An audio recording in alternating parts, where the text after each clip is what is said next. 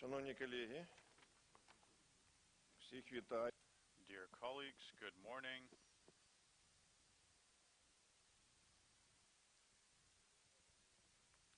Today is January 22. We have a quorum, and I call our session to open. Our agenda has the following issues about the equivalency of the candidates for the judges of the Higher Anti-Corruption Court to the criteria stipulated by Part 4 of Article 8 of the Higher Anti-Corruption Court Law of Ukraine. Do you have any other proposals? Should we vote? Then unanimously, pass unanimously. So we would like to invite candidate Bodnar Serhiy Bogdanovich to this room.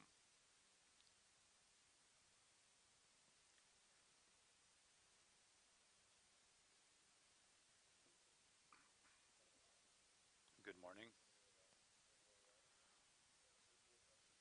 This is Bodnar Serhiy Bogdanovich, a candidate for the position of judge of the Higher Anti-Corruption Court. You have a right to file motions, give your oral or written explanations, voice your concerns and objections, and you have a right to file recusals.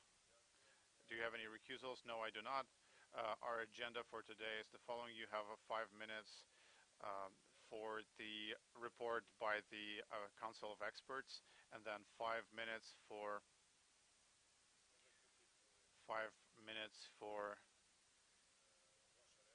your reaction, and then 20 minutes for a question and answer session.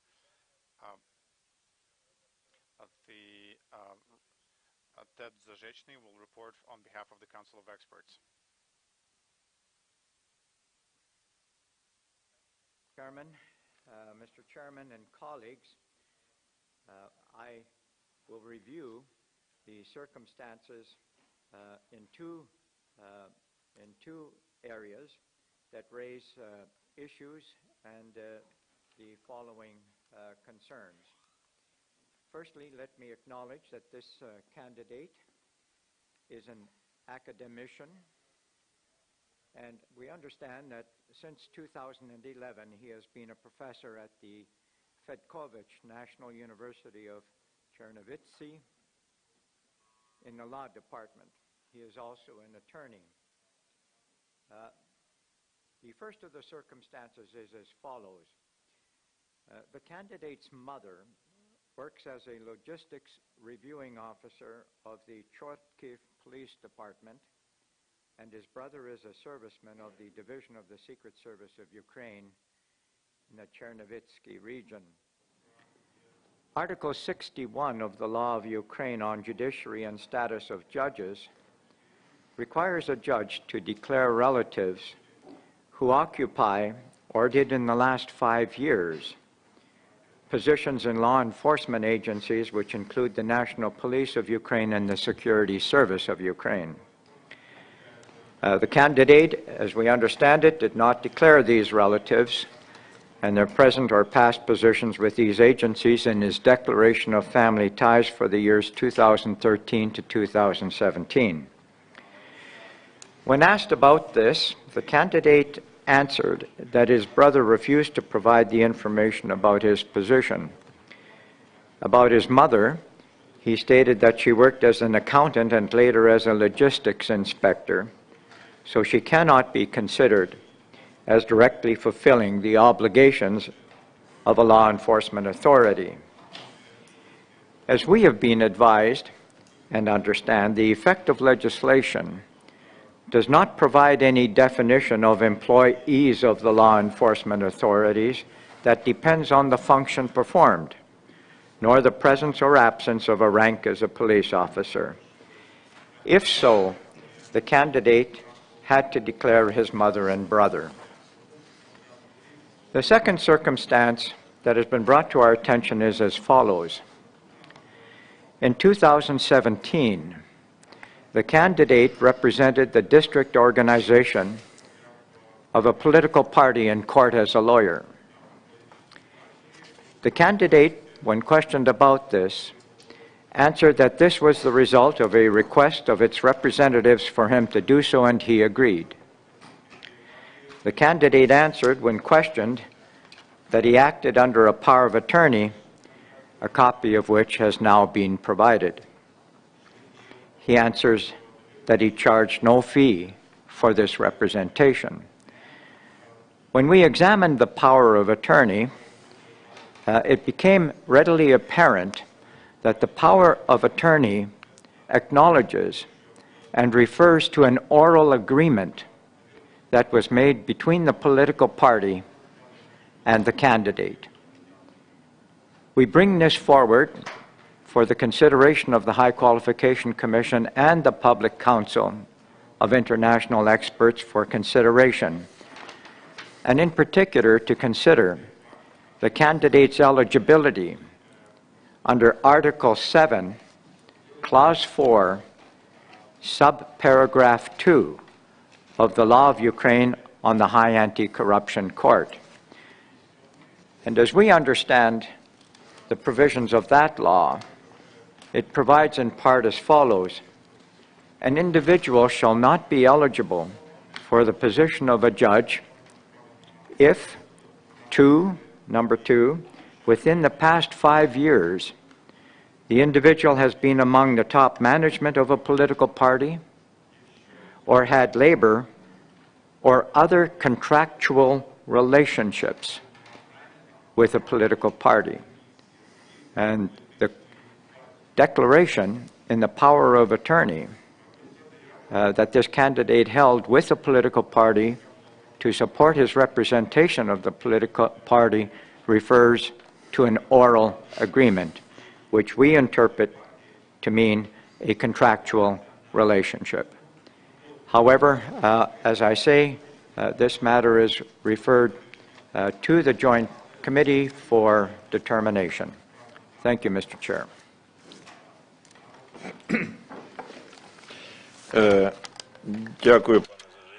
Thank you, Mr. Zajechny. Do you have any questions to Mr. Zajechny? Mr. Serhiy Bogdanovich, do you have a reaction? Thank you. Like I said in my explanation regarding this comment about the possible holding by my mother and my brother of a position in law enforcement, there's a definition in the law about the status of the judges. According to the current law, the positions in law, holding positions in law enforcement agencies means doing the work of law enforcement and performing the functions of law enforcement, such as attestation and performing the direct functions and missions of the law enforcement agencies. I also added an information statement from the workplace of my mother, where there's a reference to the current legislation and normative acts, with filing the requirements to the representatives of law enforcement agencies, and this information statement states that she was carrying out only a supportive function. She did not have any access to top secret information or clearance information, and she did not held any police rank. So there is no grounds to consider her an employee of a law enforcement agency. Regarding my brother, I did not have a possibility to get such an information statement from his place of work. I could only get a verbal statement from him, and he said that he's a service person. He is a service person of the Security Service of Ukraine, and his working record only gives his military base number as his place of work. This information is a official use only information according to the law, as Article 6 of the law on public information of Ukraine. And there's no access for me for this information. There's no way for me to access this information. But in open sources, which I reviewed, there's a decree of the Security Service of Ukraine, number 400, which contains points 611 and 523, which classify information about whether a person works in the Security Service of Ukraine and what position they occupy as official use only information. This way, it was not. I could not provide sufficient confirmation for this information, and as a consequence, I would be forced to state some speculative information, which would be a violation from my side. Besides that, regarding the brother, he said that he also performs missions. Military missions in the ATO or joint staff operations in the East, so he would not be able to provide this this information. The zone of anti-terrorist operations. Please give full abbreviations for the translators. So he carried out missions in the anti-terrorist operation missions and the which is now known as the Joint Staff Operation. He also performed these functions and these missions several months ago, includingly. Regarding the power of attorney, I'd like to say that that is definitely a problem. When my issue was discussed with the International Council of Experts, I think there's a problem of the interpretation of sub-point 2 of Article 7 of the Anti-Corruption Court law, because due to its content and logic, the law stipulates some lasting employment relations between a candidate and a political party, or similar ones, which could sometimes some civil law contractual relationships, which could in fact substitute employment. But for example, when a candidate would prepare some kind of provide some services to a political party, such as preparing a contract, preparing some documents, providing some services, and also probably that would concern attorneys which represent these parties in courts. In this case, I would like to state the following. I am not a practicing lawyer. I'm not a practicing attorney. I was just representing representing the party under a power of attorney, so I do not have a certificate of a practicing barrister. Besides that, in sub-point 2 of point 4 of Article 7 of the law on the Anti-Corruption Court, regarding the connections to the political parties, I was representing the local organization of a political party as opposed to a political party as stipulated by the law. The explanation that I have provided, I said that according to the law of the political parties, such subjects as the political parties and their local organizations are considered as different entities with a different legal status, and accordingly there is no grounds in equating them. In this regard, I'd like to say also that the power of attorney has been issued in the procedure of the Code of Administrative Procedure, which stipulates some requirements to the powers of attorneys. For example, this power of attorney was issued as part of under Article 59 of the Code of Administrative administrative procedure, it did not have to be notarized, because otherwise it would not be valid if it were not notarized. As a consequence, this power of attorney could not be construed as a contract, and it's not a contract by merit in terms of the civil, as understood by the civil code. Also, the plaintiff addressed the court as evidenced by the motions and resolutions where I am involved. I was involved as an expert, not as an attorney, because I was stated as an attorney in the information statement. The then effective administrative procedure did not have a specific requirement to the qualification of the lawyers involved in these cases, because a lawyer could be construed widely as different positions and functions. This case was interesting for me as an expert, and I'd like to say that this representation lasted 3 days. It was free of charge, and it was not lasting or recurring in nature. That could be evidenced by the materials in my case. I did not provide any other representation, especially on a paid basis.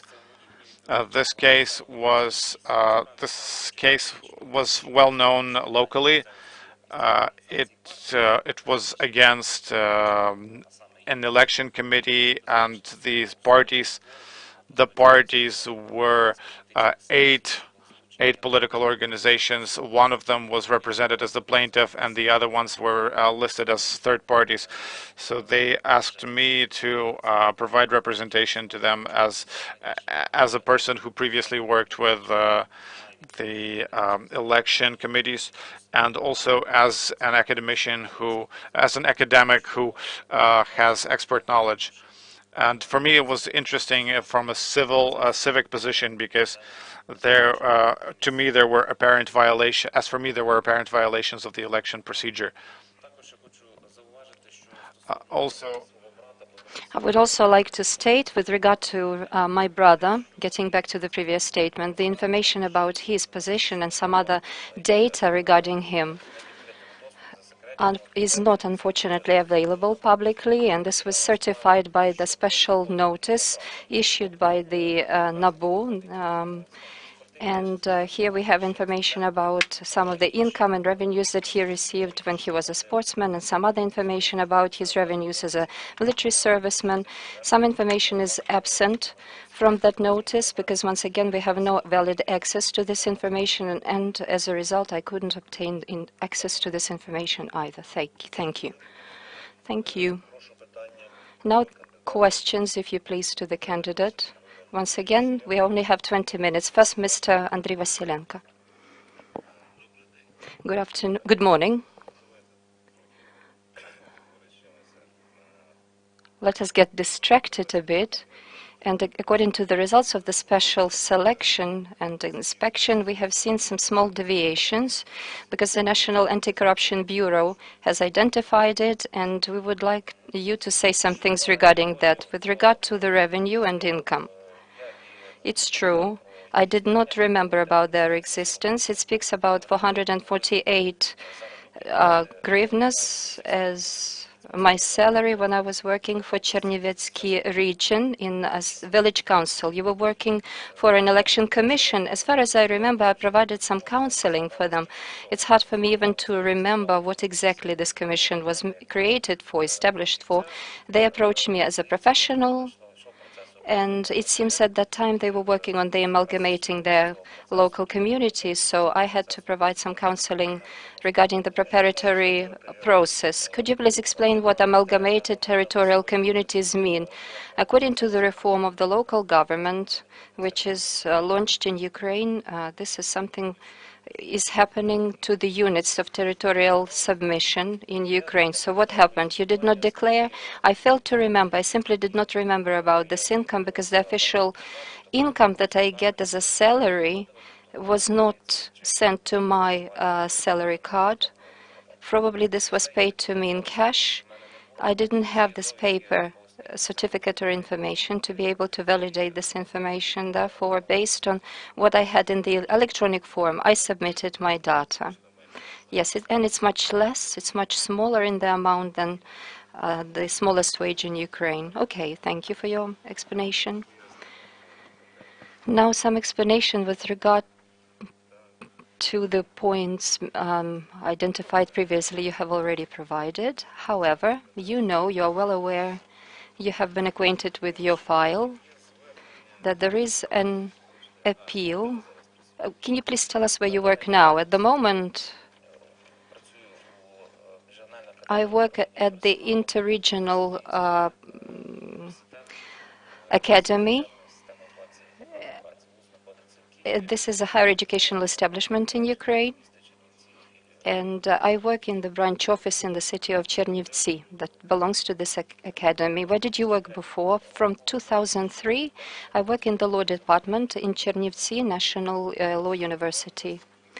And Mr. Parturkivsky, who is here at the moment, he is the dean of the law department. So you worked in his submission, right? Yes, it's correct. Under his guidance. He was my line superior. So what can you tell us about his appeal? I have already provided very wide explanation. Yes, you have, but could you please once again explain some? Because let me tell you the summary, the subject. Could you please tell us? Well, here we are talking about the personal conflict which developed and ensued when information about my participation in this context was announced.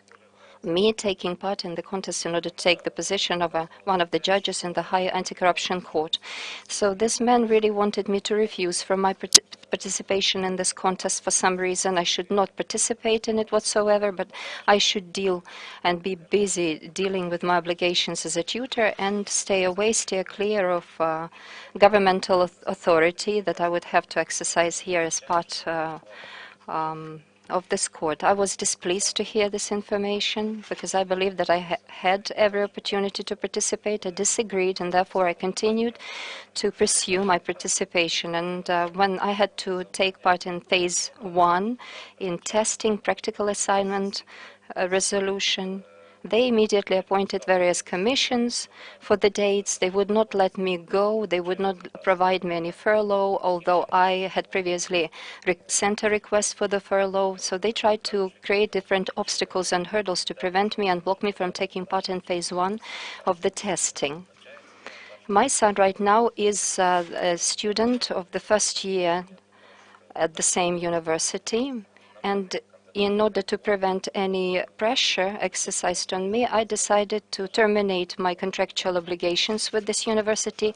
And in the special labor book that we have as employees and in the special decree issued by the university, it says that I resigned from the position. So what is the subject of the accusations issued against you by Mr. Patsukivsky? I would say that before the 18th of January, together with the letter which I received from the High Qualification Commission and the reference to this letter, it was a very interesting, in inverted commas, for me to get acquainted with the information identified in the letter. A lot of this was unreliable information, and I had to provide explanations as to why. And in some of the public sources, information is contained concerning, for instance, the program which is put as a blame for me that I organized this program, curricula studies. I was not supposed to do it as part of the educational authority at this university,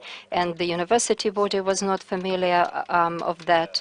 But this is not true, because all of this information had been made public on various social networks and the local site. And what kind of a program was that? What curriculum was that? This was the program organized by the chair of public law and also the special chair of mediation. Who financed this program, this curriculum? As far as I remember, the first stage of this program was financed by the university itself at the expense of the students. Were you responsible? Did you have to exercise any functions with regard to financial issues? No, there were no functions of the kind whatsoever, and I provided the documents verifying this. With regard to the activities of this program, no documents or decisions issued by the chair or the department or the laboratory or the public union that was later on created at the initiative of the administration of the Department of the Public Law, where the laboratory organized by me is still existent. So the lady who chaired this laboratory, Ms. Havriluk, she became the head of this laboratory. Ms. Havriluk, Ruslana.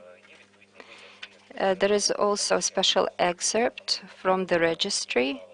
I was provided with this excerpt, rather not an excerpt, but the excerpt of the minutes, where it speaks about the foundation of this organization, this union.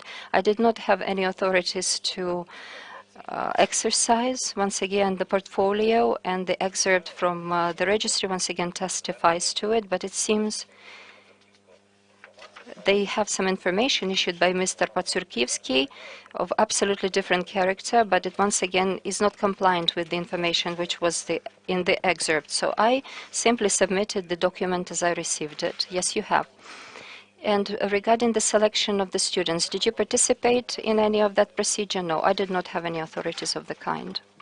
I would like to note here that we have sent a request to your university, to Mr. Patsurkivsky, with the request to provide the verifying information, validating information, because in his appeal he said, if necessary, we will provide all of the necessary documents, but we haven't obtained any feedback from him yet, as of today, although they are aware, because they informed us about the obtaining the receipt of the letter issued by us.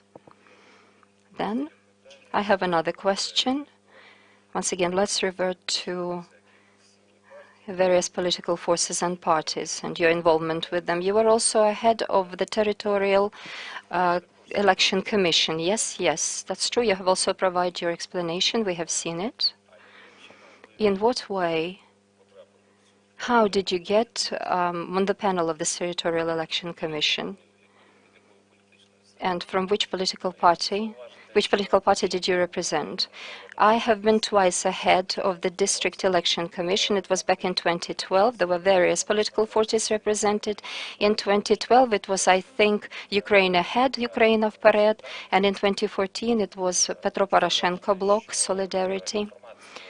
I would like to say that the information about that I provided was obtained from public, opened sources. We also had information also issued who participated at the local level in the political organizations.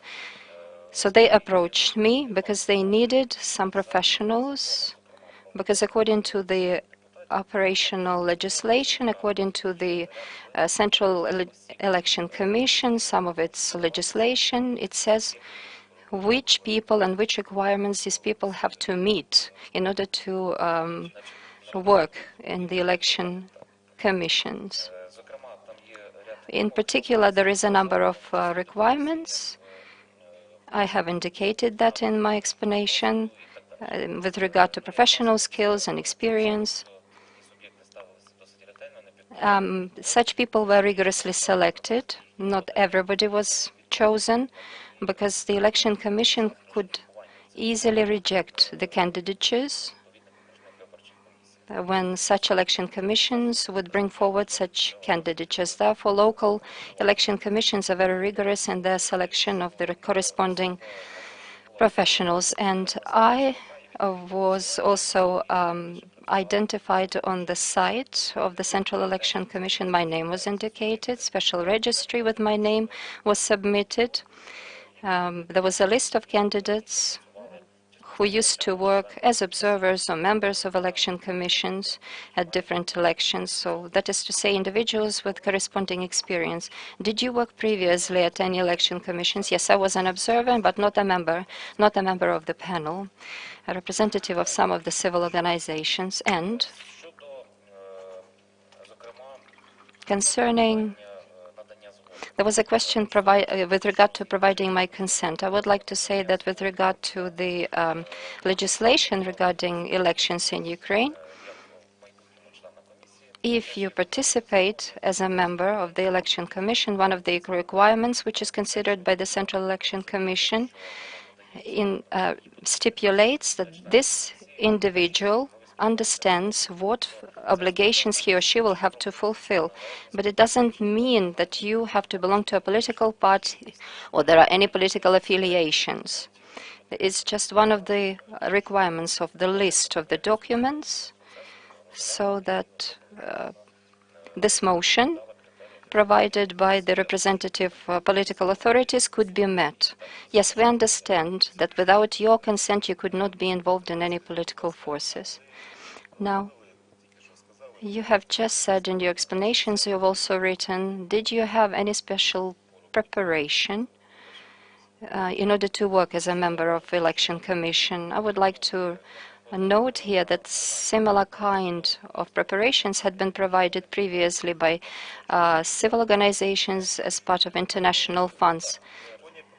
But in the law, it says that there should be special preparation undertaken in the Central Election Commission. Yes, after the decree was issued by the Central Election Commission about the administrative staff of these local election commissions. Yes, of course, such training, such workshops, yes, I went through them in 2012 and 2014. Now, this is my mistake, then I'm sorry. Central Election Commission is ЦВК, and Territorial Election Commission is ТВК, and OVK is a District Election Commission. These are the bodies which provide for holding local or nationwide political elections for the bodies of representation. Thank you. Are there any more questions? But still, this special preparation training provided by the Central Election Commission, on what grounds did you undertake it? Was it your own initiative? Were you invited, or was it after you had obtained the invitation to work at the Territorial Election Commission? Can you please explain more? According to the order and the procedure which exists and which was once again confirmed by the special decree of the Central Election Commission, everyone who's appointed to such territorial commissions have to be invited to come according to the special schedules as a rota. They have to come to the Central Election Commission for such 1 to 2 day training. That is to say, first you agreed to work for the district election commission, and then when there was a special order applied, according to this order, you were selected and then you were sent to the Central Election Commission for this additional training. Yes, it's correct. As we will later on explain to at the Central Election Commission, the selection was undertaken on the basis of our experience, education, and my previous experience as an observer in the political elections, and a tutor who also teaches various subjects which are also to do with the election process. But all of the individuals, even if they take part repeatedly in the activities of election commissions, especially the administrative staff, they have to go to the Central Election Commission for special training. And last question. So this political party has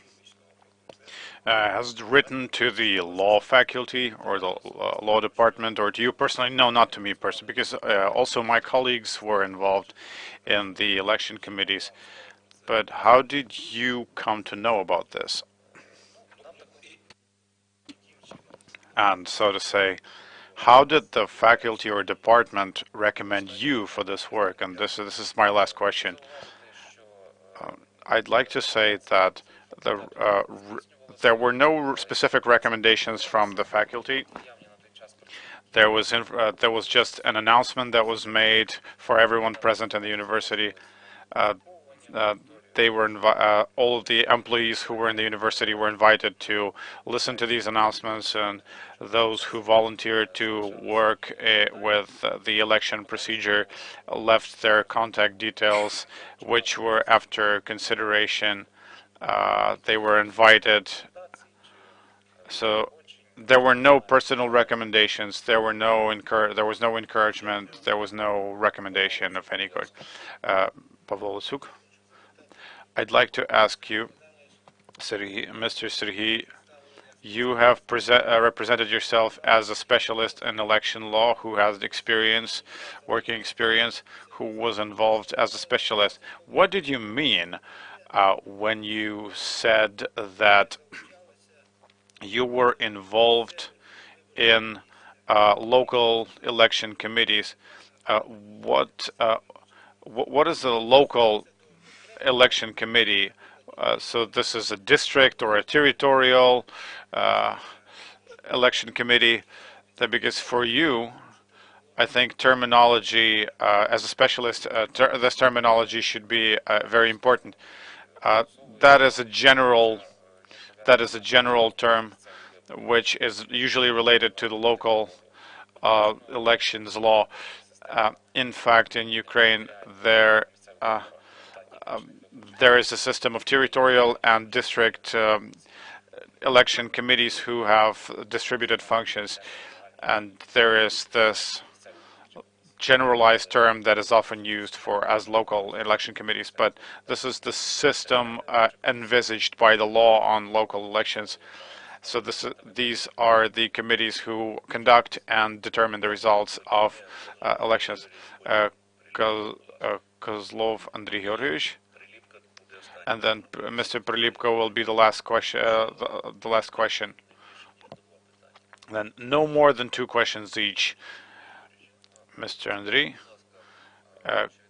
could you tell us whether it's true that in 2012 you were awarded by a sign of distinction of the Central Election Committee for exemplary conduction of the election of 2012? Yes, this award was indeed conferred upon me. Then can I continue my question? Who was the subject of introducing you for this award? That was usually it's not done by the participants of the election committee. I think this was by the Central Election Committee, and there's a certain bylaw which lists the procedure for conferring these awards, and they usually lists who can initiate these kind of motions. As far as I know, it was this motion was filed by one of the members of the Central Election Committee who was charged with supervising territorial election committees in the Western region, and the formulation of this award was something like for protecting citizens' rights to exercise their right to vote. Regarding your property rights, we tried to recalculate what there is on file in NABU. Your income was about 1,053,000 hryvnias, and your wife's income was 339,000 hryvnias. Your family has 2 dependents, but at the same time, we have noticed that with this kind of income, you have $12,000 worth of savings. You also purchased a Honda CR-V, which would cost about $17,000. If we calculate the number of your savings and the cost of this automobile. It's it it looked like for you spent only half a million hryvnias for about like 10 years. How could your family survive for this little? Thank you for the question. First of all, I'd like to say that the um, incomes, first of all, the incomes should be considered with in the different exchange rate against the U.S. dollar. Then I'd like to say, as I listed this in my explanation, the $12,000 that I have saved were used to buy this automobile. I think you said $17,000. I gave an exact listing in my customs declaration because this automobile was purchased in the United States on an auction, and then it was customs cleared, for which I have appropriate documents. And the customs clearance was performed according to the current procedure. Of course, the market value is much higher in our country, but its lower cost is due to it being damaged, and the customs declaration lists all of the damages and all of the estimated value of the automobile. I had a certain budget, and I wanted to match the budget by getting a damaged vehicle. So how many years did you work at the university? Since 2003, and in this throughout this time you did not get an associate professor rank.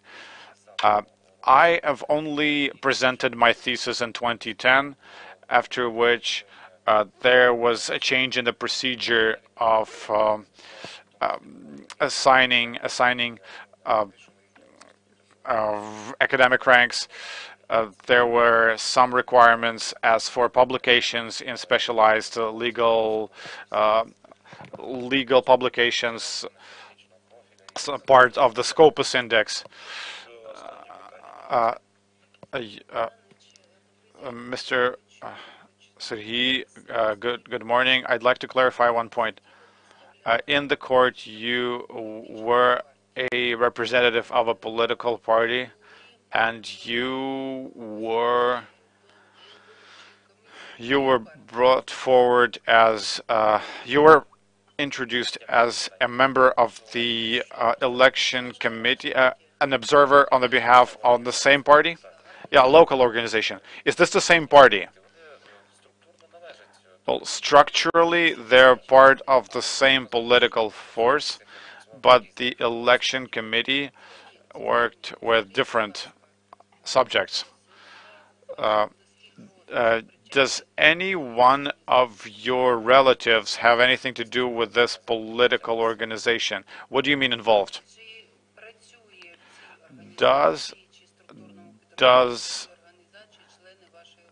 Do your family members work in this political organization?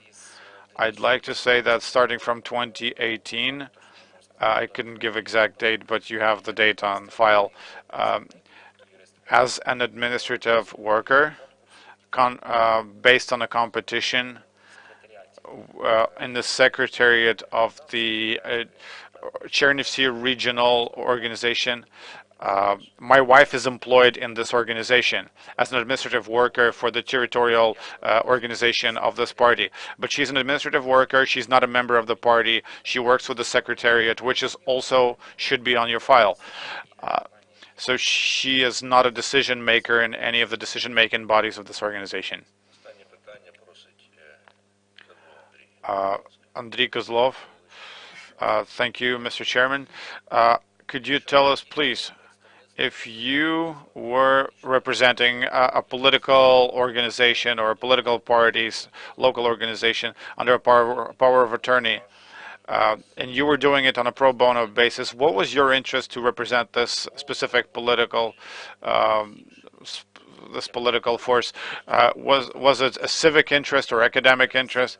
So my interest was civic interest, because this was a high-profile case on the local media.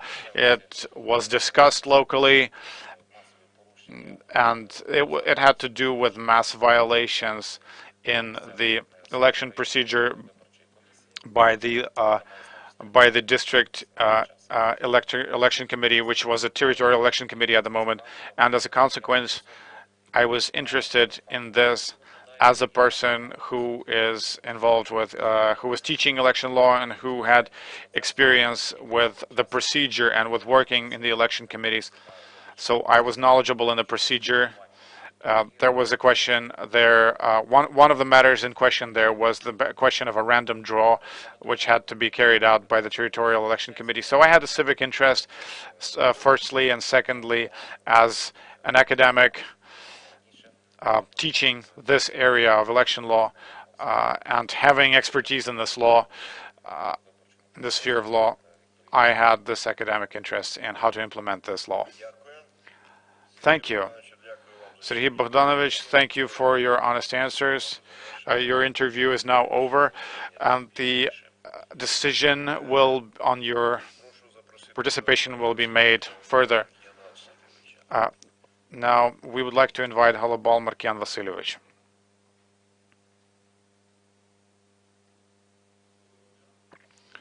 Good morning. Good morning, Markian. This is Mr. Halabal Markian Vasilyevich. He is a candidate for the position of a justice of the Higher Administrative Anti-Corruption Court of Ukraine. You're now in session of the Qualification Committee and the Expert Review Board.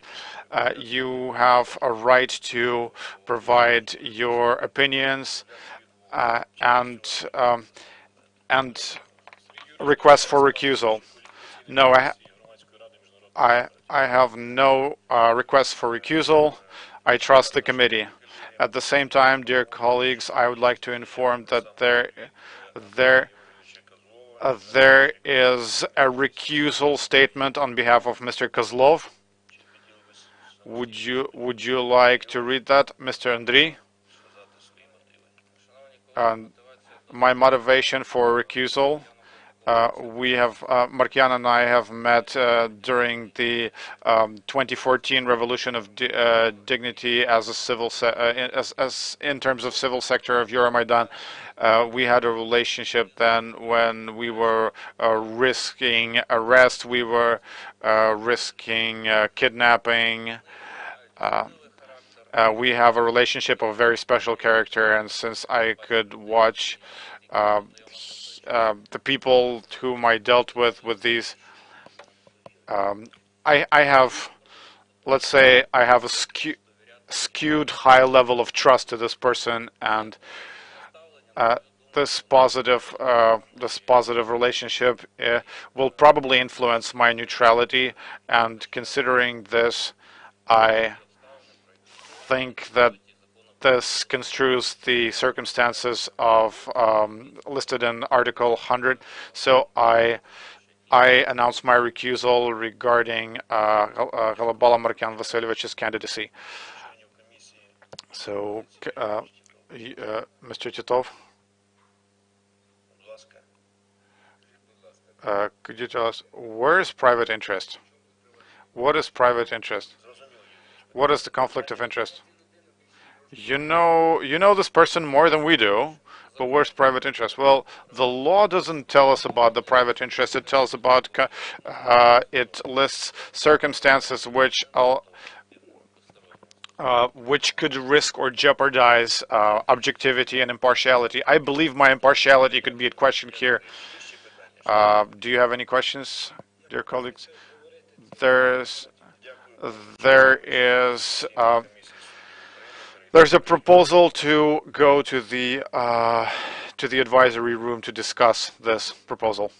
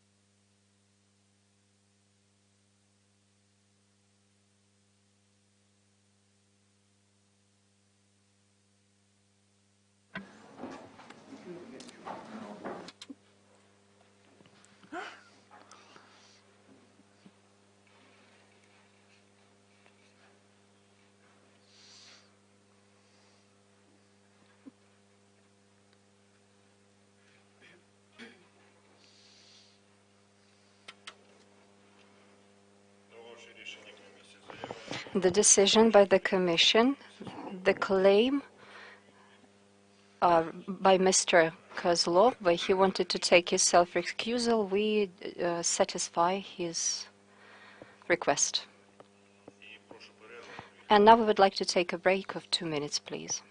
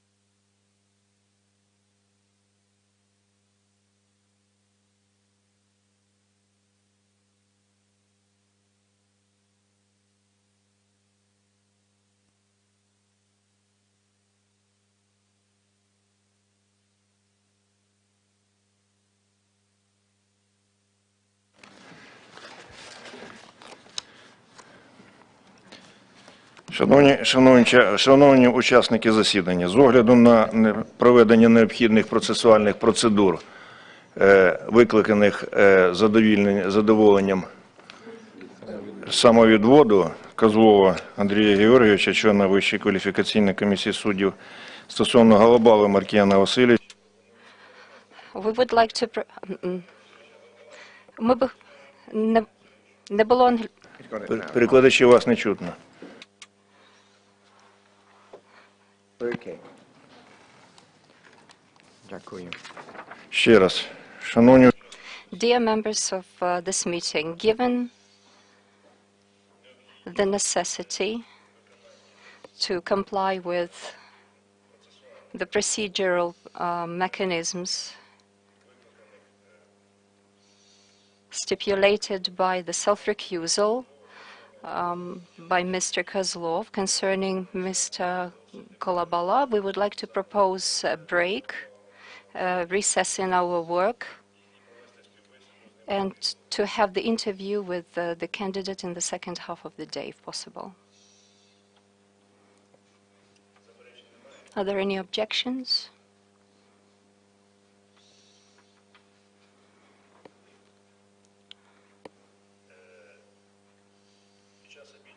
During the lunch break, the Commission will have to hold a separate sitting or meeting in order to make a new panel and to redistribute the functions of Mr. Kozlov onto another member of the Commission, and only after that will we have an opportunity to continue our meeting, having the participation of Mr. Halabala, which once again will take place today, but later on during the day. So, Mr. Head, will we continue working in this order? Mr. Markian Halabala, we are very sorry for this delay, but we will see you in the afternoon. Will I have to be here by a certain hour? I cannot tell you what time it will be, but this will be definitely after 2 p.m. I see. Now let us invite Mr. Goncharuk, Ivan Mikhailovich, to the meeting room.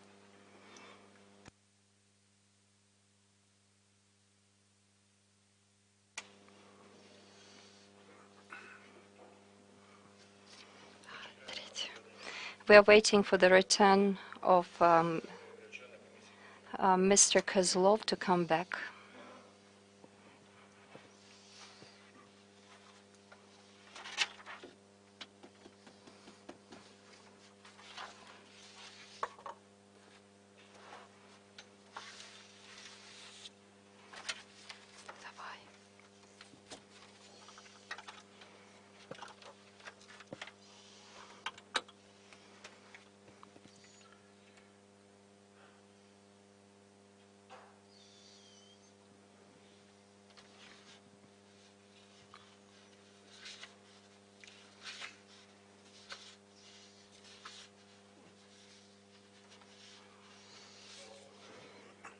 We can see here the member of the High Qualification Commission of Justice, Mr. Kozlov, come back.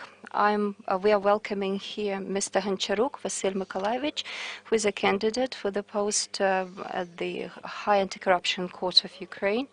You are here in the presence of the PCIe members and HQCIJ. You can submit your motions and express any objections, as well as file your self-recusals. So could you please say if there are any self-recusals you would like to express? No.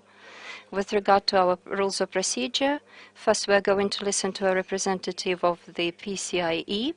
Within 5 minutes, then you will have some time dedicated to the consideration of your candidature by the members of HQCJ. So now the floor goes to Mr. Sajechny.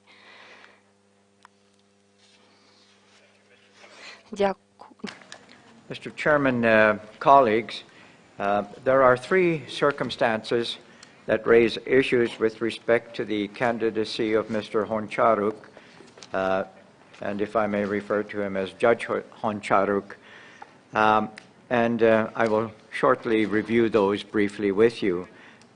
We are aware that this candidate is, and he has been a judge of the Uman Municipal and District Court of the Cherkasy region for 7 years. The first circumstance we have heard some about with other candidates. According to the audit provided by the State Judicial Administration during the period of January 1st, 2015 to March 31st, 2016, there were 48,365 cases of interference with the automatic system of case distribution in the Uman Municipal and District Court of the Cherkasy region. This included changes to specialization designated for some of the judges, as well as other interferences.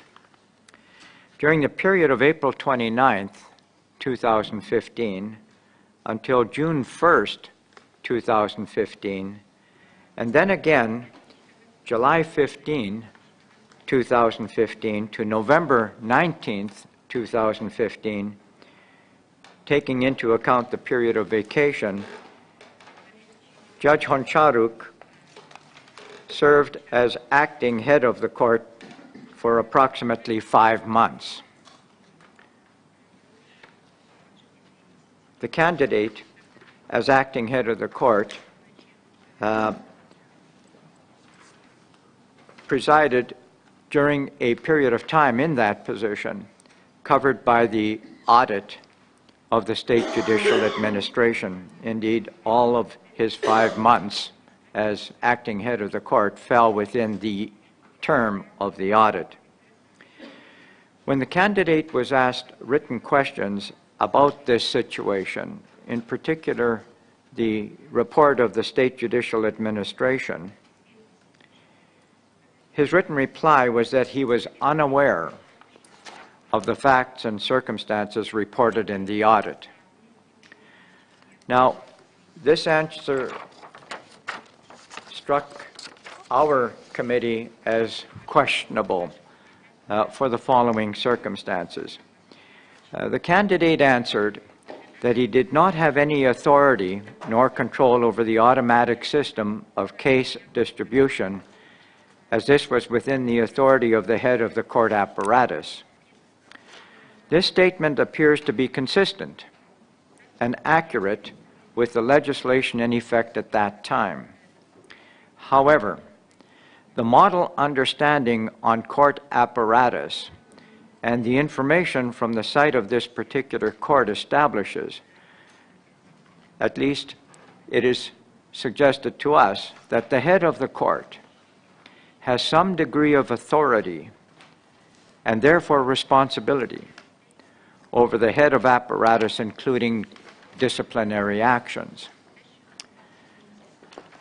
The candidate also answered that criminal proceedings were opened by the prosecutor's office of the Cherkasy region regarding the action of judges interfering with the automatic distribution system. This case was eventually closed. The second circumstance is as follows. On May 25, 2015, the candidate made decision in cases that are listed regarding transferring a bona vacancia land plot to the state. The interested party in this case was the Sviknarka Village Council, of which the candidate's father was the chairman. The decision taken, as we understand it, awarded the land plot to the village council. Now, according to the Code of Civil Procedure, as we know, a judge must recuse himself if one of the participants of the case or another person involved in the case is a member of the judge's family or a close relative of the judge. The candidate did not recuse himself. In his answers, however, the candidate explained that formally the plaintiff in the case was the regional prosecutor's office. The candidate accepted that the village council was a third party.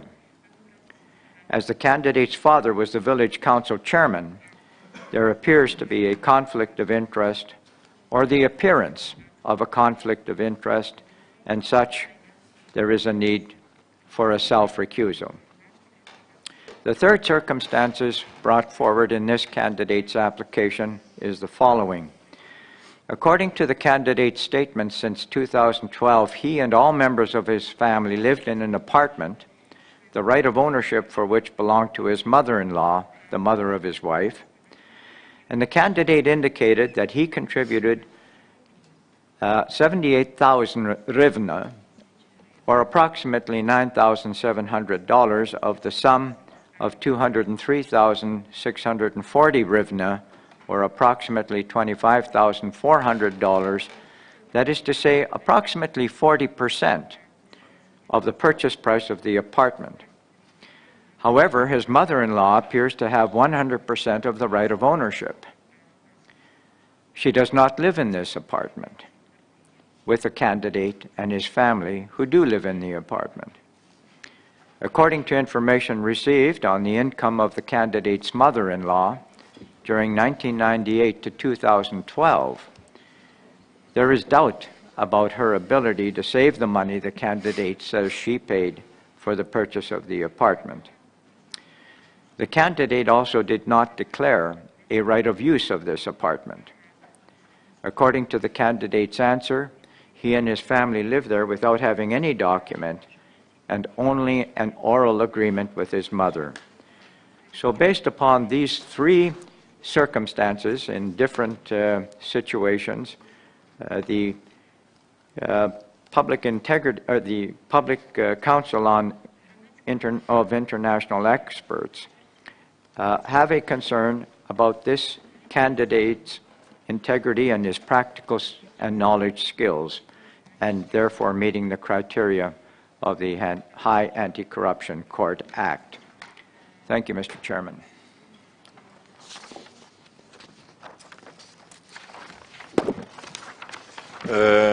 Дякую, колега. Thank you, my colleague. Are there any questions to the speaker? No. Thank you. Now, Mr. Vasily Mykolaievich, you have 5 minutes to respond. Regarding the first issue, when we talk about the report and the audit of the State Judiciary Administration regarding the information system, I will explain that in January 2016, there was a special audit conducted concerning seeing the state of affairs with the system administration and information system.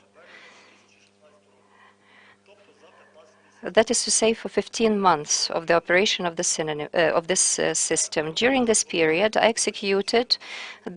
fulfilled the obligations during 5 months, which was 30% of the time which was audited. And as a result, there was a special report submitted and a note motioned, and the head of the court, who was appointed by the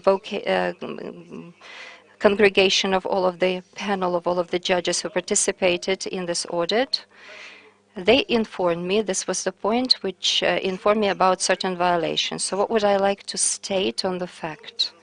In this note, it confirms that there was a risk available in the system, in the automated system of the case management.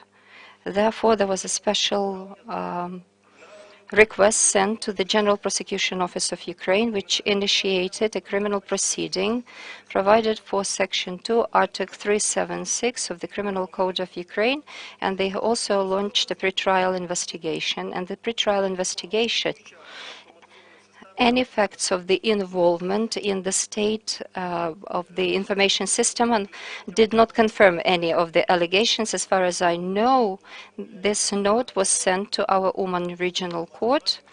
I received it. Now I'm not going to go in detail about the results of this note, and there it clearly testifies about the nature of violations or interferences which were undertaken during the registration of some cases. I would also like to draw your attention to the fact that some phrases regarding the interference is an incorrect term, because an interference in the system immediately entails criminal proceedings. And nowadays, as we understand, no criminal proceedings have been initiated, no accusations have been brought forward against anyone, and there is no accusation or indictment against anyone brought forward. And let me also draw your attention to the fact that criminal proceedings were not initiated against any judges.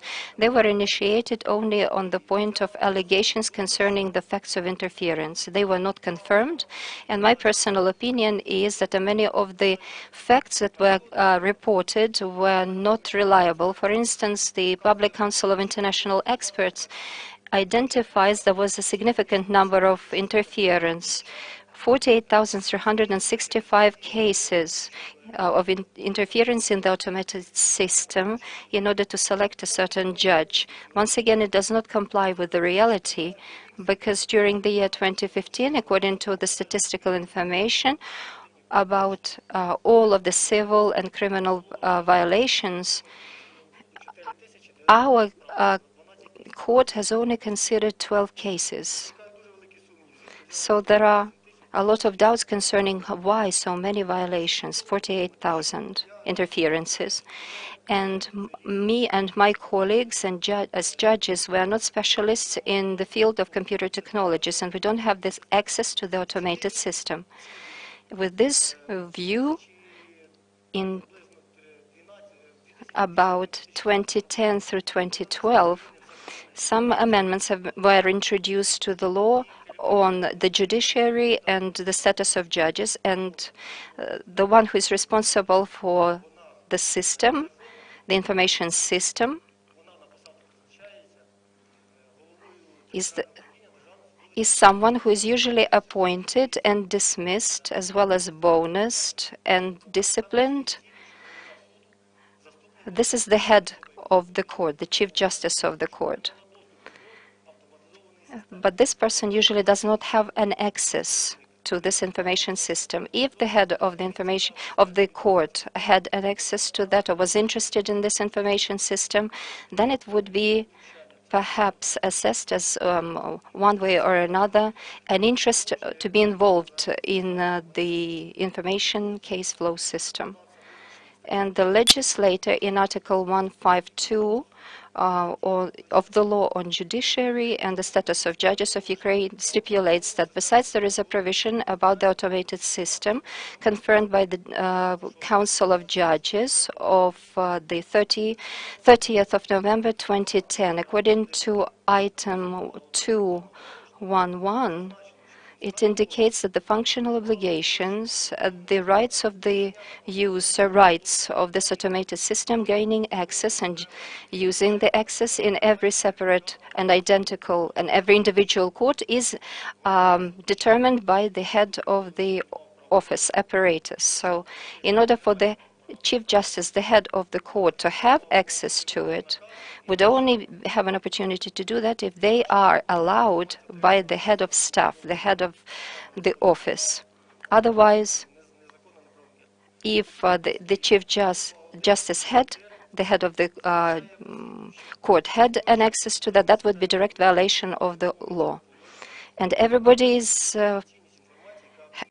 to ensure the confidentiality of all of the information which is contained in this information system. Let me note one more thing.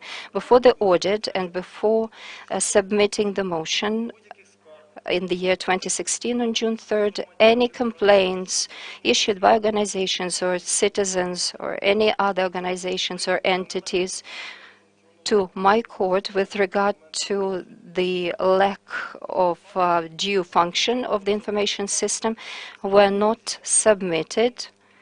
At least I, as the active head of my Uman court, was not aware of any such motions or solicitations. And then, regarding point 2, yes, it's true, 2 cases were submitted regarding Uman region concerning the land plot in the country village. This was the land plot which was allocated to various members of the city council. People unfortunately failed to obtain that. We know that after people die, early heirs to the land will have to claim their right, but not a single individual claimed their right. It continued for more than 10 years, and at the time there was a program initiated by the state, and there were certain authorities by the General Prosecutor's Office, and they related not only to the village council of Svenarsk, but generally to Uman region, where there are 53 villages, and the General Prosecutor's Office, they filed a motion in order for such land plots to be given over in the state control. And I had such 2 cases in my control.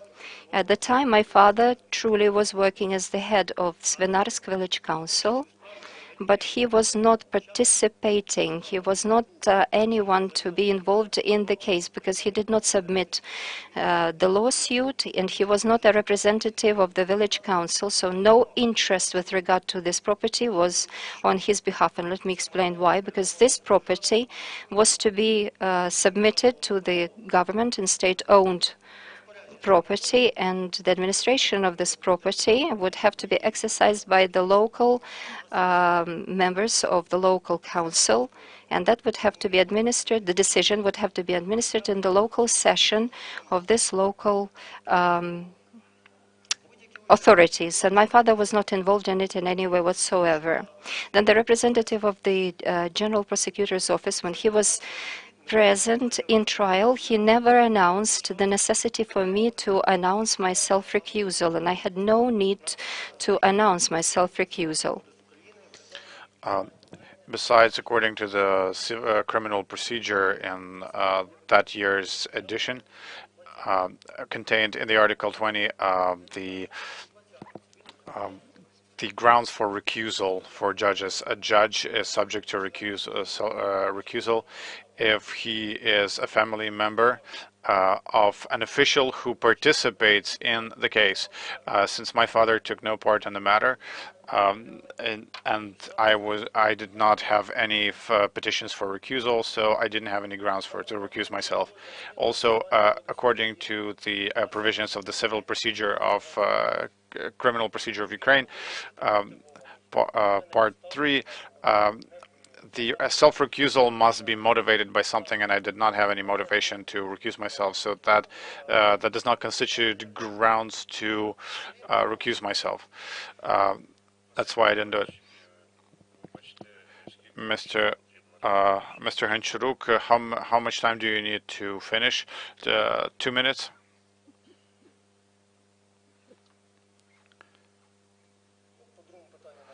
That's it for my second issue. Regarding the third issue regarding my the purchase of an apartment by my mother-in-law where I reside. I reside in this apartment since September 2012.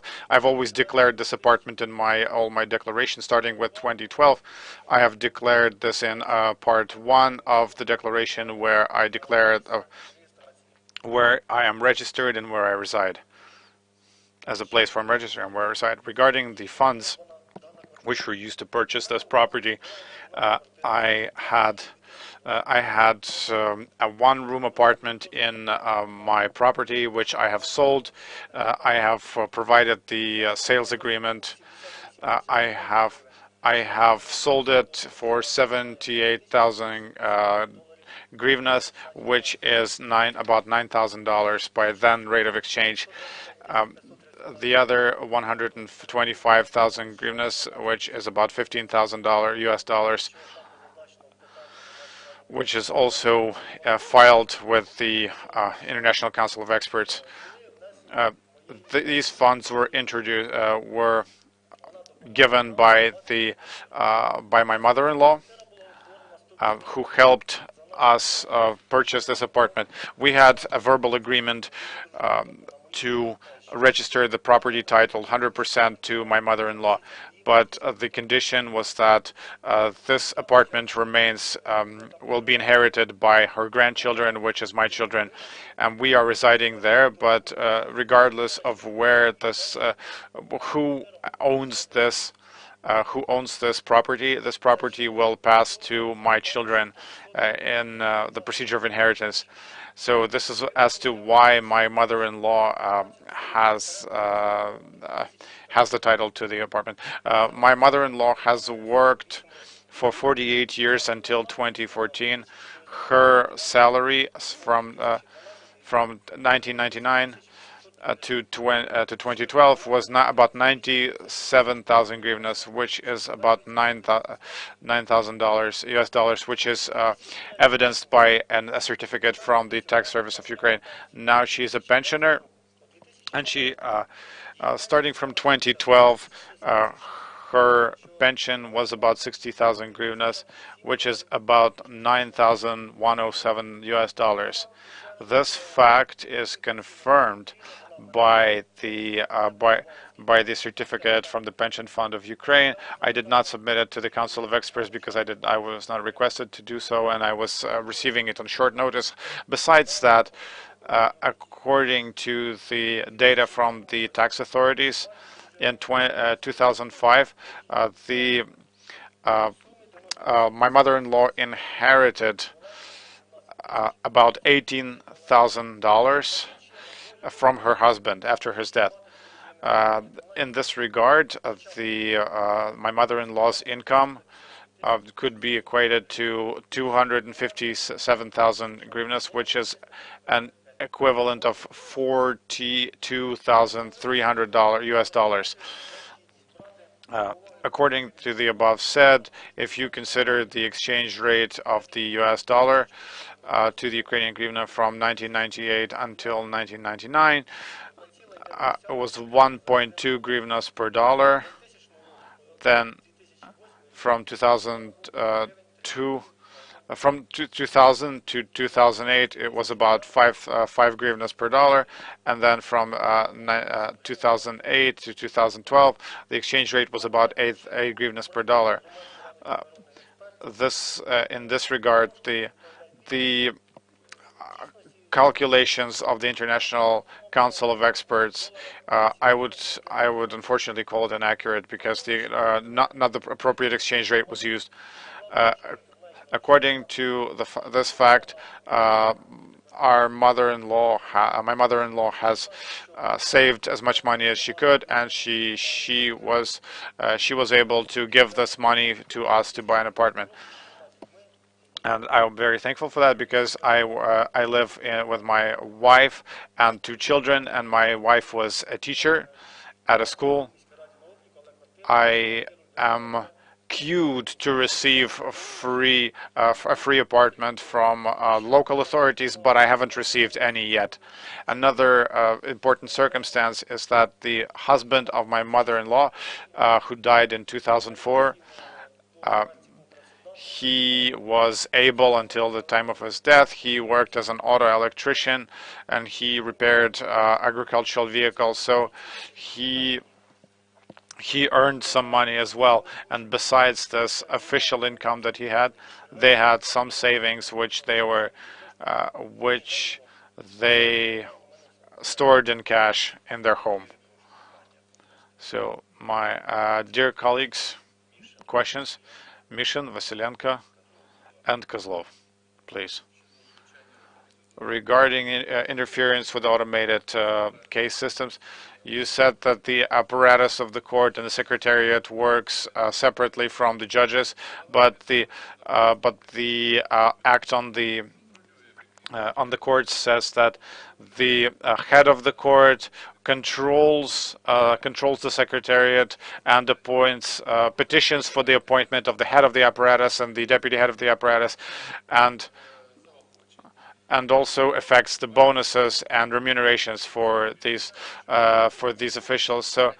So your functional responsibilities also contain that. Were you not interested in that? Yes, I was. I showed interest in that, but we didn't get any complaints for irregularities in the automated system before that audit. And during the audit, there were 3 judges who acted as the head of court during the period of the audit. Okay, Mr. Vasilenko. If you agree, I would like to give Mr. Andriy the right of first question because he has a report on that. On the first issue, could you tell us, just to add up to the question from the Council of Experts, did you have any cases in your processing where a party to which were some persons who are related to you or who are close to you? No, I haven't. In this case, how would you comment a resolution of the 11th of September of 2014 in the matter 70546-14, which was a resolution made by you where on September 11th, 2014, the court received a petition from the plaintiff's representatives to leave a lawsuit without satisfaction, but at the same time, the petition from Motovylnik UE, according to the information available in the national NABU, Mrs. Motovylnik is your mother-in-law. How could that happen? I think there's. I don't have this. I didn't have this case in my proceeding. Maybe there's. It, it is signed. It is signed by your name, Shapoval. It's signed by Secretary Shapoval. Is that your secretary? Yes, that is my secretary. Could you give me the number of the case file? 2-705 slash. Wait, that's an index. Case number 705 slash 4346 slash 16 dash C.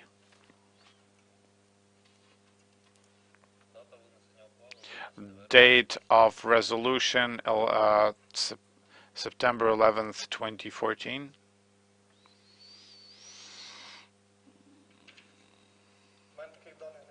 I don't have this information. I did not have this matter in my procedure, in my proceeding. I think this is a technical error. Well, the answer has, the candidate believes this is a technical error. This answer is accepted. Another question regarding your not mother-in-law, but mother in this case. Do you know who Berezenko Vasil Fedorovich is? Yes, I do. Who is he? He lives in the same village with my parents. Could you tell us why in 3 months before his death he made a testament according to which your mother inherited a land plot? And there is a court decision from 2015 because the testament appeared in February and he died in April. Yes, I know about this. My parents were sustaining him, and they were helping him financially. And there was probably a testament in the name of my mother.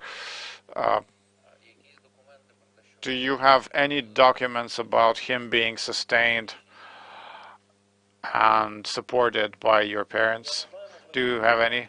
Maybe there could be some documents that we could collect, but there could be a witness testimony that could help. Mr. Vasilenko, please. I'd like to ask the following. When you were giving your explanations, written and oral now, on this case with the village council on the resolution, and you quoted the civil procedure of Ukraine regarding recusal, self-recusal, then I have the following question to you. If a prosecutor files a lawsuit in the interest of a village council, who is a party in this case? Who are the parties? The claimant is, who is the claimant? There's no plaintiff. There's no plaintiff, there is a claimant. There's a claimant, which is the prosecutor's office, and the interested party was the Svenarka Village Council. Do you know the practice of the Supreme Court, according to which if a prosecutor's office files a claim in the interest of someone, then the party to this case is not the prosecutor's office. They're only being the representatives. I know about these provisions, that the provision is, so who is a party to this case? According to the Civil Procedural Code, it's the prosecutor's office of, okay, your answer has been understood. Then I have the following question. Your father, What position did he hold? He was the head of the village council. Do you know that according to the law on local government, what functions are performed by the head of the village? Do you know about his function, that he represents the village council in the relations with third parties? Is this clear? Yes, this is clear. I got my answer.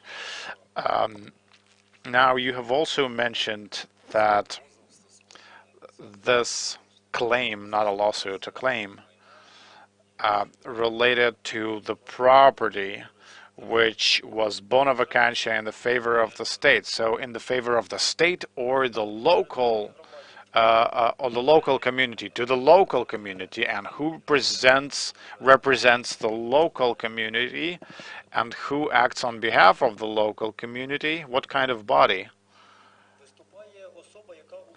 Is the person who is authorized and who has a power of attorney. Understood, but I'd like to draw your attention that in all relations on behalf of the territorial council, they're represented by the local council, which is the village council, and you're talking about the power of attorney. The law also says that the head of the village council could be a party, but in my case, he was not a party. He was not a party to the case. By the way, who signed the letter of authority to the secretary? You wrote in your explanation that the secretary was representing the village council, not the head of the village council. So who signed the letter of authority or power of attorney? There was no power of attorney because the session recognizes the authority of the village official, and it authorizes them. And who signed the? According to the law, the secretary was authorized to provide notarial transactions in the absence of a notary. My father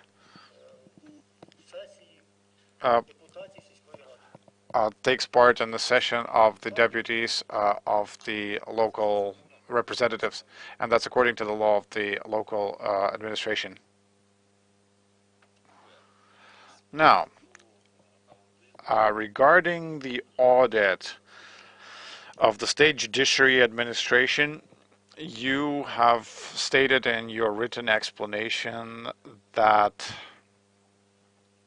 let's see, replying to question number 6, the information about 48,000 alterations to the automated system of specialization of judges, and what's more importantly,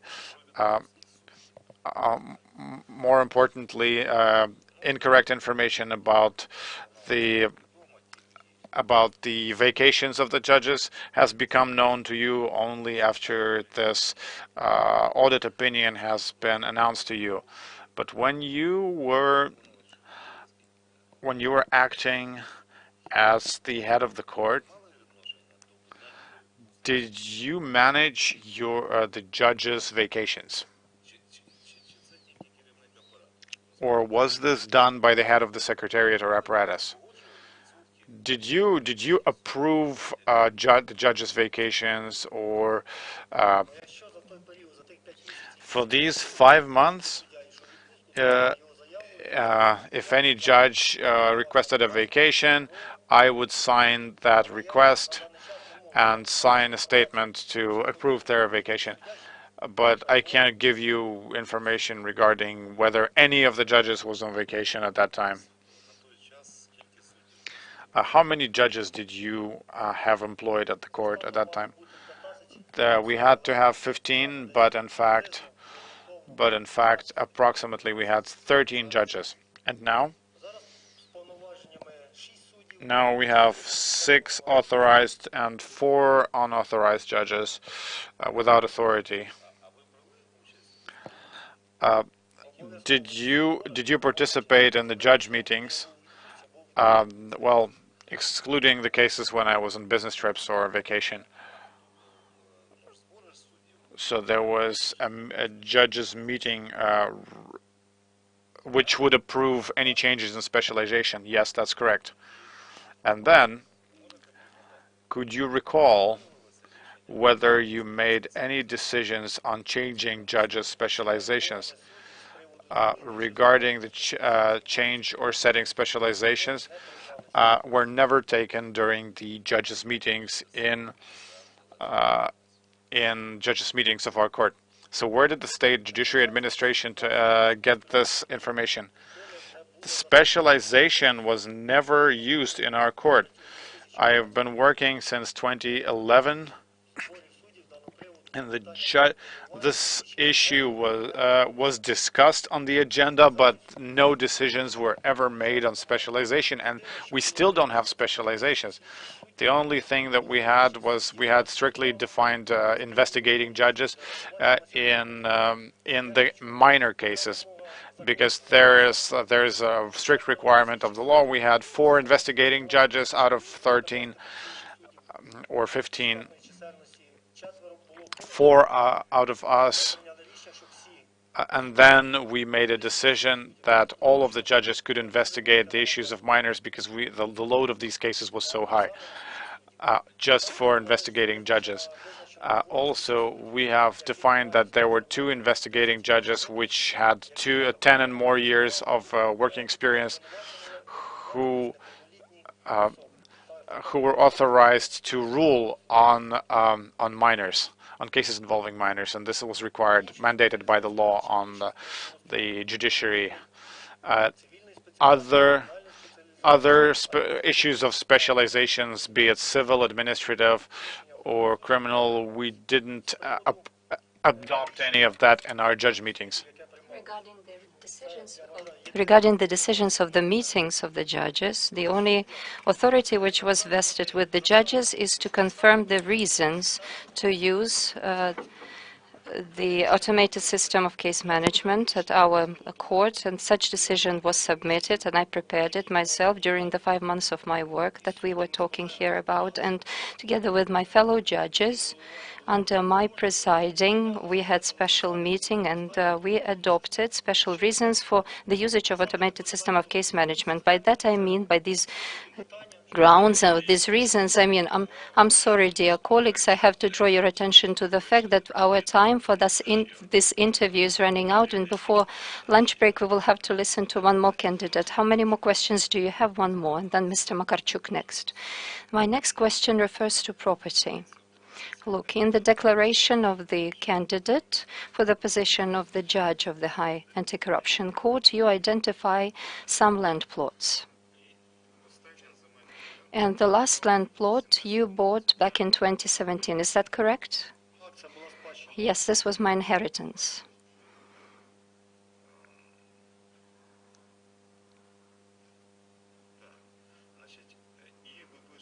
And you write that the cost of this land plot at the time of its acquisition is 49,400 hryvnias. 49,400 hryvnias. And this is about 33,000 square meters, a little bit less than that. At the same time, you have another land plot in your ownership, which acquired your rights of ownership back in 2008, and you say that its cost is 31,000 square meters, as I can see it from the declaration, and it is located in the same Svinarsk village council, and it costs 142,000 hryvnias. I take it from your declaration.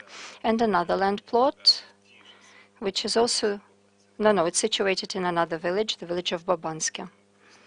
Then could you please explain to me one thing, why approximately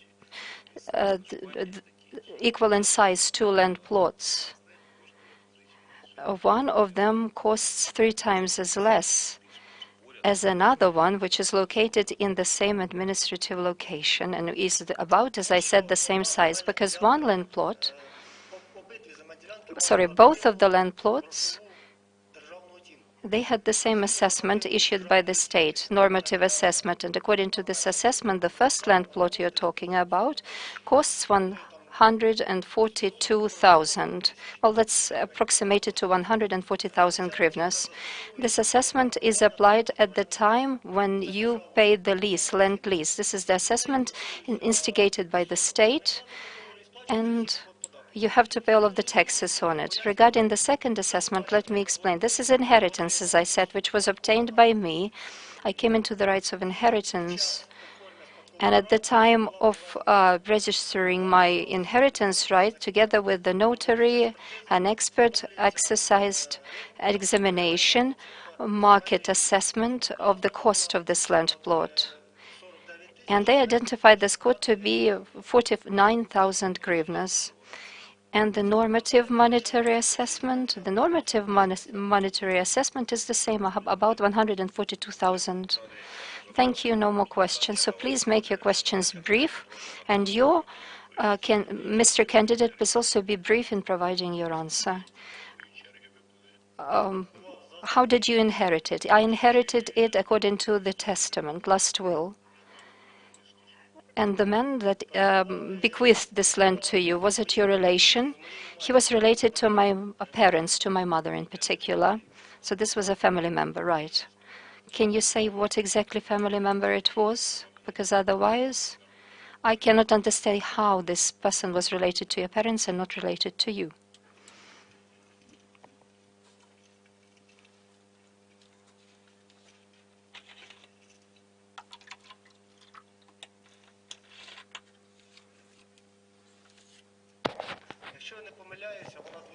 If I'm not mistaken, this is my third aunt, so you don't know it for sure. She's a very distant relation, my mother's distant relation. They kept in touch. She was a single lady living all alone.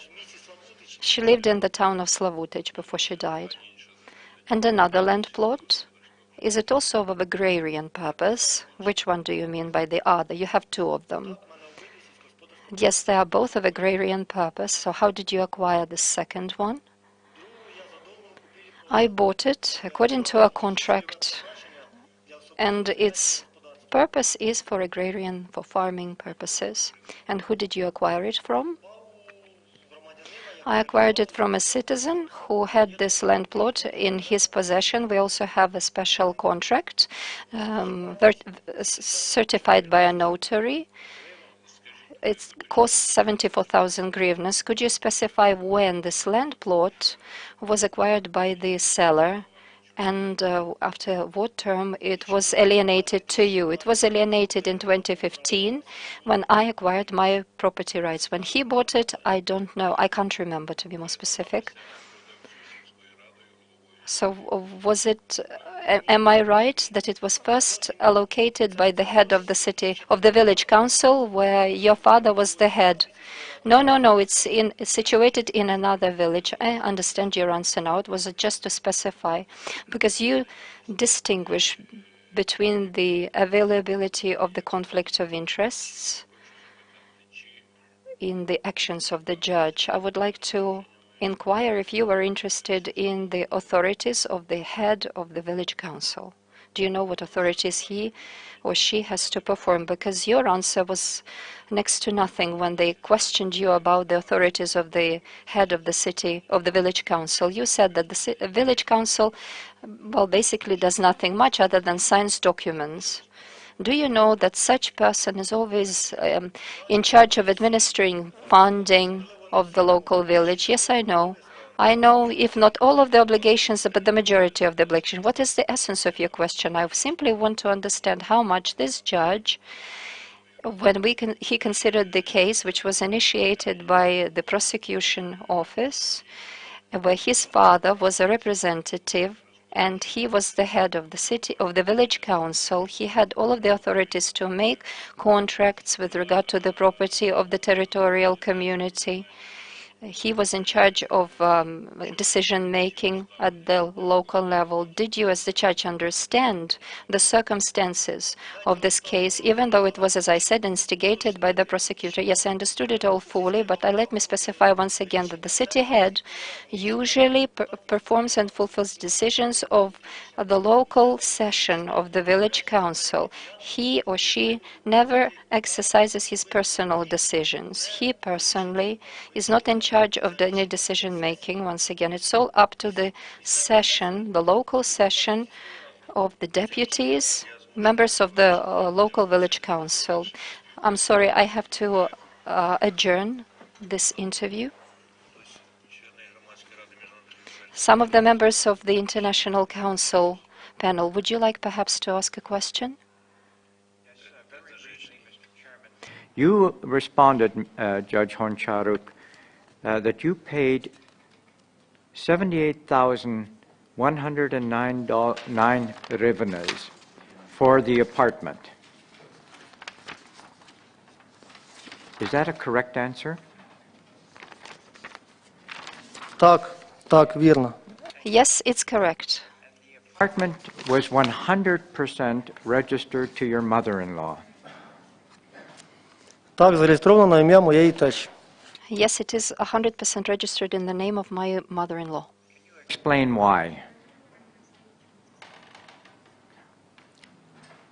Тому що вона допомогла нам купити цю Because she helped us to finance the purchase of this flat, and she provided 60%, the bulk of the money, which was 203,000 hryvnias, and it was her desire, her discretion, and we had this consent, this agreement. She wished to grant or to present or to write the testament finally that the flat will be transmitted or forwarded to my children. And I'm pretty satisfied with this decision. We have complete rapport, trust relationships, very good family relationships. Therefore, I trust her completely. And this was our prior consent, and I'm completely happy with that, and my wife in particular, and the whole of my family. And I'm sure that this flat will never be obtained or acquired by anyone else other than my children. And my mother-in-law probably wanted to be completely confident that she would be taken care of, because right now she's pushing a very old age. So she wants to make sure that this flat remains in her name, and then it will be later on forwarded to her grandchildren after her death.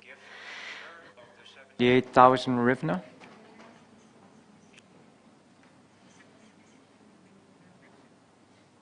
Did you make a gift to her of the 78,000 hryvnia?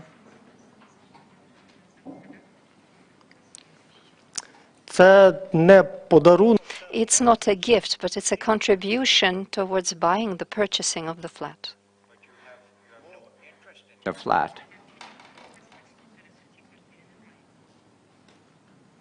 У мене інтерес в тому, що в мене My personal interest is that I have accommodation where I reside together with my wife and my two children, and I am provided with residence, with accommodation. So this is my only point of interest in these relations, legal relations, if you like. Дякую, пане голово, ваше питання. Thank you, Mr. Chairman. Your next question, please. Help me if you would. By putting it in your mother-in-law's name, does that make it easier for you to get a free apartment about which you have been speaking?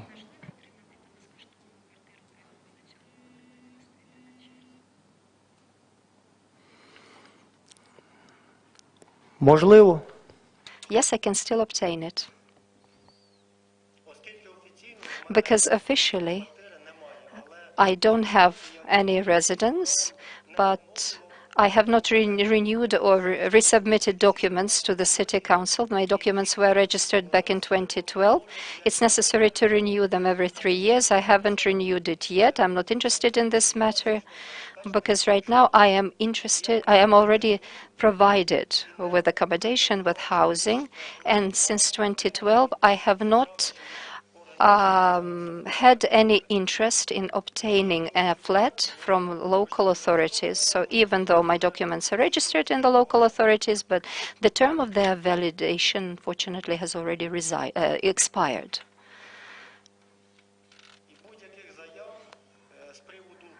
And any claims regarding expressing my desire to get accommodation from the government since 2012, I have not expressed any initiative or any desire in order to get a flat from the state. I have never approached local authorities since 2012 because I have accommodation. I'm fully satisfied with the quality of my housing. Thank you.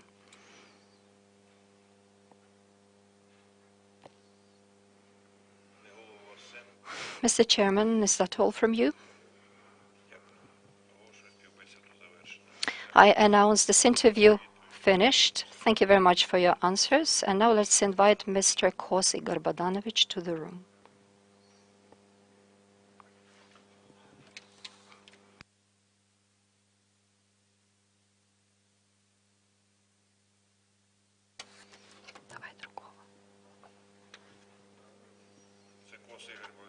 This is Kos Igor Bogdanovic, a candidate for the position of the judge in the appellate chamber of the High Anti-Corruption Court of Ukraine. You are present here in the meeting in the presence of the High Qualification Commission of Judges of Ukraine and the Public Council of International Experts. You have every right and entitlement to provide any written or oral explanations, to express your reasons, objections, and also to announce any self-recusals. Would you like to make a self-recusal? No self-recusals. So according to the procedure, we have 5 minutes. Within 5 minutes, you have every opportunity to provide your explanation, and within 20 minutes, we will have answers and questions. Mr. Fleming Denker has the floor now.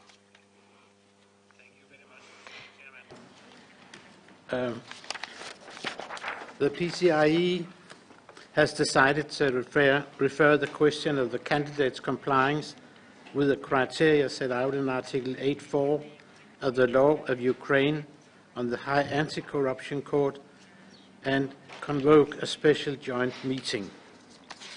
Reason why this is two questions. A question of apartment and a question of the renting and value of the apartment. First, the story about the apartment. The apartment, according to information from the candidate, he and his family, wife and 2 children, had to move from their rented apartment end of 2017. At the same time, the candidate's wife made an agreement with the candidate's sister about the right to use a flat in Lviv with a total area of 62.1 square meters, without paying rent, only with payment for utility bills. The family settled in on 31st of December 2017. Then the purchase of the apartment. This apartment was purchased with funds from a candidate's sister on 1st December 2016. 7 December 2016, the candidate's sister paid 440,150 hryvnias for 100% of the ownership rights. The candidate's sister received the amount of 440 and 150, exactly the same amount, from her parents as a gift in 2014 for her birthday. And here I'm just referring to the explanation coming from the candidate as an answer to our questions. According to the information given, the amount was stemming from the parents' savings accumulated by them during over 34 years of engaging in personal agricultural household. The candidate sister, who works as a doctor in a local hospital, has received the income of 170,378 hryvnias since 2013. According to information from the candidate, his sister furthermore since 26 of April 2012 has been a founder and member of a company owning a little farm which receives income from the sale of agricultural produce. The value of the flat, according to information from the specialized real estate sale website, as of 2018, the price of such apartment amounts at least $34,500, which is equal to 960,000 hryvnias. And then the surrendering of the flat. Furthermore, the candidate didn't provide documentation for the renting of the flat. Conclusion: on this background, the candidate didn't seem to provide substantiated evidence of the origin of the funds for purchasing of the apartment in which the candidate currently lives.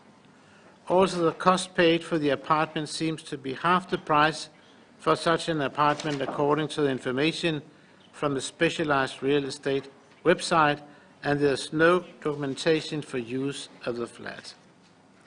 And it follows from these circumstances concerning the flat that there, according to PCRE, is a reasonable doubt about his integrity.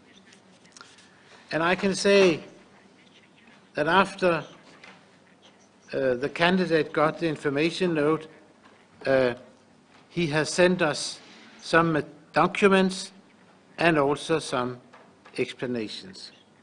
And I assume that the candidate will now tell about that. And after that, I have some questions. Thank you. Дякую. Ігоре Богдановичу. Thank you, Mr. Candidate. It's your turn now. You have 5 minutes to make your presentation. First of all, I would like to focus your attention on the fact that PCIe had well-grounded reasons to have some doubts with regard to whether I comply with the requirements to become a judge for the Anti-Corruption Court. One, at least, relates to the flat, which is in the city of Lviv and is in the possession of my sister. Here there are 3 aspects. It's the origin of the sources, with the funding with which my sister was able to buy this flat. It's the price itself and the rent. With regard to the origin of the funding, I approached my sister and she provided me with the explanation that this flat was purchased with her own savings and income, because since 2016, if I'm not mistaken, since September 2016, she has been married, registered marriage she's a member of, and there was an explanation provided that this flat, the origin of the sources is basically funded by her income, the savings of her husband, the salary of her husband, also some money presented on their wedding day, and also some money presented to her by our parents several years before. I also asked my sister to specify regarding the cost of the flat. The sister and her flat and her husband additionally went to the borders of fiscal service, because the period is pretty long, it's 10 years, and usually the fiscal service usually takes about 3 days, and it was in the month of January, and you understand it's Christmas and New Year's holidays, so I obtained the information late in January, and as they explained to me, my sister and her husband explained that in the years before they bought the flat, their savings were 180,000 hryvnias, which amounts to $17,000, and her husband had savings of about 60,000 American dollars, $59,918 more specifically. They also provided a written explanation to me and the calculations concerning her husband, how her husband and she were able to accumulate such money because her husband used to go abroad and he did not have a flat himself. He resided with his parents. He made some good income and he was able to make some good savings, and about $30,000 was the amount of his savings, as he confirms it in his written explanation.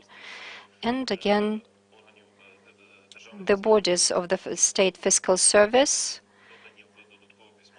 have issued us with a note confirming this information.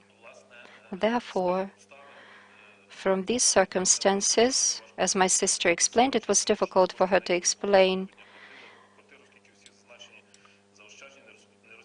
the differences between all of this money. They simply accumulated all of this together. They put all of this money together. They did not bring any distinction between her money and her husband's money. So all of this bears evidence to the fact that my sister was solvent in order to buy the flat in the city of Lviv at the amount of about 17,000 American dollars.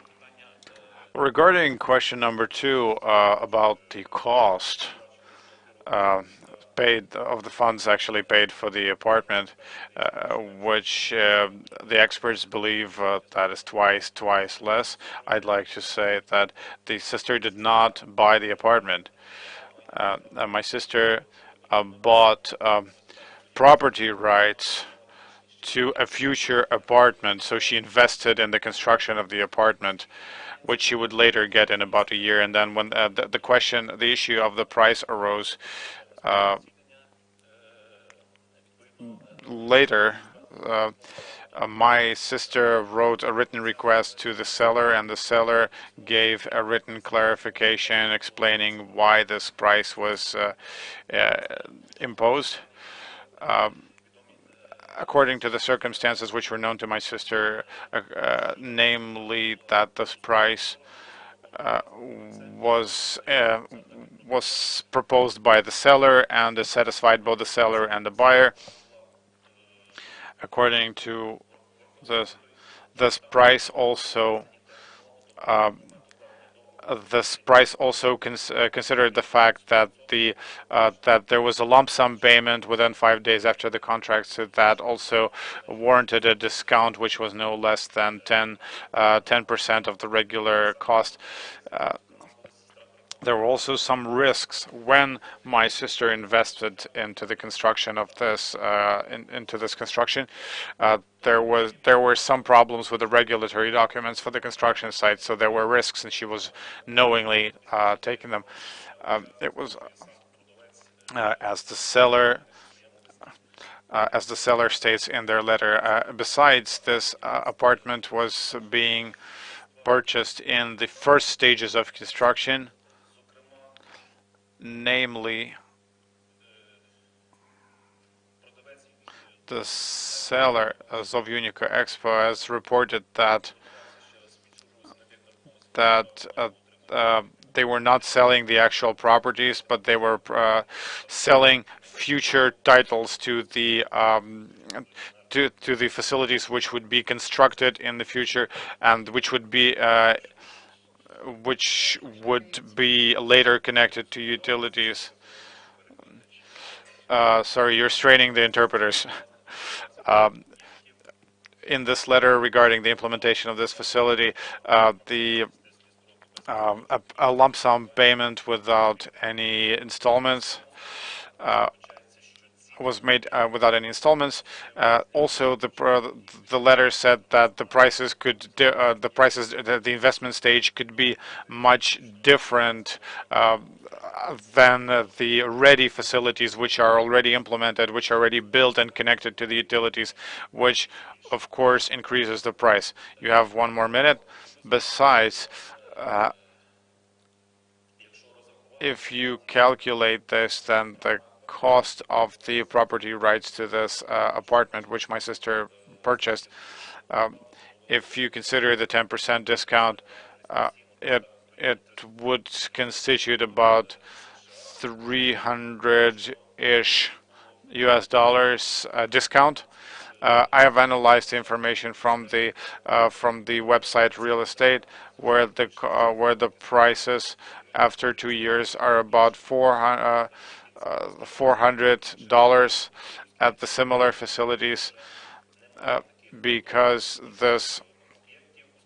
the seller does not have any in-progress facilities, and they're only selling properties in already implemented buildings. So you could not say that the apartment was bought twice cheaper because it was the property rights, not the apartment, and there was a significant discount for the risks and for the investment involved. And like my sister explained, and the fact that I did not provide a written agreement between my sister and my wife, because there is an oral agreement according to the demands of 12 of Article 218. The absence of a written agreement does not nullify the agreement if there's a verbal agreement in place. Also, the fact of all of the facts are also provided in the declaration, and there's no possibility to provide documentation because it's absent.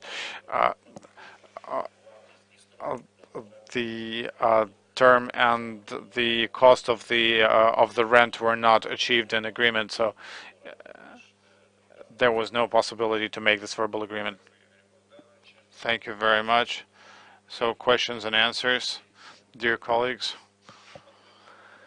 Mr. Denker, please. First of all, I would like to refer to the explanations from the parents, from the sister to the sister's husband. And according to the information, the explanation from the parents, they have explained about this gift. And they have said, in 2009, our daughter, Helenia, successfully graduated from the State Medical University, majoring in medical care.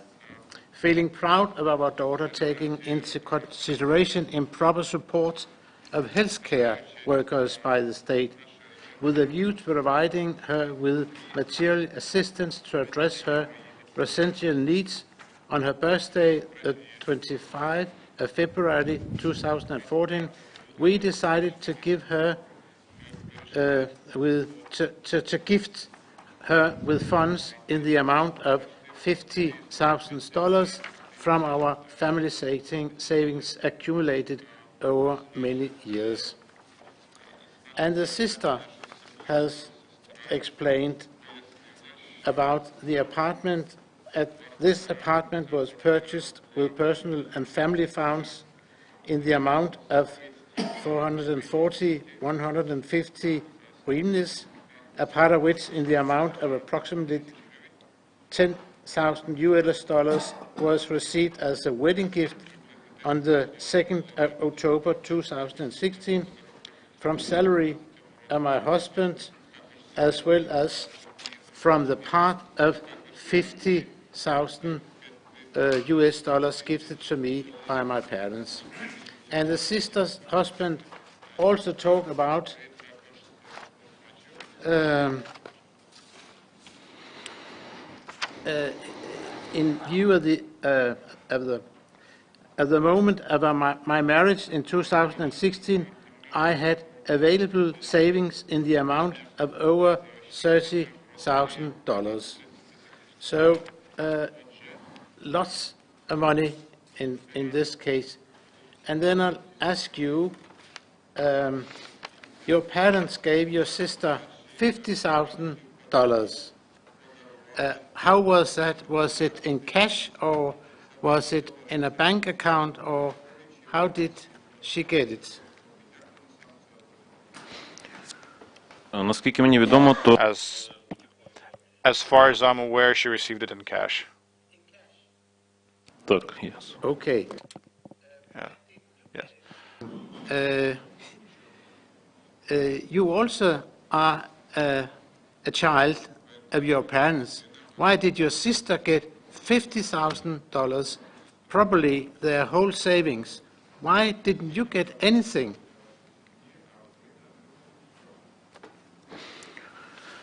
З цього приводу можу пояснити, що In this regard, I can explain that at this moment, my sister has just graduated from a medical school, and she was not married, so she got this for some kind of to create some comfortable conditions for her. My parents made the decision. I was working and my wife was working, so we had some incomes, and the income was considerable, so we didn't have that much need. That was a decision by my parents. Besides, my sister is a participant in the family business. She is a participant of a farmers society, which rents over 450 hectares of family property. So, so this business processes this land. So my parents made this decision accordingly. Your sister was married in 2016, in October 2016. And where does she live? вона She was married actually in August 2016, according to my information. But the wedding was held in October, and they were at that time residing in Lviv, in the parents' apartment in Lviv. In which apartment? в той час вони проживали At that time, they resided in the husband's parents' apartment in Bogdana Khmelnytskого street in Lviv. Is living in that apartment? маєте на вулиці. You mean Bogdana Khmelnytskого street apartment? Now, as far as I know, the husband's parents, the father of the husband,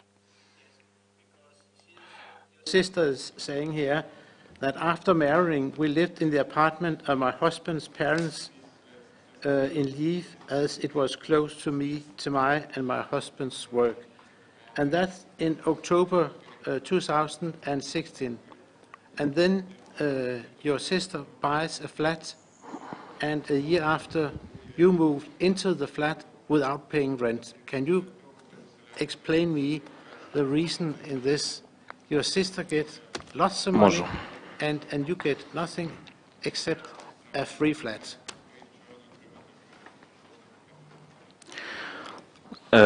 Моя сестра my sister resided in not in her apartment, but in an apartment of the parents of her husband. She resided in the husband's parents' apartment, since it was closer to his place of work. Besides, the husband's mother provided some assistance in looking after the child, after my sister's child.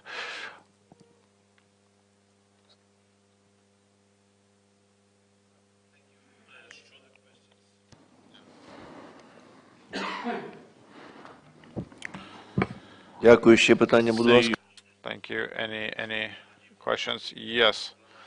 I have 12. We have 12 minutes for the Q&A section.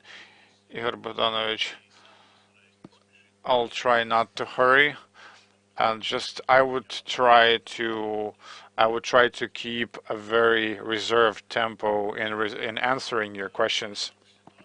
The paradox of the situation and the consideration of the issue on this joint meeting is that here we're usually asking where the candidate got the money, and for you we are forced to ask, why don't you have anything?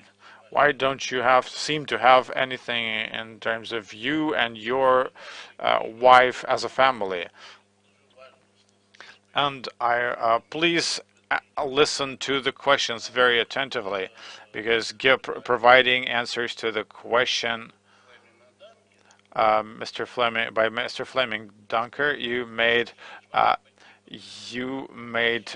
apparent error. So how much did your parents give your sister in 2014? Like I said, $50,000. The thing is, in the explanation, there's 50,000 hryvnias, and there were some banking documents that were provided in the written explanation of the fact that your mother withdrawn the cash, withdrawn 50,000 hryvnias. She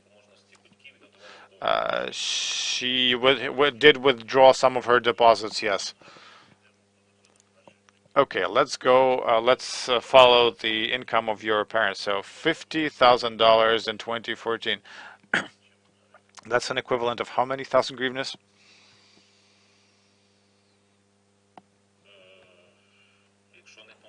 If I'm not mistaken, about 400,000 hryvnias.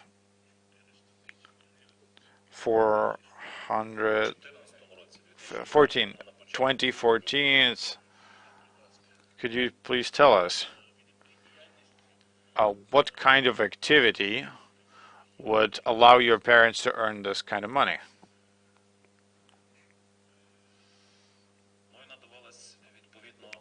I have provided banking documents that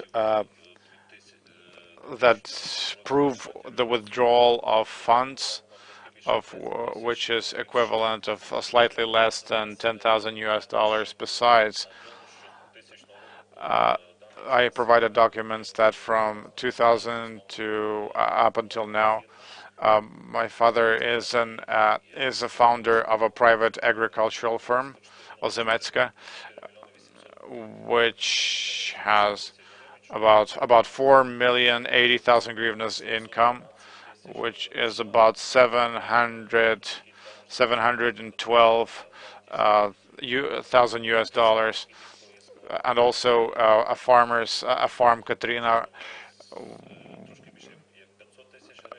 which also earned about 500,000 hryvnias, which is about maybe about $25,000. Could you clarify? Is this gross or is this net? So to confirm that, you have provided certificates, but the thing is that regarding the agricultural company Ozemecka, we are talking about the gross revenue of 4.4 million hryvnias, but not the net income.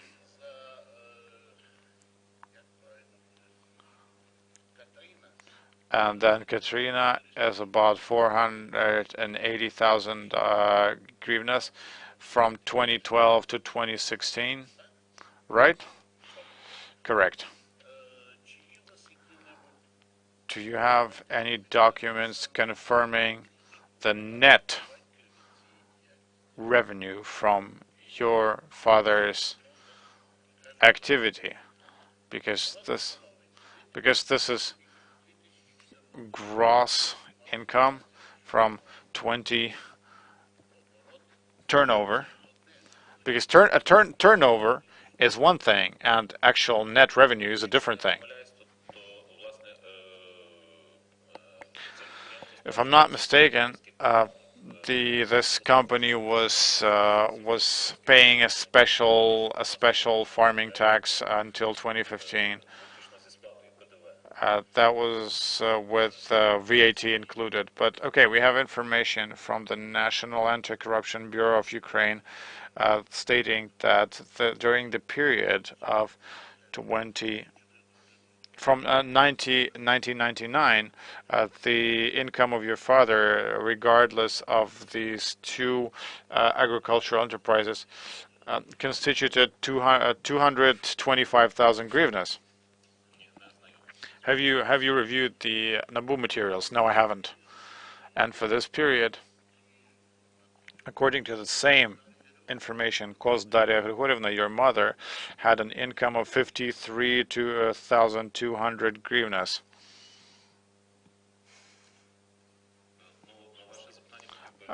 To your question, I'd like to say that this this was a part of a family budget, which was in a part of her parents' gift, because there was also contribution from her husband, and about nine. And there's a reference to the certificate from the fiscal service. But I'm asking you, I'm asking you questions regarding your previous explanations. So you also, by explaining your sister's income, you were explaining it by your parents' income of $50,000. So now how long have you worked in the judiciary? 8.5 years, so less than 9 years from 2010. For all of this time, you never had anything in your property, not residential real estate, not in your wife's property, not in your children's property. So where is the court located? About 50 kilometers from 2010. You are living. Where are you residing? You have been residing in the city of Lviv. From the according to the electronic and paper declarations, where did you mention your place of residence? In the electronic declaration, you also mention the address, all of the residential facilities in your use, including your sister's apartment starting from December 2017. Could you please tell us? That is a considerable amount of time in the of course you can find a legal definition of your legal justification of your answer, but in your declaration you have never stated any costs or renting this residential real estate. So where you're using it, but what about, so were you using your sister's apartment? That is clear, but before that, you appear to have borne no cost of rent, and that is renting apartments. In the declarations, if we take declarations over the year 2017, we have been using this flat without paying the rent, and we simply pay utilities. Before that, for 5 years, we lived in a flat in the Naukova Street, and again in my declaration and the materials of my file and my application form contains this information. This was the flat which belongs to an associate of my wife's. It's my wife's friend, because at that time we had a small baby, and we were evicted in 2012 from a rented flat. So until 2013, we paid rent, but this was until 2013, as I said. And since 2013, and from 2013 until the end of 2017, we lived in the flat in the Naukova Street. We paid utilities once again, and we didn't pay any rent. That's why I did not declare anything. That is, you didn't have any contracts of renting accommodation. Over these 5 to 6 years, no, I haven't had any contracts and I haven't had to pay any rent.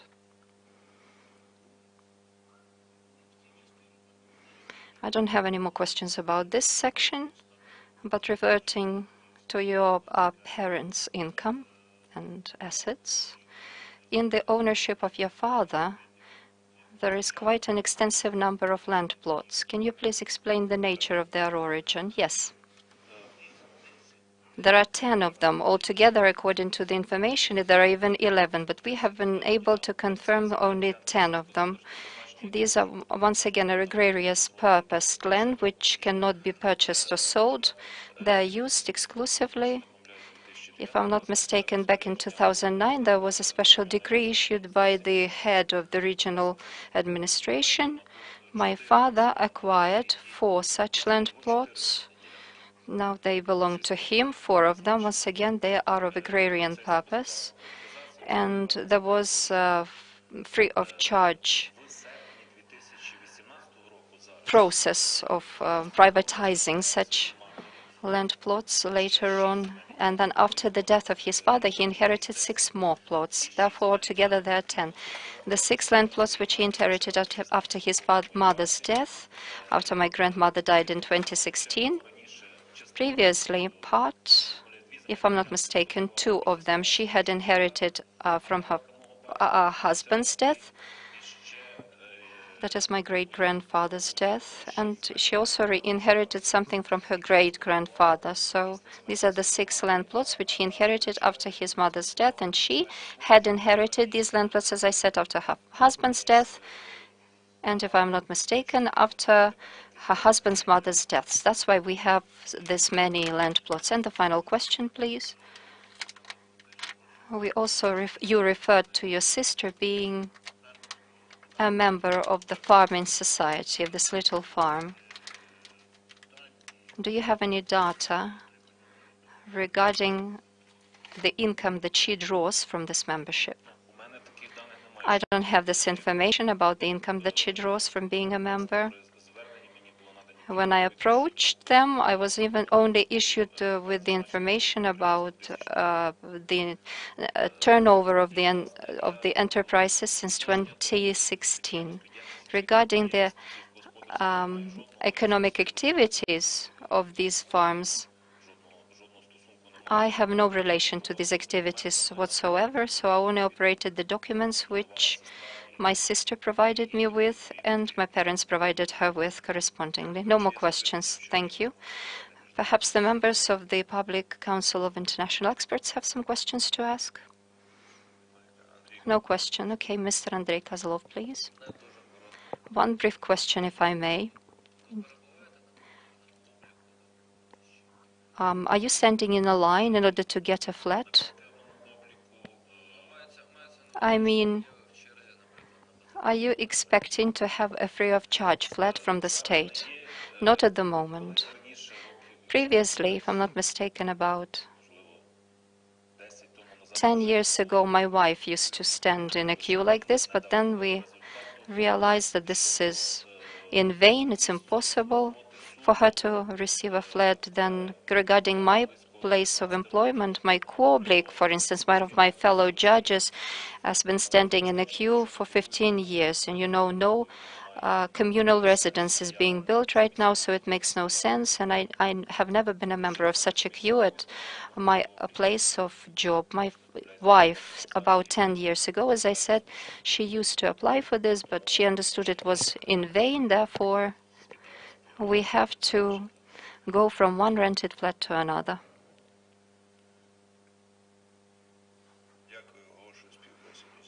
Thank you, and I announce this interview over. And now I announce a break for all of the participants until 2 p.m.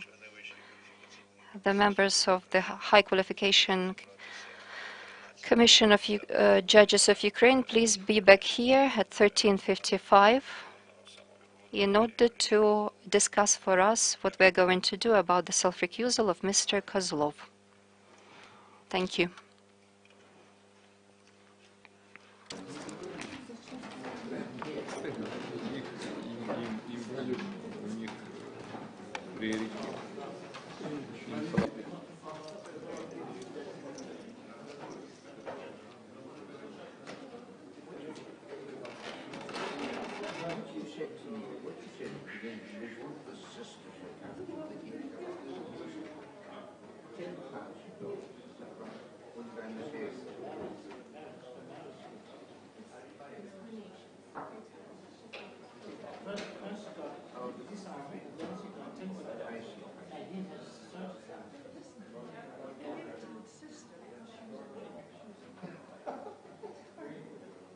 Доповідач Щотка Станіслав Олексійович.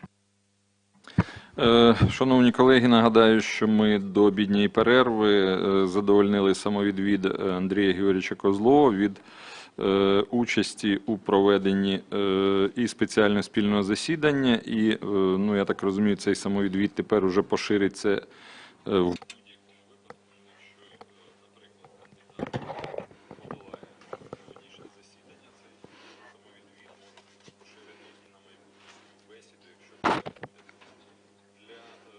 врегулювання цього питання. Я вважаю, що ми повинні визначити склад, новий склад колегії, яка, ну, мала би розглядати цього кандидата.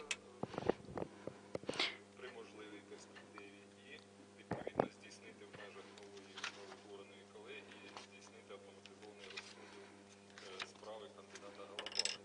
Тому я пропоную включити до нового складу колегії голову комісії, члена комісії Кадюкова Сергія Юрійовича і, відповідно, якщо ви не підтримаєте таке рішення, то буде дане доручення здійснити автоматизований розподіл відносно кандидата Галабали. Дякую. Якщо у Сергія Юрійовича немає відводу, то я прошу поставити на У голосування. мене сьогодні немає відводу. Погоджуюсь. І самовідводу погоджуюсь з цим, Павло Сергійович.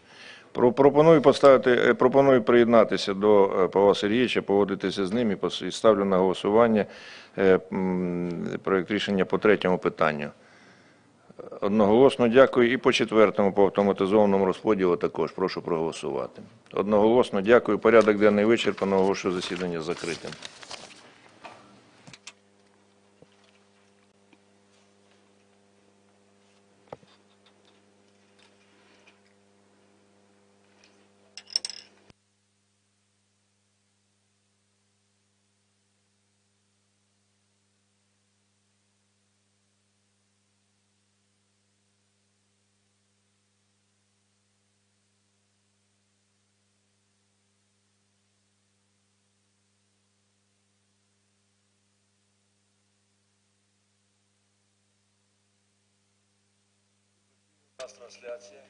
Is our broadcasting working? We can start.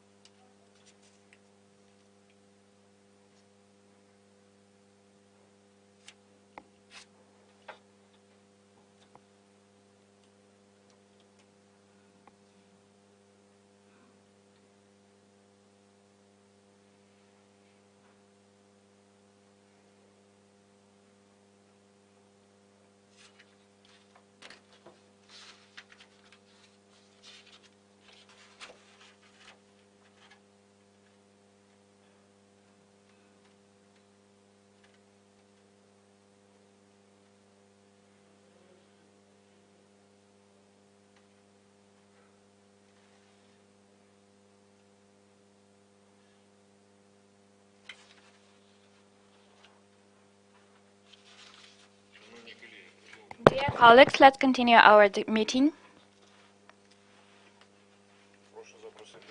Please invite into the room Maliev Andrei Yurievich.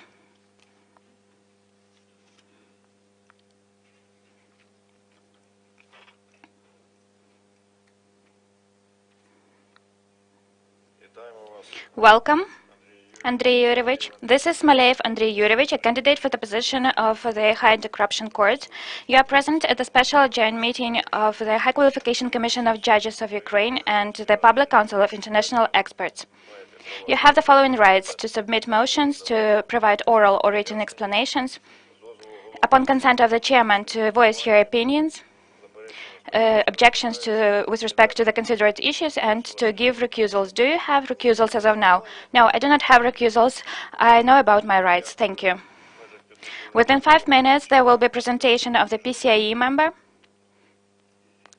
Within 5 minutes, your explanations in response to this, and within 20 minutes, questions and answers. Please follow this rules of procedure. The presenter on your issue is Ms. Mariana Lazarova-Traikovska. You are welcome. Mr. President, the reason why the candidate was invited today was explained in our information note, and there are two grounds for today's joint meeting. One is the property issue, and the second one is the information linked with the comments of our candidate on social media. I will go a little bit with deeper analysis on the background data linked with this candidate, because in my view, this is important for this case. Namely, the candidate's wife, Olena Viktorievna Maleva, works as a judge of the Commercial Court of Ivano-Frankivsk Oblast. Until July 2015, the court was headed by Viktoria Viktorievna Sobotnik. According to the materials in the file, the candidate's family is in close relationship with the family Sobotnik. Specifically, on August 1st, 2012, Viktoria Sobotnik issued a power of attorney to dispose of all her property for 5 years in favor of the candidate's wife, Olena Maleva, and Viktoria Sobotnik's son, Rostislav Sobotnik.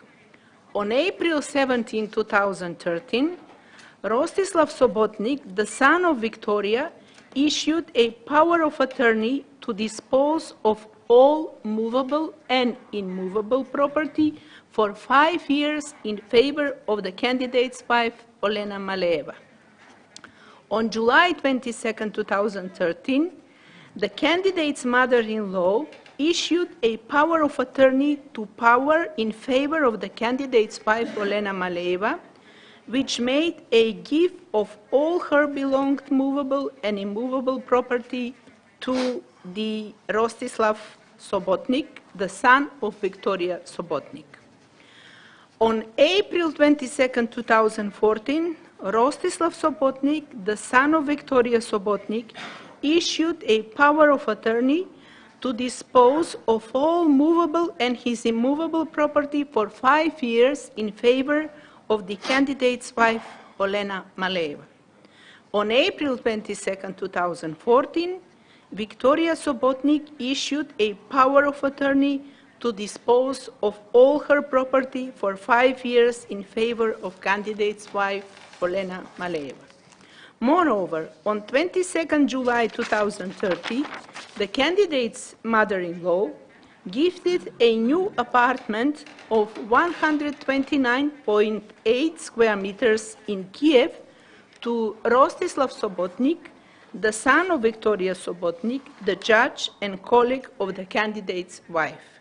The approximate price of this apartment was more than $90,000 US, and I shall call this apartment Apartment A, and I discuss below the alleged gift. The candidate has not declared his wife's right to dispose of property belonging to Sobotnik family in any of his property declaration. It is worth to mention that during this period, the candidate wife was a subordinate to Victoria Sobotnik. Candidate confirmed all the above-mentioned facts. He provided us with the written statements of his wife and mother-in-law, certified by notary. According to the statement of candidate's wife, she had close and friendly relations with Victoria Sobotnik. They lived at the same building. Their children went to the same school and kindergarten. Candidate's wife, Olena Maleeva, states that Sobotnik could even issue a power of attorney without even letting her know. In our understanding of the Ukrainian law requires the person who grants a power of attorney to provide details of the passport data and identity number of a person in whose favor the power of attorney is granted. So, Victoria Sobotnik must have known the candidate's wife's personal data. Candidate's wife refers to Article 1000 of the Civil Code of Ukraine, according to which the entrusted person can commit certain legal deeds on behalf and at the expense of the grantor. Therefore, she states, power of attorney likely issued by Victoria and Rostislav Sobotnik in her name could not be the grounds to acquire property in her favor subject to declaring. In our understanding of the Ukrainian Civil Code, under the type of power of attorney that was issued to the candidate's wife, Maleeva, gives a right to use of the property, and this kind of property rights, according to the law on prevention and combating corruption and the law on the prevention of the corruption, must be declared. Second, the candidate's wife states her parents had savings and decided to buy an apartment for their grandson, the son of the candidate and his wife, Olena Maleeva. The grandfather of Rostislav Sobotnik, Victor Turchin, wanted to buy an apartment for his grandson also. Victor found 2 apartments in a new building in Kiev and suggested to the parents of the candidate's wife that they should buy an apartment in the building. The parents of the wife of the candidate, according to her statement, had money for a 1-room apartment. The approximate price of this apartment was more than $50,000 US. Victor Turchin bought the 3-room apartment, this is apartment A, in the same building. He asked the candidate's mother-in-law to sign purchase agreement on this 3-room apartment in her name, and he also asked her to present that apartment as a gift to Rostislav Sobotnik once the building is finished. There is no documentary proof of the truth of this statement. There is at least a reasonable doubt about this transaction. Candidate's mother-in-law explained that she and her husband had been working for a long time, and that is why they had enough savings to fund the purchase of the apartment in Kiev for their grandson. These statements are not confirmed with any financial documentation about these savings.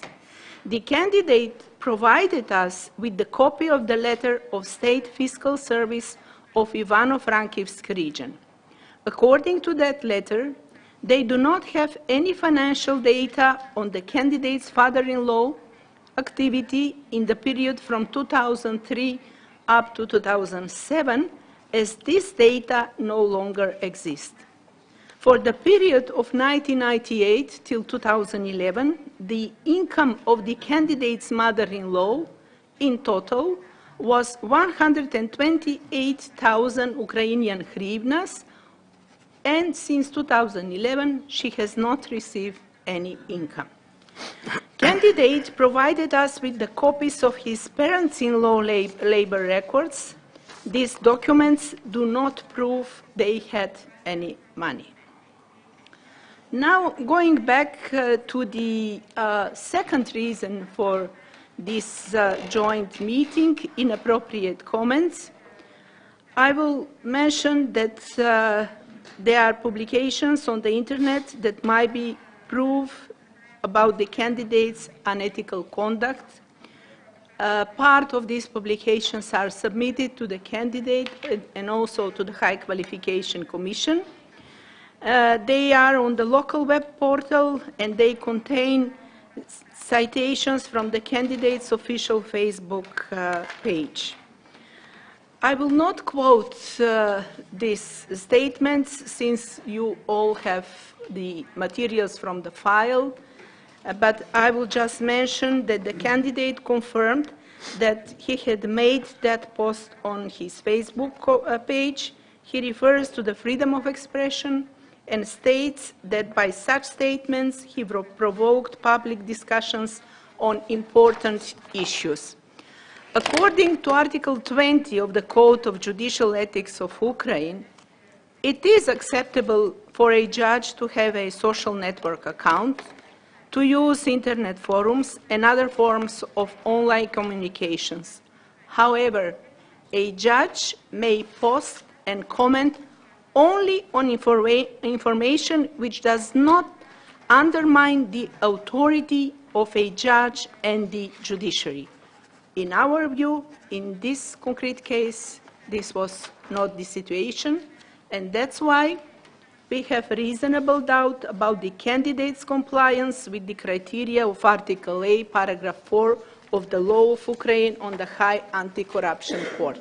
Thank you, Mr. President. Thank you, dear colleague. Please, the candidate, you have an opportunity to respond within 5 minutes. I will start from the fact that the honorable presenter started with. Firstly, with respect to the powers of attorney, we have never denied that my wife had received such power of attorney, but these powers of attorney were of general nature. These are general powers of attorney, and they were given just in case to a good friend rather than as to a colleague judge. Why I'm saying this? My wife worked in arbitrage even before starting studying in the university, and this person also worked there. They knew each other and they had friendly and very good relations. After that, my wife started studying, and after graduation from the university, she came back and again worked in arbitrage court. This cooperation was in the court was of official nature, but relations between them were very good. Their children were born. She had a son born, and we had our son born. We lived nearby. We met very often, and we were friends. Respectively, our friends were growing up together. They were studying in the same school. Then they transferred to the same gymnasium, and then they entered the institute together, and they had very close relations.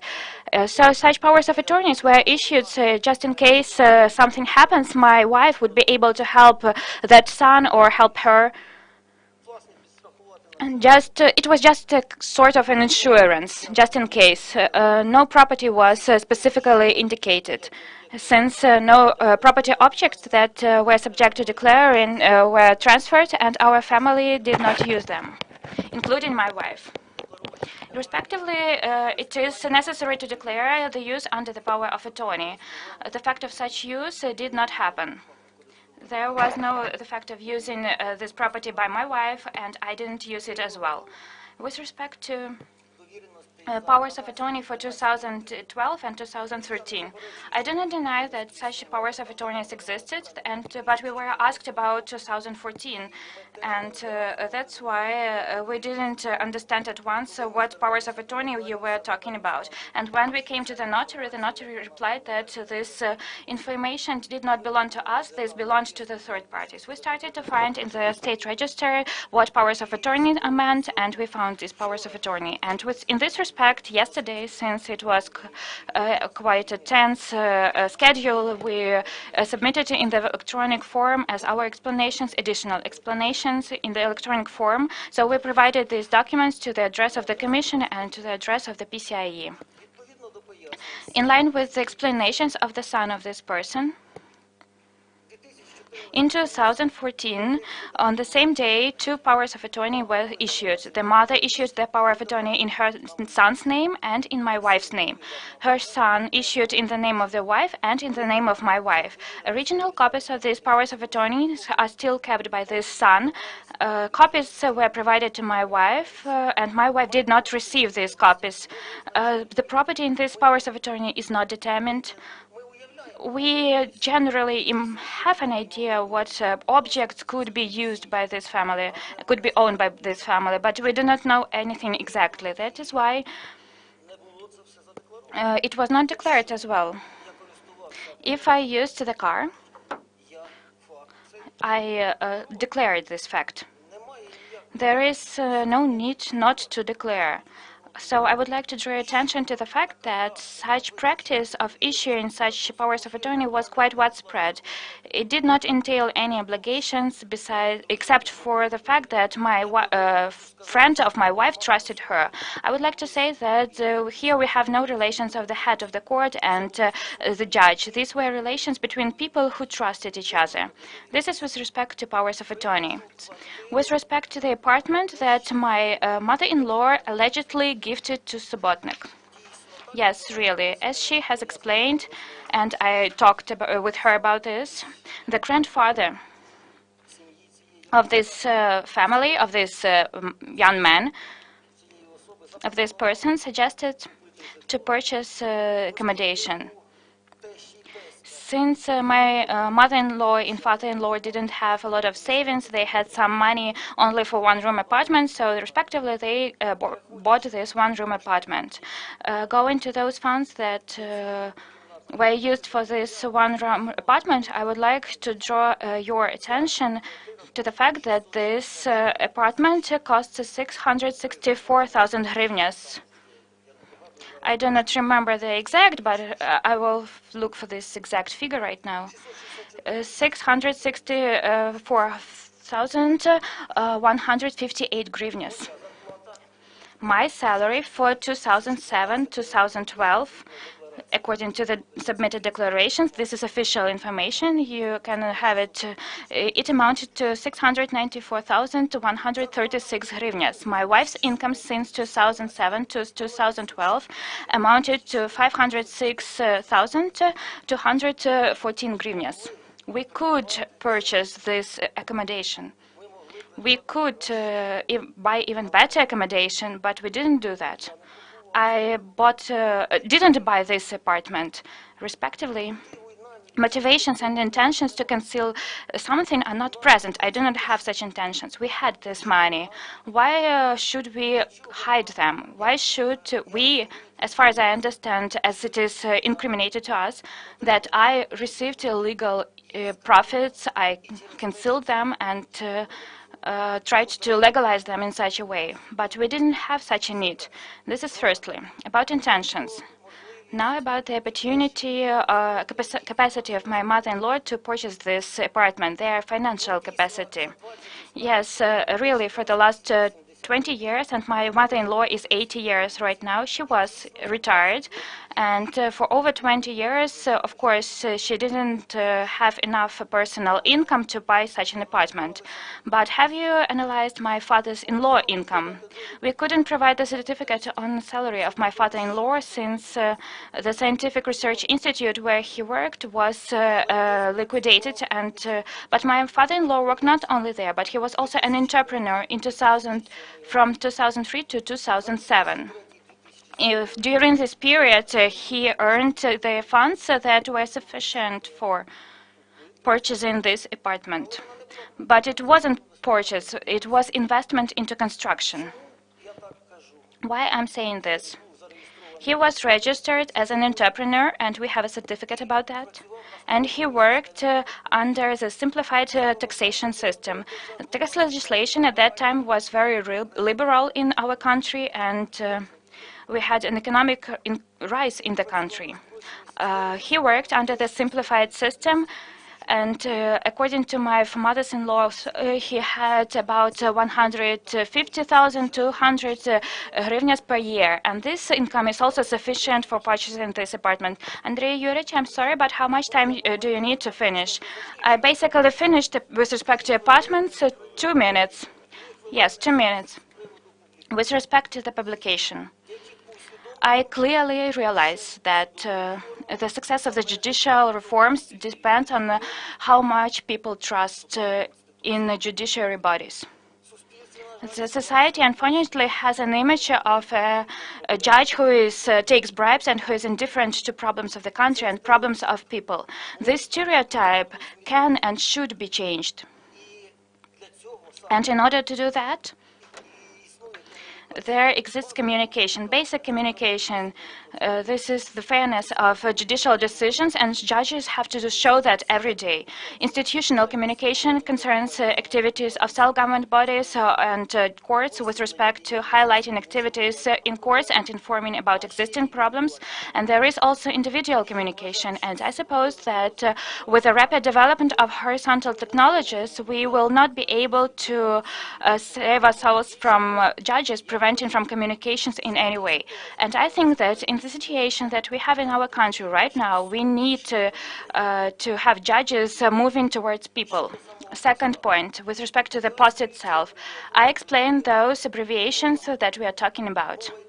We are talking about people. If we are basing our knowledge on Wikipedia, we are talking about a morally degrading person, and I think such people to be socially passive and independent, who are not radically ready to adapt. They adapt only to changes and conditions, and they unite because of the law of sympathy. Unfortunately, sometimes in state institutions, such people prevail. And I appeal to be active. A man who is not active, socially active, is a half man in terms of social cultural perspective. And to generate social activity of men, this may be done by our women. If girls will tell boys, I like you, but what honorable deed have you done? I'm sure that boys will do everything to look like heroes. Now, with respect to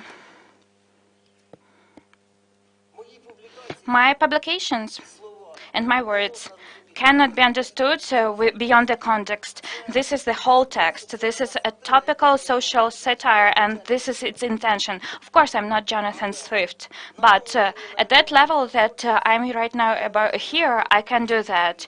In those publications, there were no insulting words with respect to groups, some social groups, socially determined groups, or specific persons. This publication, yes, it is topical, it is acute, but it was addressed at making people think. And this is my activity. It is not limited just to this publication. I have a lot of publications. I do not know whether you've looked through these publications. And the society has a very positive attitude to that. Why? Because that foundation that considers that I have some unethical phrasings noted me also as a judge of the week. Because I did that for my critical and direct phrasings and statements about the problems relating to the judicial reform, about those shortcomings and problems that we have in our courts. I'm doing this now as well. I'm being invited, and I'm being invited to television with respect to judicial reform issues. I cooperate with many civil society organizations that evaluate activities of judges. And we strive to create indicators of assessment of courts, not to make it spontaneous assessments based on impressions, but to make them measurable. Because if something cannot be measured, so to say, it doesn't exist. And these are my broad answers to this question. Thank you for your attention. Thank you, Andrei Yurievich. We have 15 minutes left for questions, answers. Please, you're welcome. Andrei Kozlov and then Lutsuk.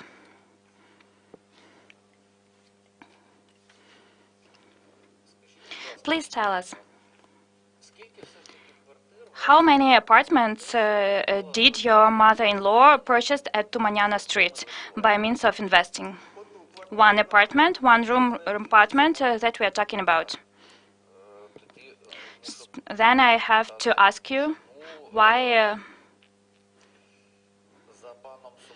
one Mr. Subotnik, Rostislav Volodymyrovich, has an apartment under the deed of gift, and the right of ownership was acquired from your mother-in-law. This is the second apartment, it appears.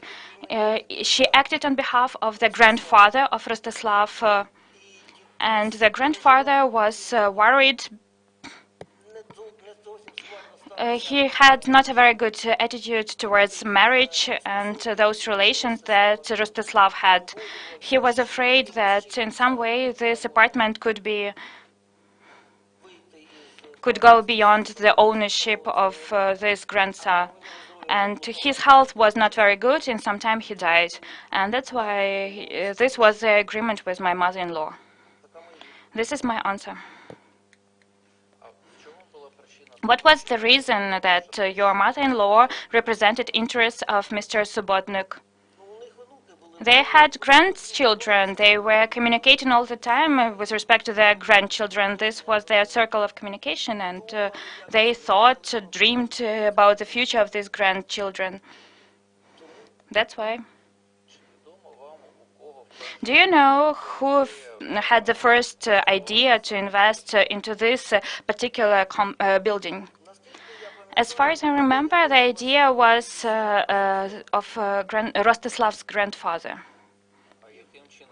And how was this particular building was selected, and why in Kiev? He found this building and he suggested to do that. Why in Kiev? Our children were studying in Kiev. They entered the university. My son entered Kiev Mogilyanka Academy, and Rostislav was studying at Shevchenko University. And that's why these apartments were purchased. My son was renting an apartment after graduation. We didn't know where he would work. Maybe we thought that he would find a job in Kiev, and that's why the apartment was purchased in Kiev.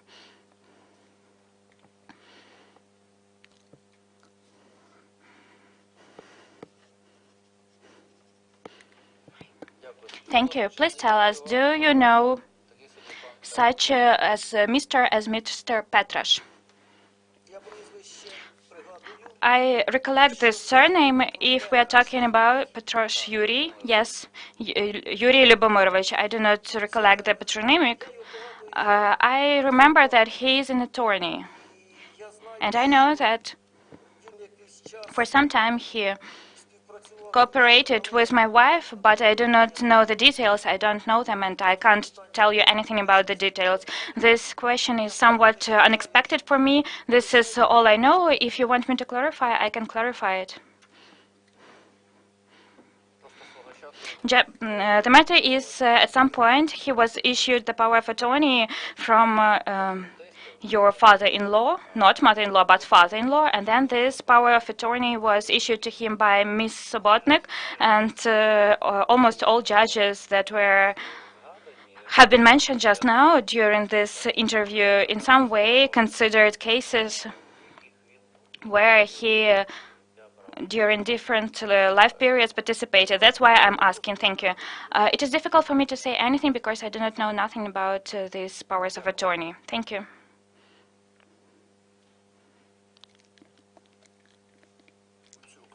Lutsuk, please.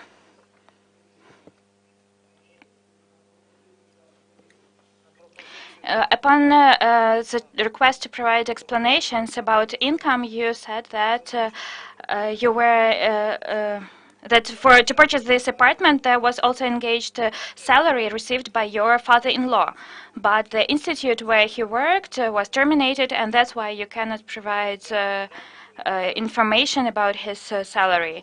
But do you know that the information about salary is subject to destruction only in 75 years. In case an enterprise is terminated, they shall be archived with the state archive. I know that, but during that period of time that we had at our disposal, we couldn't do that. And if we had more time, we, of course, would do that.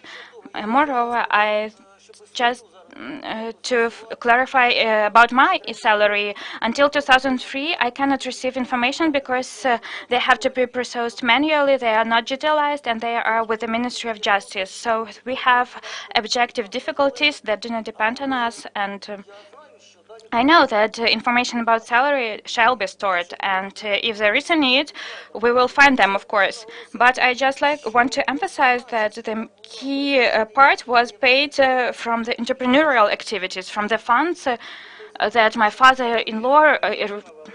I've received your answer, but I asked you just about salary. Yes, more questions?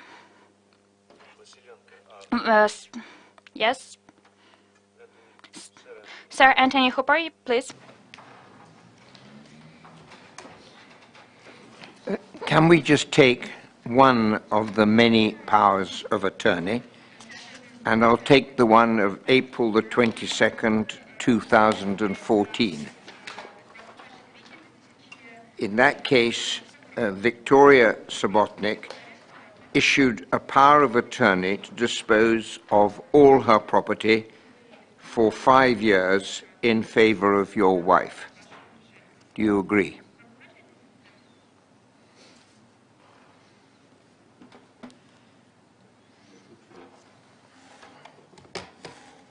The power of attorney was issued. Please. Yes or no? Yes. Under that power of attorney, she had the power to deal with the property or to act in relation to the property. Yes or no?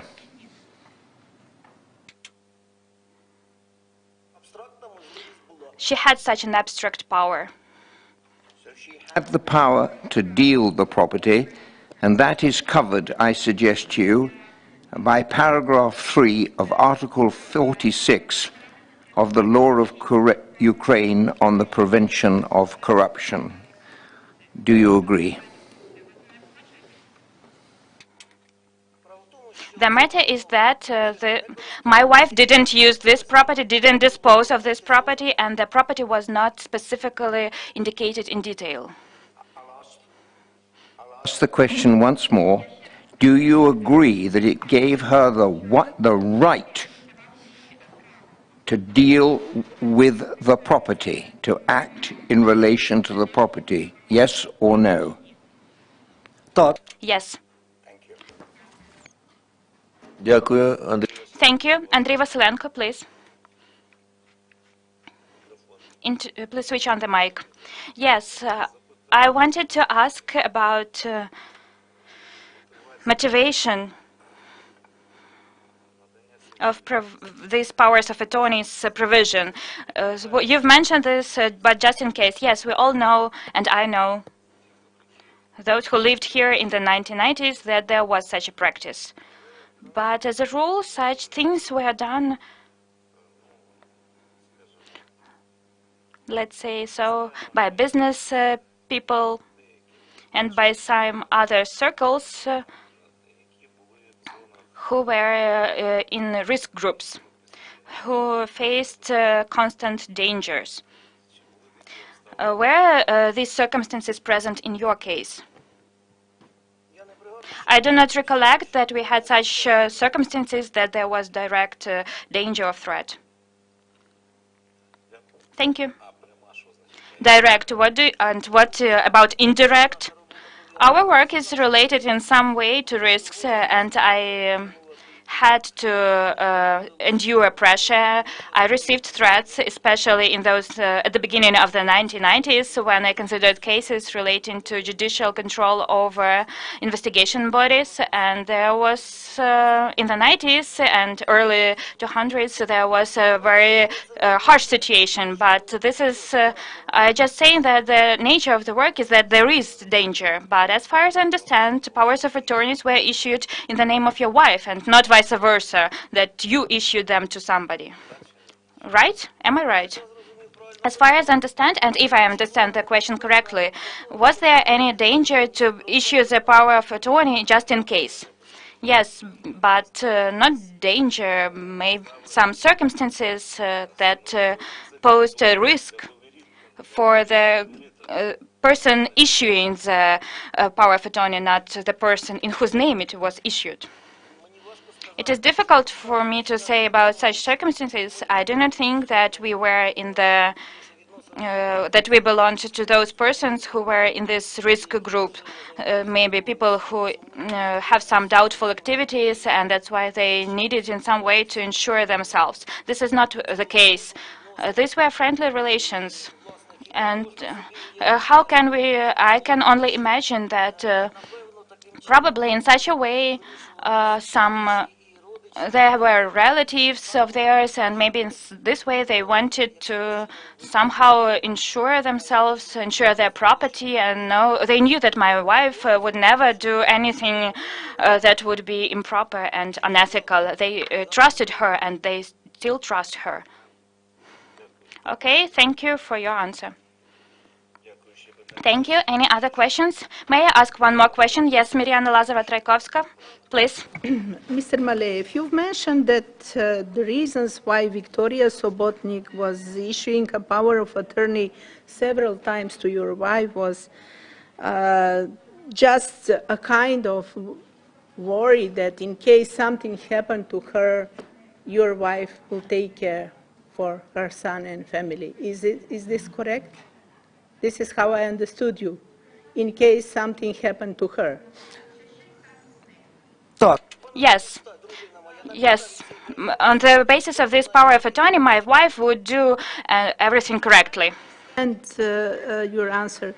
But can you explain what was the reason why Rostislav Sobotnik twice, once in 2013 and then on the same date as Mrs.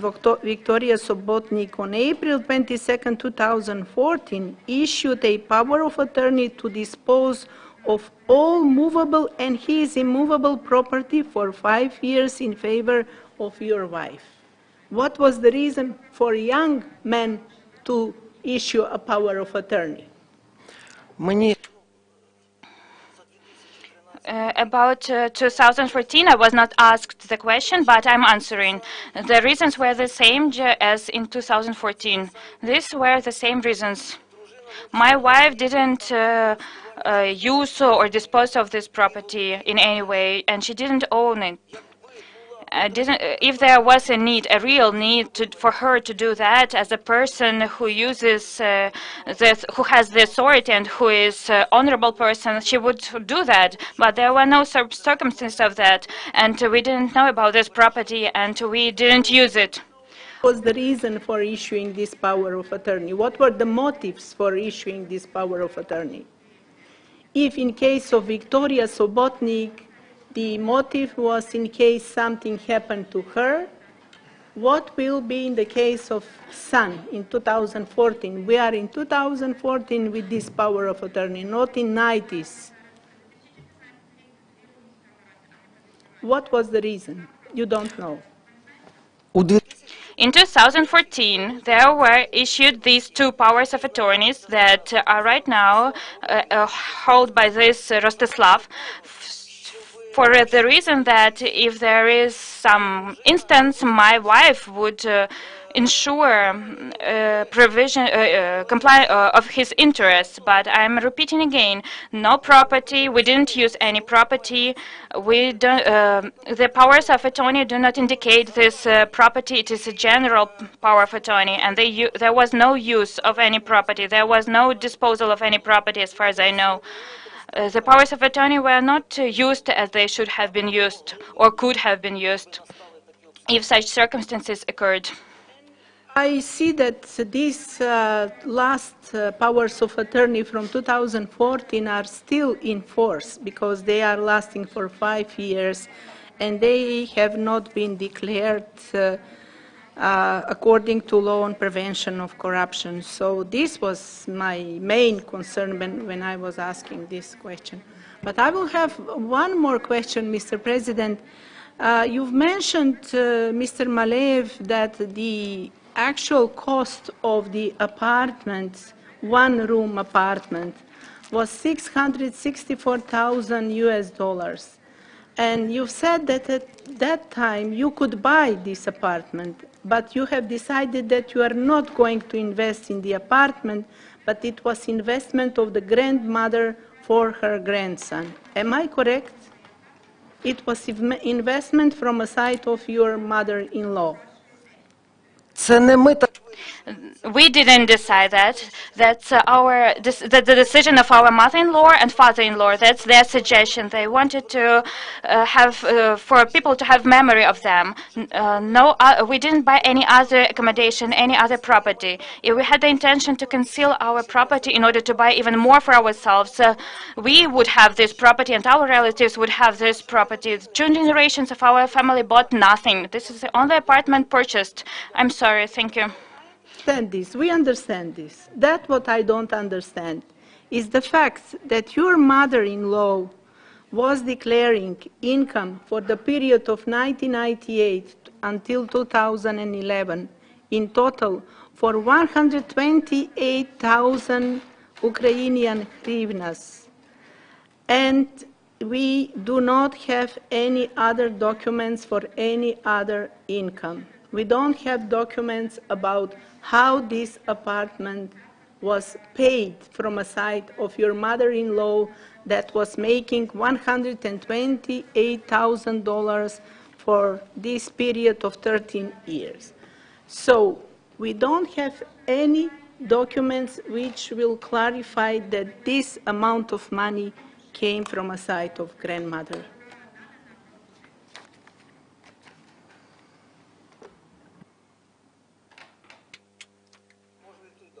I may answer, right? The matter is that I would like to repeat myself that this money were money of the family. And the majority of these funds paid for the apartment was given by father-in-law. He earned them when he was an entrepreneur, and respectively, we submitted a document that he was registered as an entrepreneur, and we submitted a document that for 2012 no data were preserved about the price of the apartment and payments. We tried to clarify this issue as there was indicated the amount in dollars, but we wanted to clarify the exact price of the apartment, and I was dealing with that. We tried to clarify, and in the Unified Register the files should have been attached with characteristics of this apartment among others and the price, but they were not attached. We tried to find them because they were transferred from one registration body to other, from one company to other. We've tried to find these documents and we found them. And yesterday I sent a copy of this agreement, and there we have 664,000. And as far as I know from my mother-in-law, they were paying 4 times. The first installment was huge, and the rest were about 100,000 hryvnias. This is the information I have. With respect to the salary, I've voiced my opinion. I cannot say what I don't know, and I don't want to make up anything. The last question. I'm sorry. Yes, Gladi had a question, please. Andrei, dear colleagues, we are working for 50 minutes. Very briefly. Very brief question and very brief answer. You are a judge with quite an extensive experience of working in the appeals chamber, and right now you are a candidate for the position of a judge of the High Anti-Corruption Court as the first instance court. So please tell me what is your calling if you become the judge of this court? Why I didn't run for the appeals chamber is because in the appellate court I didn't consider criminal cases. I dealt with civil cases. But for 14 years, I was working in the first instance court. The anti-corruption court is a special court, and I think that one has to pass all the levels in order to become a professional in this sphere. Moreover, I feel that I have enough energy to do that. I know how to organize that. And I've organized that within the entire court. That is, I clearly understand what mission I will have and what work I will have. Besides, I would like also to add that I also clearly realize that the status of a judge of a high anti-corruption court will significantly different my communication policy as well. I'm sorry, but I do not quite understand. I know how to do that. I know how to organize. What do you mean? The matter is that I had to, in Ivano-Frankivsk city court, to be the head of the court, and this court was a model one. And when we had a small judicial reform, we faced the situation that we faced a habit of law enforcement bodies to put pressure on the court, and we built such a model that would allow us to keep the satisfactory balance between needs of the investigation and human rights. And I know how to do that. I even have publications on this topic, how to organize my work and those who are my colleagues of a small office of a judge. Thank you. Yes, Prilipko, please. Please tell us what was the position of your father-in-law? He was an engineer in the research institute. He was an engineer constructor. And what was the type of his entrepreneurial activities? My father-in-law had very wide connections all over the Soviet Union, as there were manufactured models that the projects of which they developed. Please, briefly, specifically. In this field, he was a mediator, he was providing consultations, and as far as I know, he helped people to find respective goods and organized sale and clear. One more question.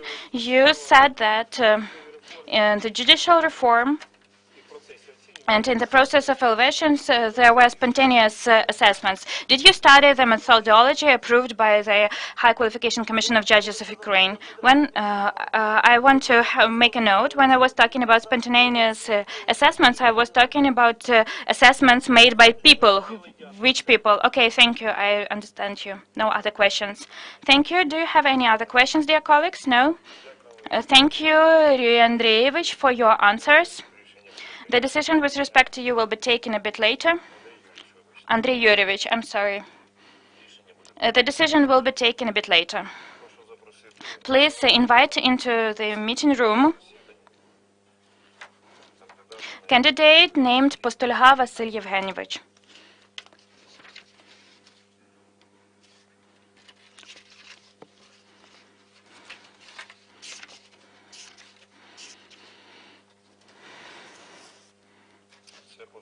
This is Postulha Vasil Yevgenyevich, a candidate for the position of a judge of the High Anti-Corruption Court. Welcome. You are present at the special joint meeting of the High Qualification Commission of Judges of Ukraine and the Public Council of International Experts. You have the following rights: to submit motions, to provide oral and written explanations, upon consent of the chairman, to voice your opinions, objections to the considered issues, to give recusals. Do you have recusals of now? No, I don't have. Thank you. You right now, we will have 5 minutes for presentation, 5 minutes for your response, and 20 minutes for the session of questions and answers. The presenter on your issue is Mr. Fleming Denker. Please, you are welcome.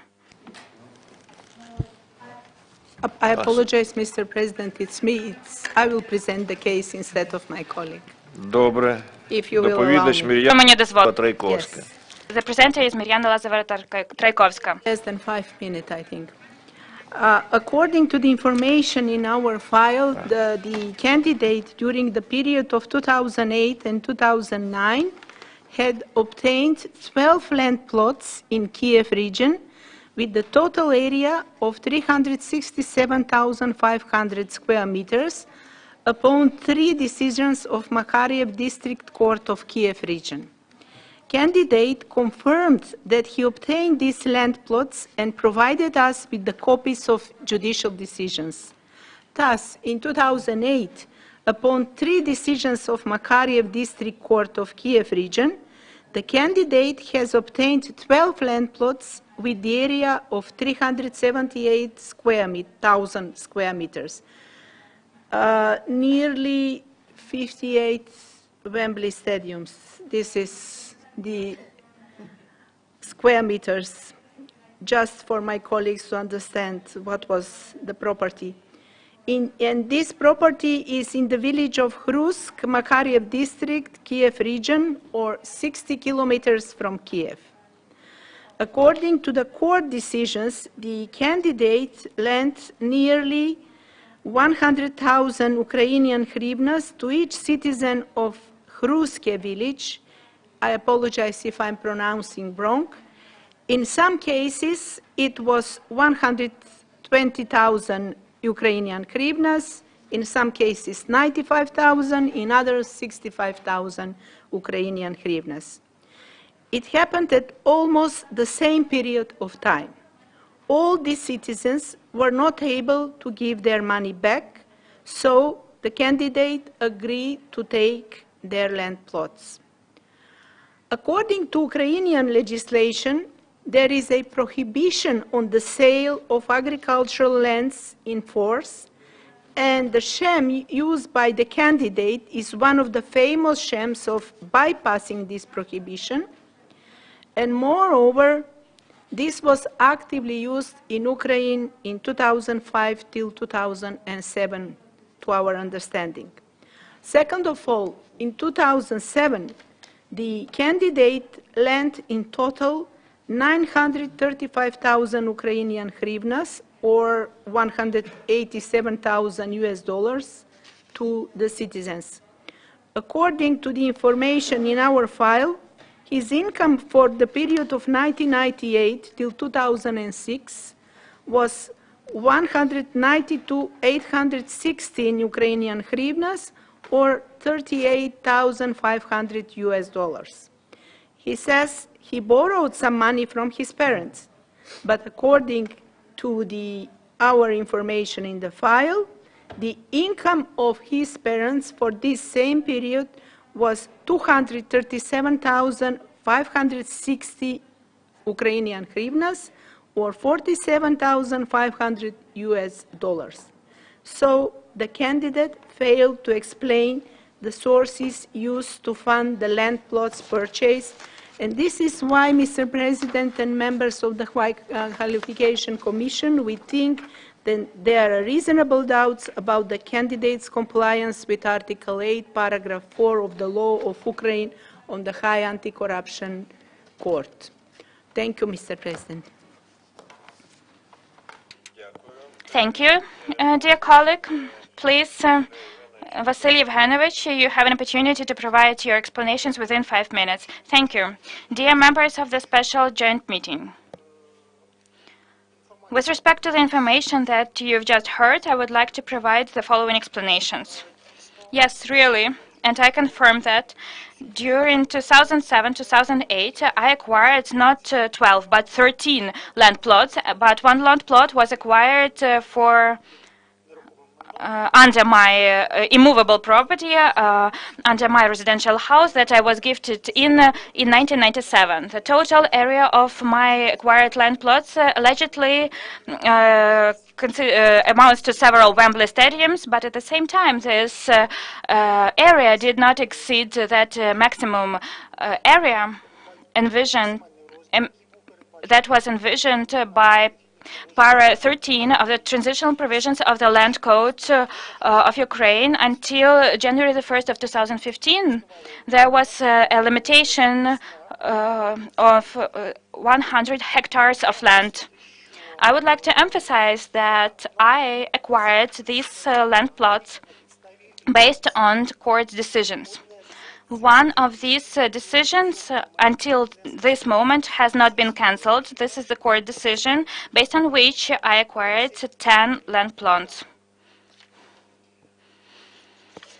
I would like to note that in 2007 and 2008 were quite principal in terms of the conduct of the land reform. And at that time, I was quite actively consulting in the sphere of land relations. And to confirm this, besides, among others, in 2008, I became the founder of the trade stock market land universal exchange. One of the directions of activities of which was organization of land trades. Besides, in 2008, particularly during the first half of 2008, the moratorium, so-called moratorium on sale of land plots, was envisioned by Para 15 of transitional provisions of the Land Code of Ukraine. But I would like to remind everybody and to inform dear members of the Public Council of International Experts that on May 22 of 2008, the norm of Clause 15 of transitional provisions of the Land Code of Ukraine was acknowledged as non-constitutional based on the decision of the Constitutional Court of Ukraine number 10 RP. And only since June the 3rd of 2008, a new version of this clause of transitional provisions of the Land Code came into force. By the way, Clause 8 of the decision of the Constitutional Court determines the primary meaning of this decision for general jurisdiction courts. The next point, I would like to emphasize that in 2007-2008, are clearly determined as some violation of requirements of the European Convention on Human Rights and Fundamental Freedoms that was recorded in the final decision of the European Court on Human Rights dated June 22 of 2018 under the case of Zelenchuk and Tsitsura versus Ukraine. First and foremost, in Clause 119 of this decision, it is indicated that the character of moratorium changed after the adoption of laws dated December 27 and June 2008, and moratorium became de facto not limited, and conditions of its elimination became undetermined. There was no ground provided for its change. This change also I'm sorry, dear Chairman. We all have explanations on our screens. We have studied them thoroughly. So, if you may, please, the very essence of this. Vasily Ivanovich, if you may, please respond to the presentation and the summary notes. You have 2 more minutes. Thank you.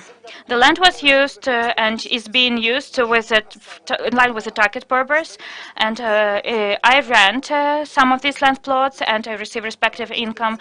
Some of these land plots are right now envisioned for use for cultivation of organic agricultural produce. Now, with respect to income, yes. Really, with respect to the information that you've received, you've seen those incomes that my family and I received since 1998. At the same time, I would like to emphasize that my father works at his enterprise where he is still working right now. This is the State Kyiv Construction Bureau Luch.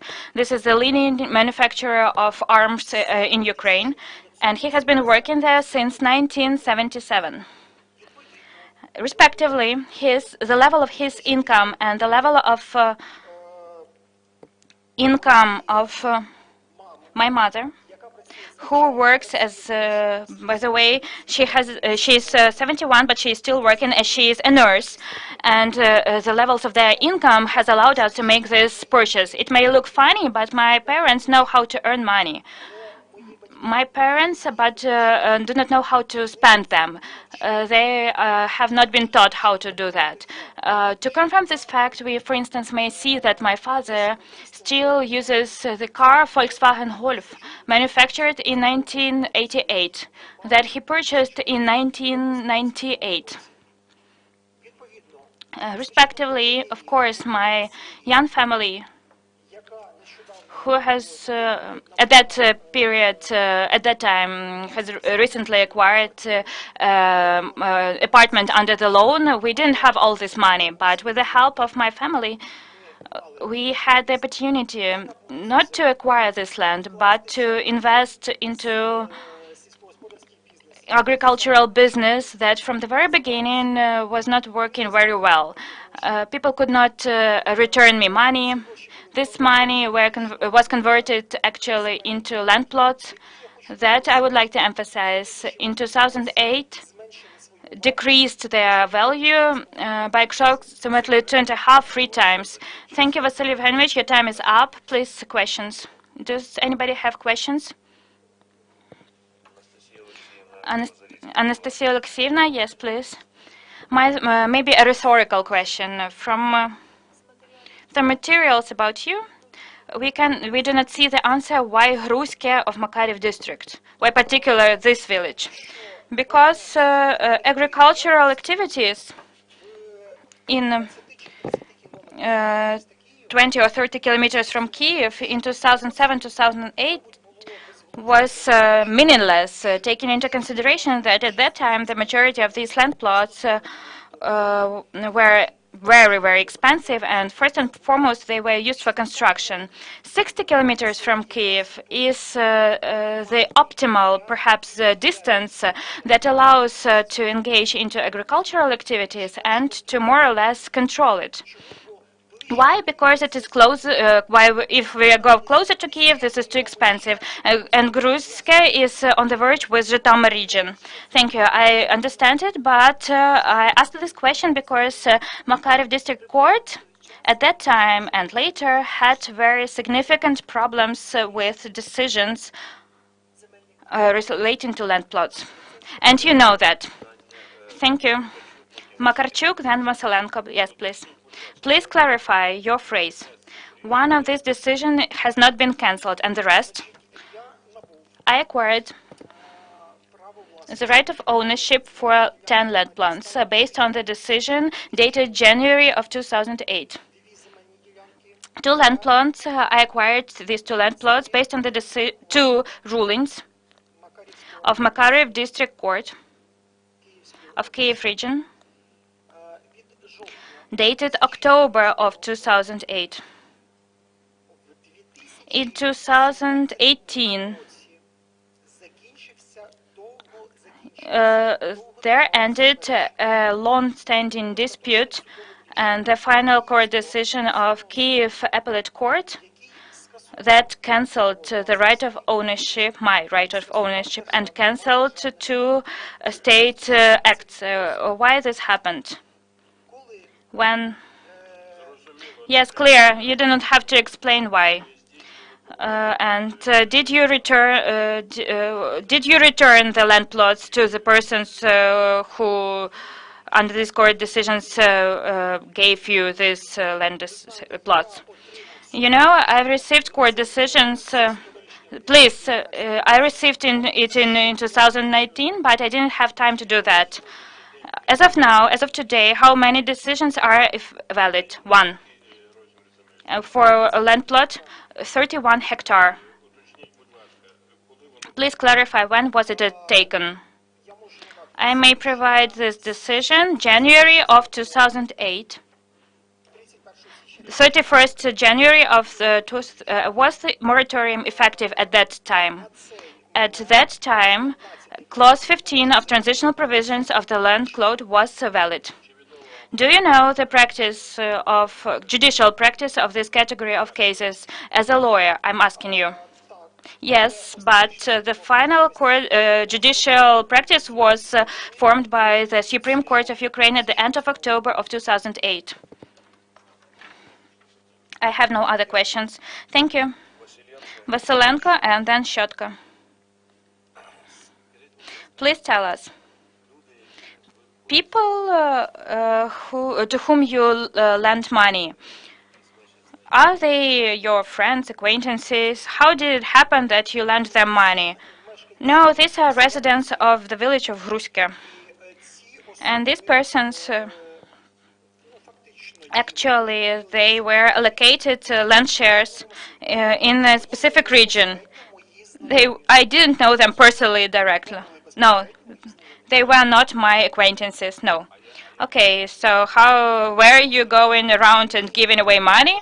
No, I was not going around giving away money, but I talked with persons, and by the way, I cannot say that I'm a very good specialist with respect to the agricultural sphere, even though, please answer my question. How did you establish the contact with these people?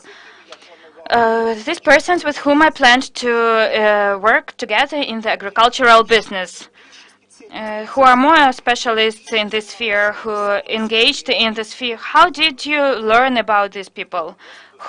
Yes, these persons who are more well aware of the agricultural sphere. What persons?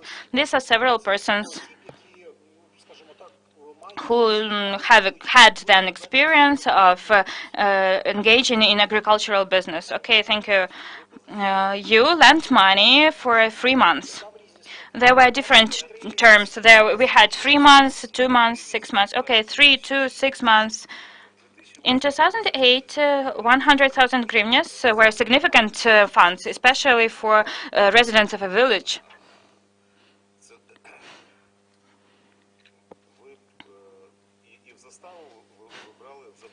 And as a collateral, you took this land? No, the matter is that why? Of course, I would insure myself primarily by concluding a rent agreement, but given that not all land plots, but basically none of these land plots had state certificates, and there were land shares and property shares.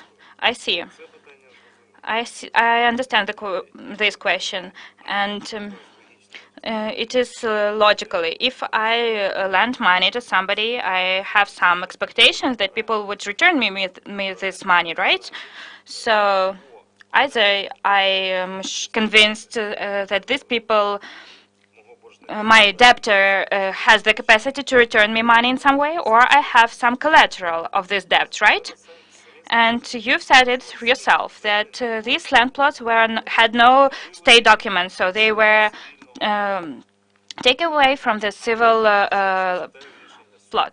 And at the same time, I read in a court decision, and you took them away under the court decision. You didn't have sufficient collateral for the return of money. You didn't know these people, so you couldn't trust these strangers. So I'm asking you, what was the purpose of this agreement? I will explain this. This is extremely important. Yes, this money lending agreement.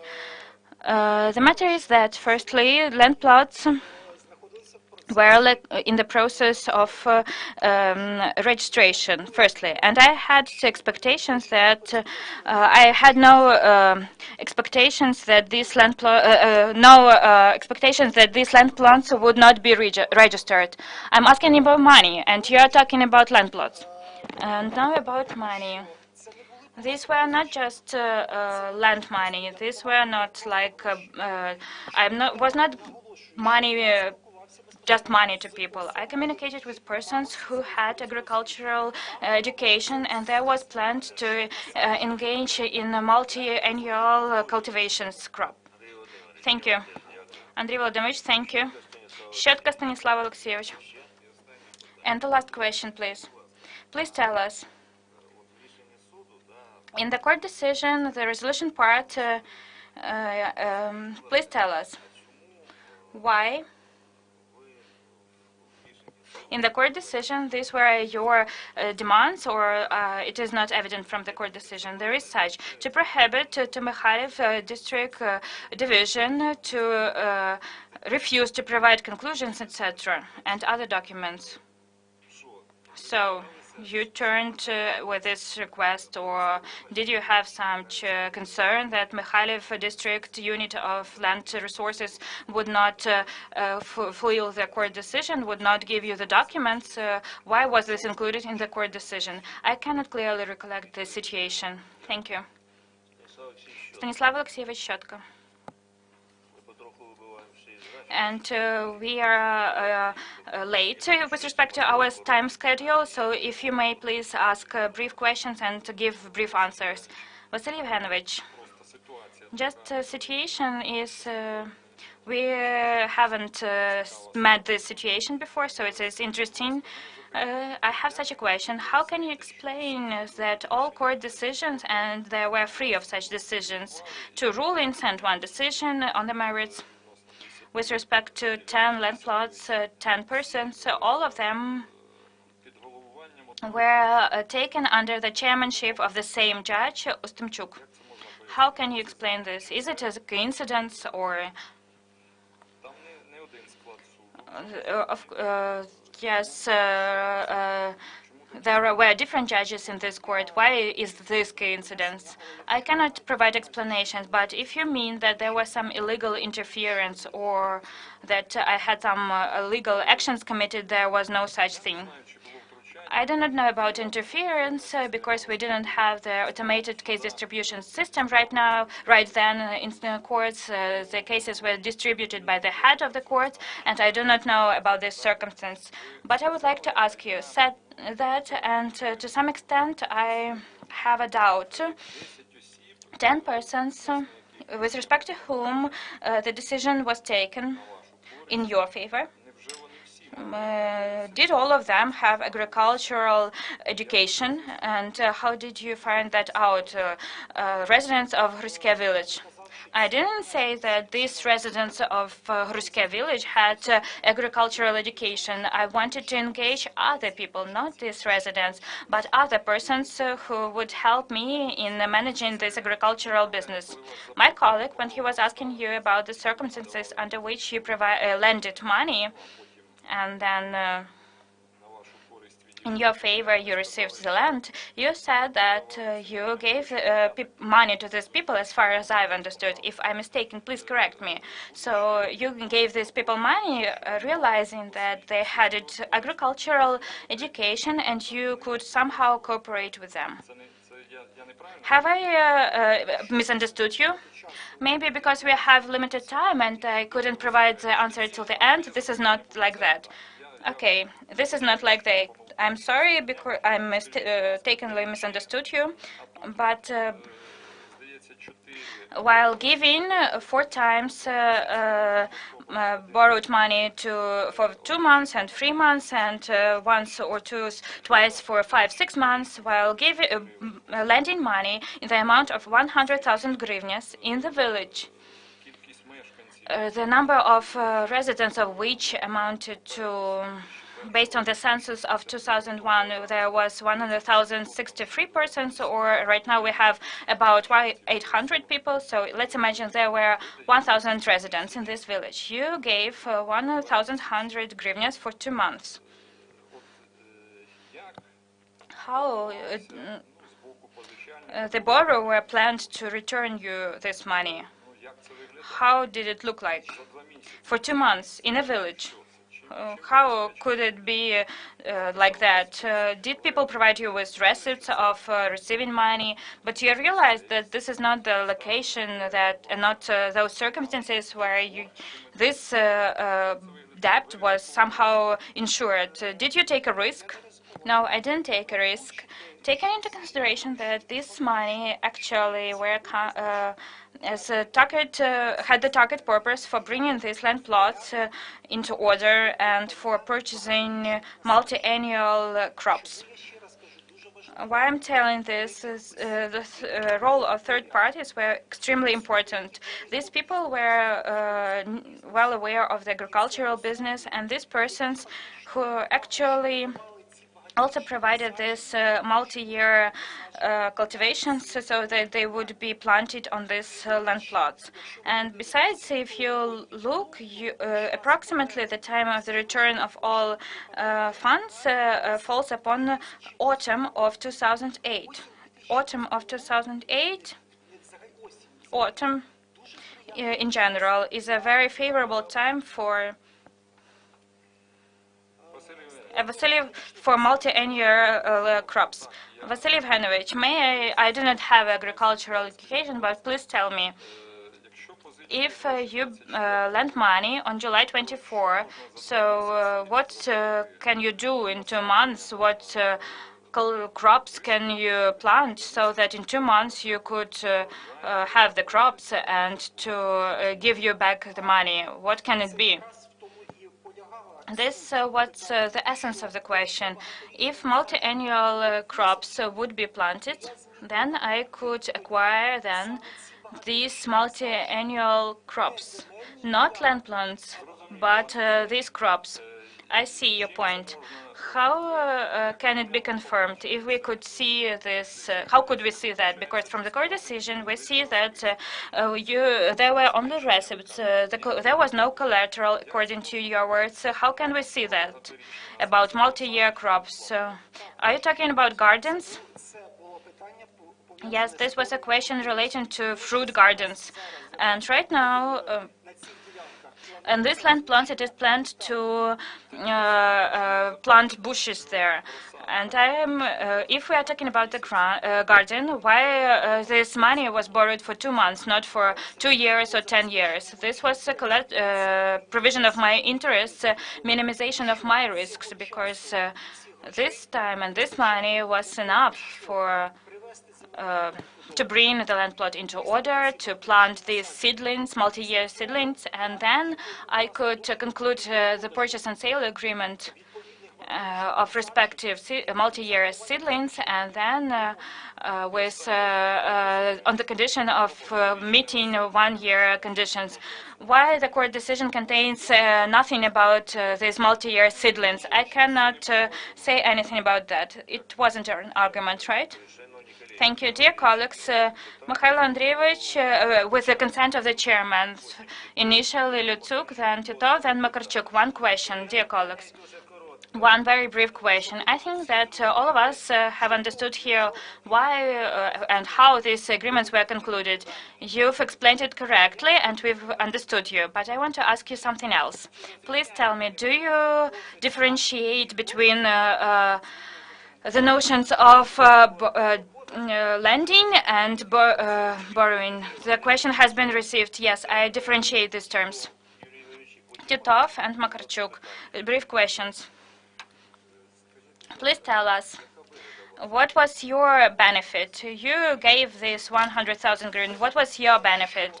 The benefit, you indicated no interest, right? No. And actually, my benefit was in the future acquisition of the garden. So please tell me, how could you acquire the garden without having no land? Would you just bring down the trees and transport them somewhere? Then I could lease these land plots when they were properly registered. And you know, the head of the Association of Gardeners of Ukraine right now indicates that one of the biggest problems is the question of moratorium and the inability to receive the right of ownership. Yes, we have huge risks for gardeners, the absence of the respective proper right of ownership. And the last question, please tell me, you turned to court. What was the purpose and the subject matter of the lawsuit and legal grounds for the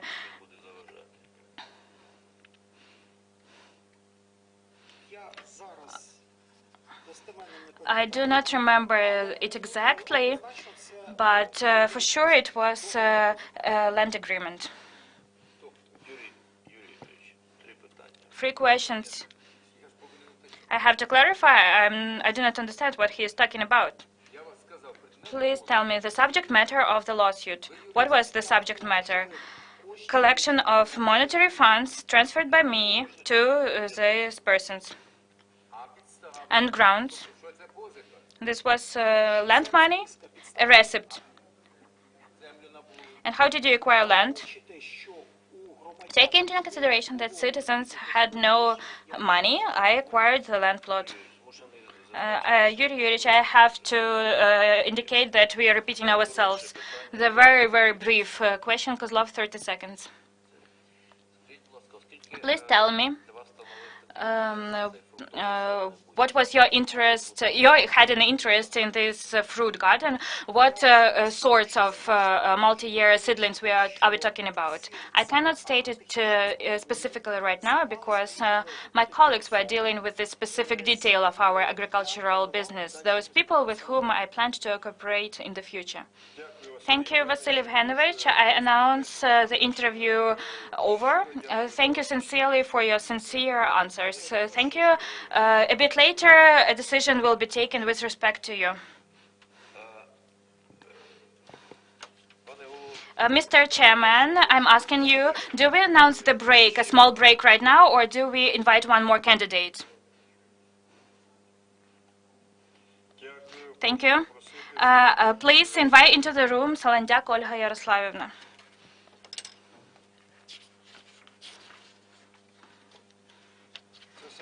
This is Salandyak Olga Yaroslavovna, candidate for the position of a judge of a High Anti-Corruption Court of Ukraine. Welcome here. You are present at the special joint meeting of the High Anti-Qualification Commission of Judges of Ukraine and PCIe. You have the right to submit motions, to provide oral or written explanations, upon consent of the chairman to voice your opinions and objections with respect to the considered issues, and to give recusals. Do you have recusals as of now? No, I don't have any recusals. Thank you. During our interview, we have 5 minutes for the presentation of the PCIe member. Within 5 minutes, your response, and within 20 minutes, questions and answers. The presenter with respect to your issue is Mr. Fleming Denker, a member of the Public Council of International Experts. You have the floor. Thank you very much. We have very carefully received your mail end of last week, and together with various documents. And on this background, we withdraw the question about your mother's flat. So the only thing we are concerned about is about the declaration of the general power of attorney. And what we are concerned about is that you, the candidate, didn't report listed, I'll say, in her declarations for 2016 and 17, her parents' property that she had a right to use, deal with. She had this right because she had been given a general power of attorney to act on behalf of her parents. The candidate has explained that her parents, on 9th of August 2016, each signed an individual power of attorney, whereby they have authorized the candidate to represent them in any bodies, enterprises, organizations on all matters concerning them, as well as in relation to acquisition, disposition, lease, hypothetic action, commitment of any acts in respect of the attorney, acting as a representative in the courts with the right to sign and submit necessary documents without any restraints on powers, with the term through to 9th of August 2021. The power of attorney was required to execute a sale of an apartment in Ternopil region owned together with her parents. And that's why we have a reasonable doubt about your integrity. Thank you. Olga Yaroslavovna, please, your response. 5 minutes. I'm responding. So, the question in the information note was questioned as follows. The candidate did not report in her declarations for 2016 and 2017 that she had a power of attorney to act on behalf of her parents to dispose of all her parents' property.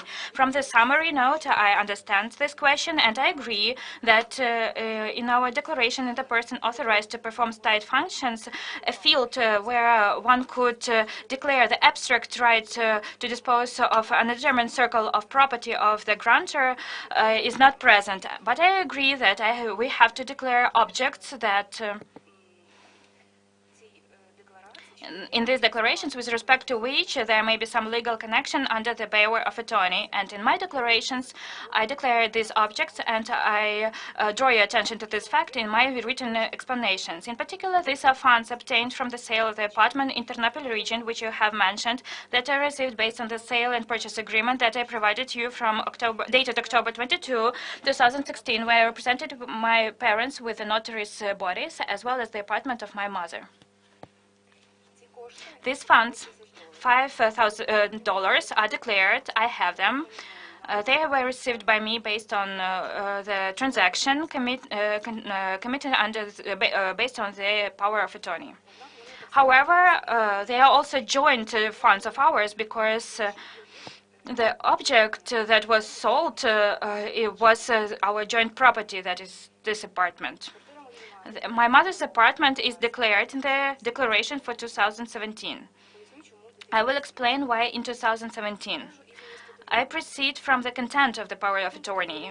According to the powers of attorney for fulfillment of the power of attorney, and they are identical in terms of their content. My parents authorized me to be a representative with all respective authorities in all state, public, and other organizations, enterprises, organizations regarding of their jurisdiction, their field, on all matters that would relate to them, as well as on purchase in their name, sale from their name, rent, lease, and mortgage, with a view to ensuring their obligations, as well as with a view to committing any actions with respect to any movable and immovable property of theirs. And there we have in the power of attorney a list of actions that I can commit.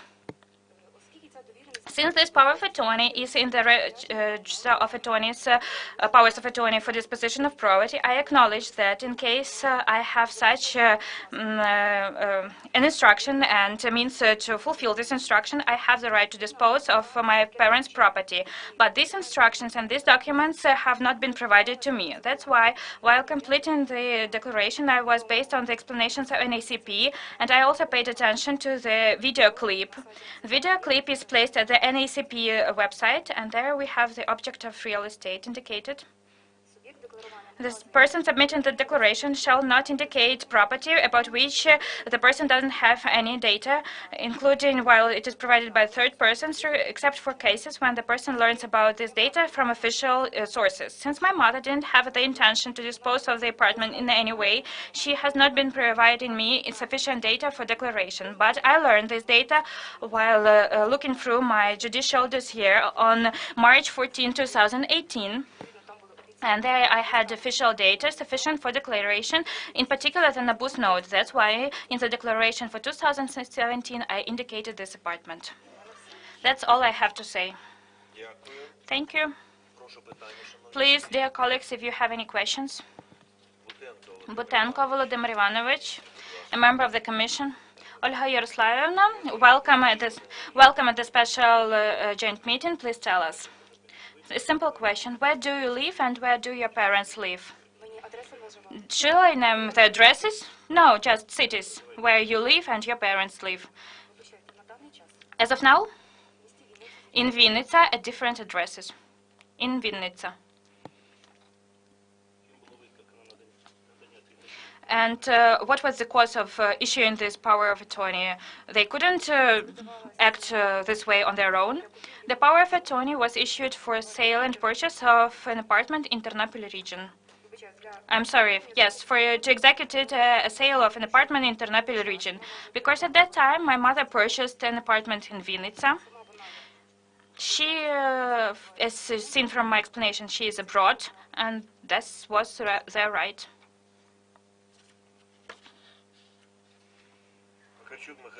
Вакарчук Михайло Andreevich, please. Please tell us. From what I've heard, this was a power of attorney to represent interests by you of your parents, or have I misunderstood you? This is a question to the content of the power of attorney. I read out the power of attorney, but the power of attorney is included into the register of powers of attorney for this position. I'm not asking about the form, I'm asking about the content. This is representation of interest. Please tell me, did you register the right for use of property as it is envisioned by para 2 of Article 3 of the law of Ukraine on registration of property rights? Of what property? Immovable property, exclusively immovable property. I have not registered anything. I didn't have this instruction. No. Okay. Did you receive the sufficient number of documents so that you could use property that is owned by your parents? For use, I think if you're talking about the apartment, you do not need documents to use it. And for this position, I was not provided with documents, and I've explained. I declared it only when I learned about this apartment, sufficient information about this apartment from official sources. What do you mean learned about this from official sources? From the Nabus note, where the area, the purchase date was indicated address of the apartment. Before that, my mother did not provide me with sufficient documents about this apartment. I knew that she bought the apartment, but I didn't have sufficient data to declare them in the declaration that have to be indicated in this declaration, the price, etc. I didn't have exact data to declare it. That's why I was governed by the NACP requirements, and I thought that I was protected by the law and allows me to declare this property only when I have sufficient data to do that. I have no other questions. Do we have any other questions? No. Thank you, Olga Yaroslavovna.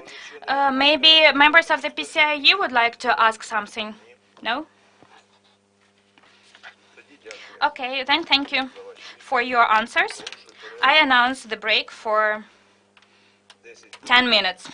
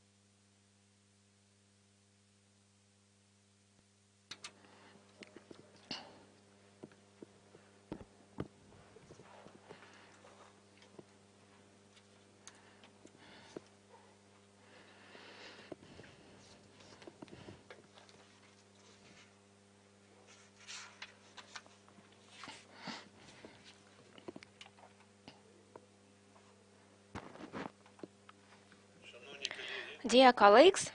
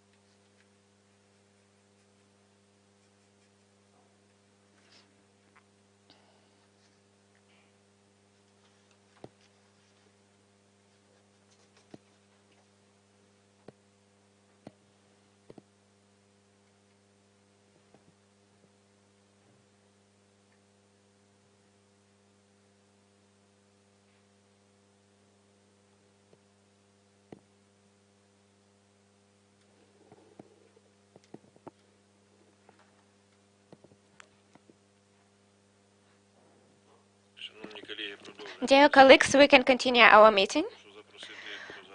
We welcome Stanislavski Valery Petrovich to our hall.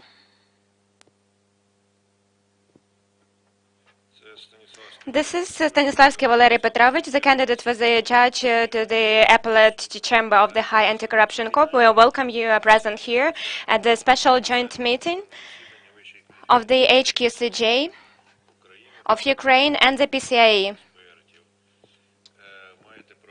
You have the following rights: to submit motions, to provide written or oral explanations on the content of the chairperson, to provide your objections concerning the issues that are asked. You also can give recusals. Do you have recusal as of the moment? Dear members of the High Qualification Commission of Judges of Ukraine, dear members of the PCIe, I have a statement based on Article 100 of the Law of Ukraine on the judiciary and status of judges. We have grounds that there is a conflict of interest with one of the members of the HQCJ. This is Prilipko Sergei Mykolaievich. This is a motivation. The justification of this motivation is that till 2013,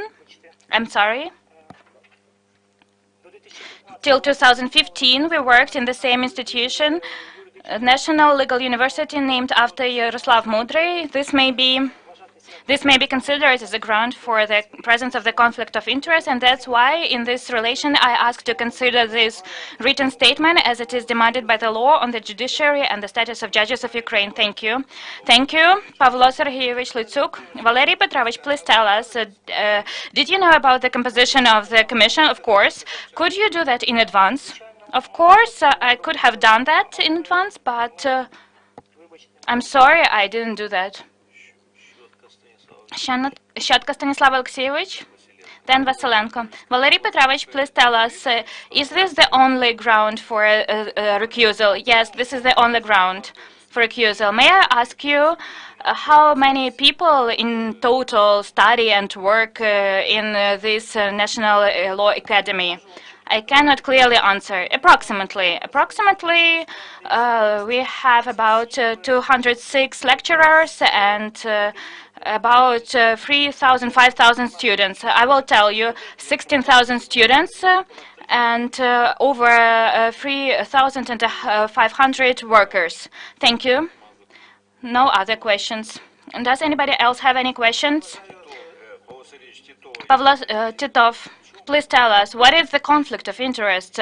How does it manifest itself? The law demands that if there are motivations to consider that there may be a conflict of interest while taking the decision, I have to report that to the members of the HQCJ. What is the essence? There we have the private interest. What is that? Since we worked in the same institution and we came across each other during our work. Lutsuk, I have one more question about and a suggestion. Valery Petrovich, please tell us, do you know that a member of the Commission, Prolipko Sergei Nikolaevich, is a specialist or employment law, and where did you work? Did you work at his faculty or no? I worked at the Land Agrarian Law faculty. I have a suggestion to discuss all other issues in the advisory room. Please move to the advisory room. Sergei Nikolaevich, you have a written statement, right? Yes, the law demands a written statement. That's why I have it in written form. Sergei Nikolaevich, would you like to say anything else? If he insists, I totally agree.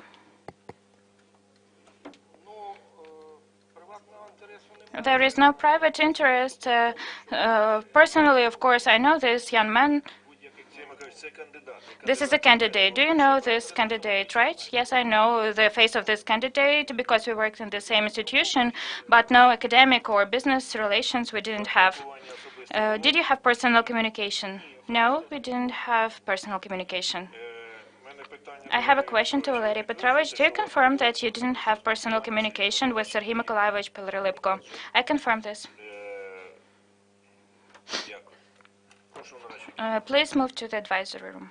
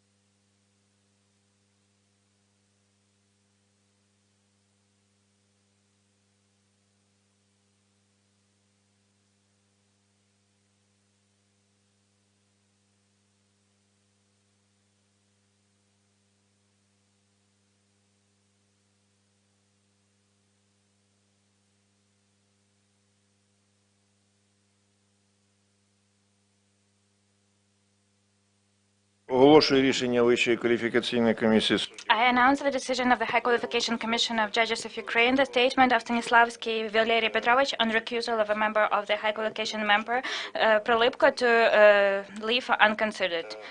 unsatisfied. Let's continue our work. Our agenda is as follows for today. You know the agenda for today, and our rules of procedure is as follows: 5 minutes for the presentation of the PCIe member, 5 minutes for your explanations, and within 20 minutes for questions and answers. The presenter on your issue is Lorna Harris. Ms. Harris, you're welcome. Thank you, Mr. Chairman. The facts which have brought this candidate Stanislavski to this special joint meeting can be stated fairly shortly. The candidate, as you have heard, is an academic, and in his answers there has been raised a reasonable doubt in our view as to his integrity.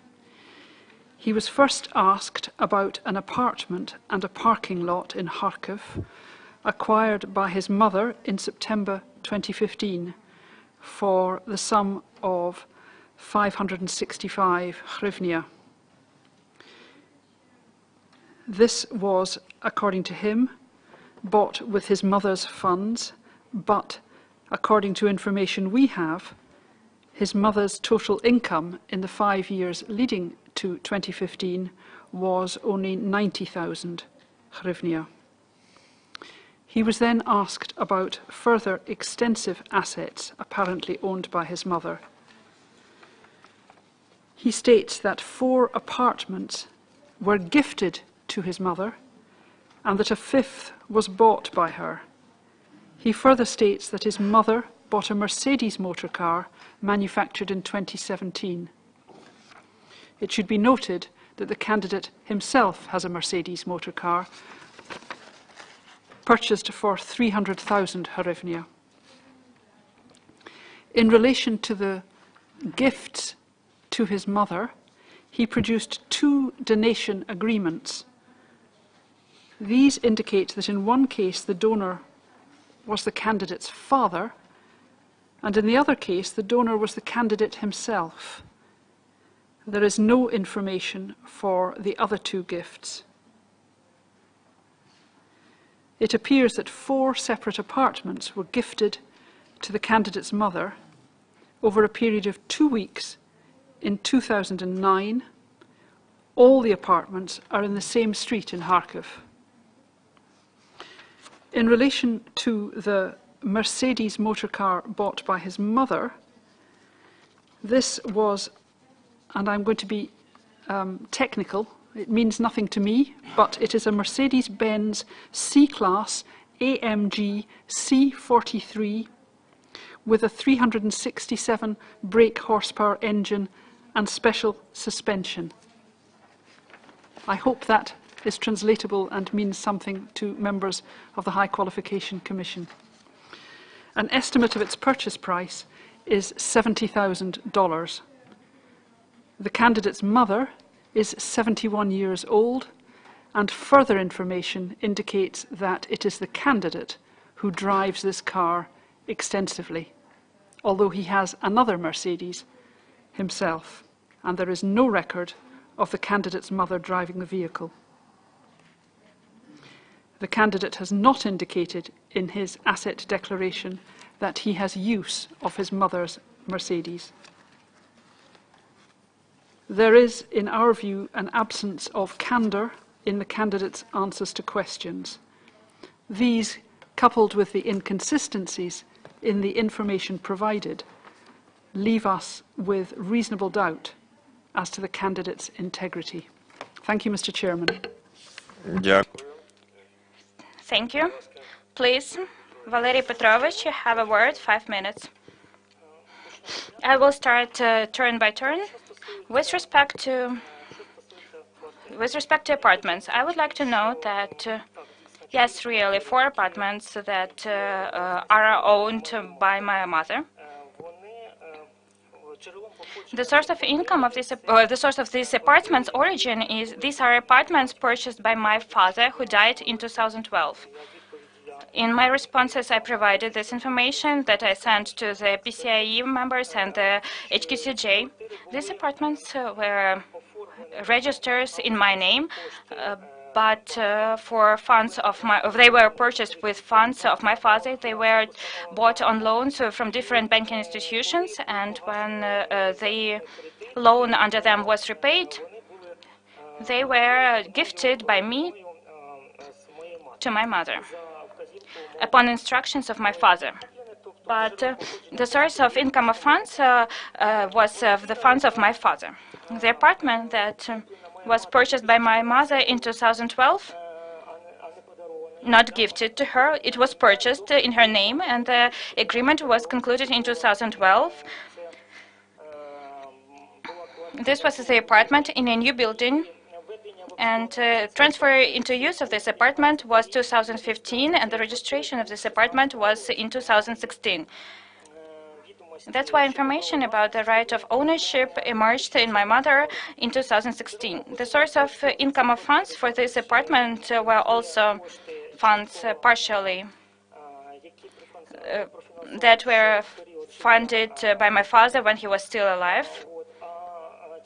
And a part of these funds remained from after my father's death, and they were transferred to my mother, and she credited them at the deposit account in the bank, and she used them to buy this apartment. And the final settlement for this apartment occurred at the end of 2015, and it is included into the register of immovable property objects in 2016, and all this information is present in the register.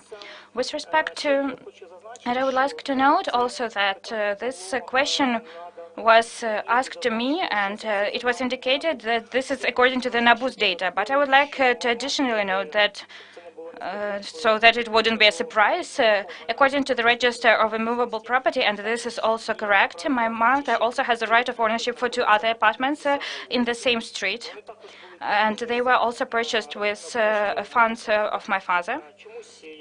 I do not know, but for some reason the NABU didn't see this information, and for some reason the Secretariat of the PCI also failed to take this into consideration. That's why I have to indicate that she also has this property.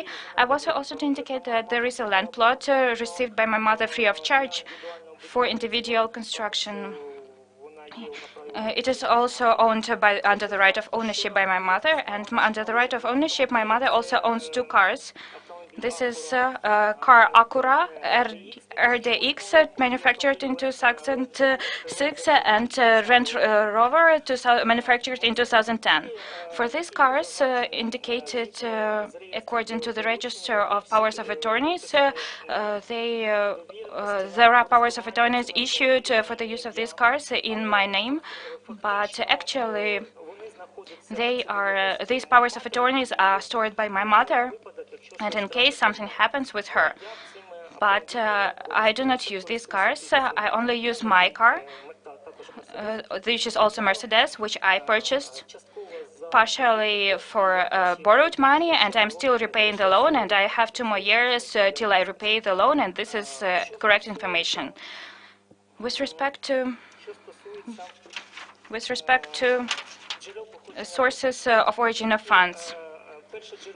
The first source of origin of funds for the purchase of all these objects. Throughout his life, my father was retired. He was a former military person, and he retired in the 90s, and then he started engaging in entrepreneurial activities, and he started his business on real estate property, and his business consisted in purchase of real estate objects and sale of these real estate objects. His business also concerned to the purchase of real estate objects at the ground floor. He reconstructed these objects, he brought them into a non-residential fund, and then he sold them at another price. He paid taxes in line with the tax legislation from the income from the sale of real estate objects. Upon my request whether my father was registered as an entrepreneur, he was not registered as such because there was need to do that, since he paid all the taxes while selling these real estate objects. Partially this property that he purchased, he registered in my name because there was a need to register to borrow money from banking institutions and to attract them as borrowed funds in order to develop the business. But since, due to the fact that upon the bank's requirements, my father couldn't execute and take these credits, my father did it in my name, but he paid these funds and repaid these funds. And this was concerns real estate objects and their origin. With respect to the car, yes, really, my mother is 71, but she looks very young, just like me. I'm 40, if you don't know that. And I would like to say that she is also an entrepreneur. She is registered as an individual entrepreneur. As of now, she is a founder of 2 limited liability companies, and in these 2 LLCs, she is the manager of these 2 LLC. I would like to note that she has cash funds at the deposit at banks, but I cannot indicate the amounts since I don't know this information. Unfortunately, my mother didn't provide me with this information. If we are talking about requirements about the law of prevention corruption, I didn't introduce this data into the declaration for 2017 since I didn't live with my mother. I lived with her till 2015 exclusive, and all these property and real estate objects, including as well as the car, I introduced them in the declaration when I was a candidate when I tried to be a candidate for a position to the Supreme Court. That's why I didn't try to hide this property. With respect to, I also sent requests to confirm income of my father, and I sent them to tax bodies, to the State Fiscal Service in particular, but I did send this request on January 10. In my explanations, I provide this information. I received the answer a bit later, and I also sent it to the members of the HQCJ and the PCIe, but unfortunately, they didn't provide me with the answer. They indicated that due to the death of the individual, this information cannot be provided as they didn't have them at the State Fiscal Service. Of course, I understand that while running for the position of the judge of the High Anti-Corruption Court, there are high requirements, and the law on prevention of corruption gives some requirements, but the criteria of the PCIe members are wider in their terms of the interpretation with respect to family members, and I also have to indicate all family members that the candidate has. Unfortunately, while I completed the declaration, I was governed by the law on the prevention of corruption, and if I'm not mistaken, there were no such guidances. So this is my mistake, that I failed to indicate all my family members.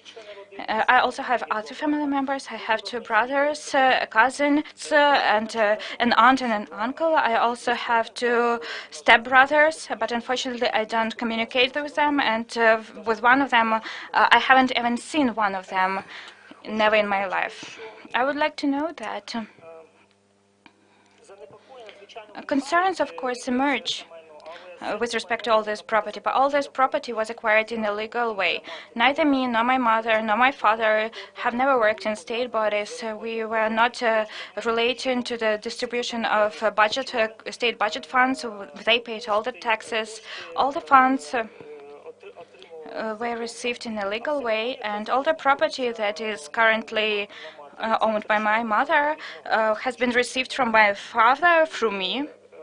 And the car that was purchased by my mother, this Mercedes, it was purchased on legal grounds and with legal funds that she received from my father.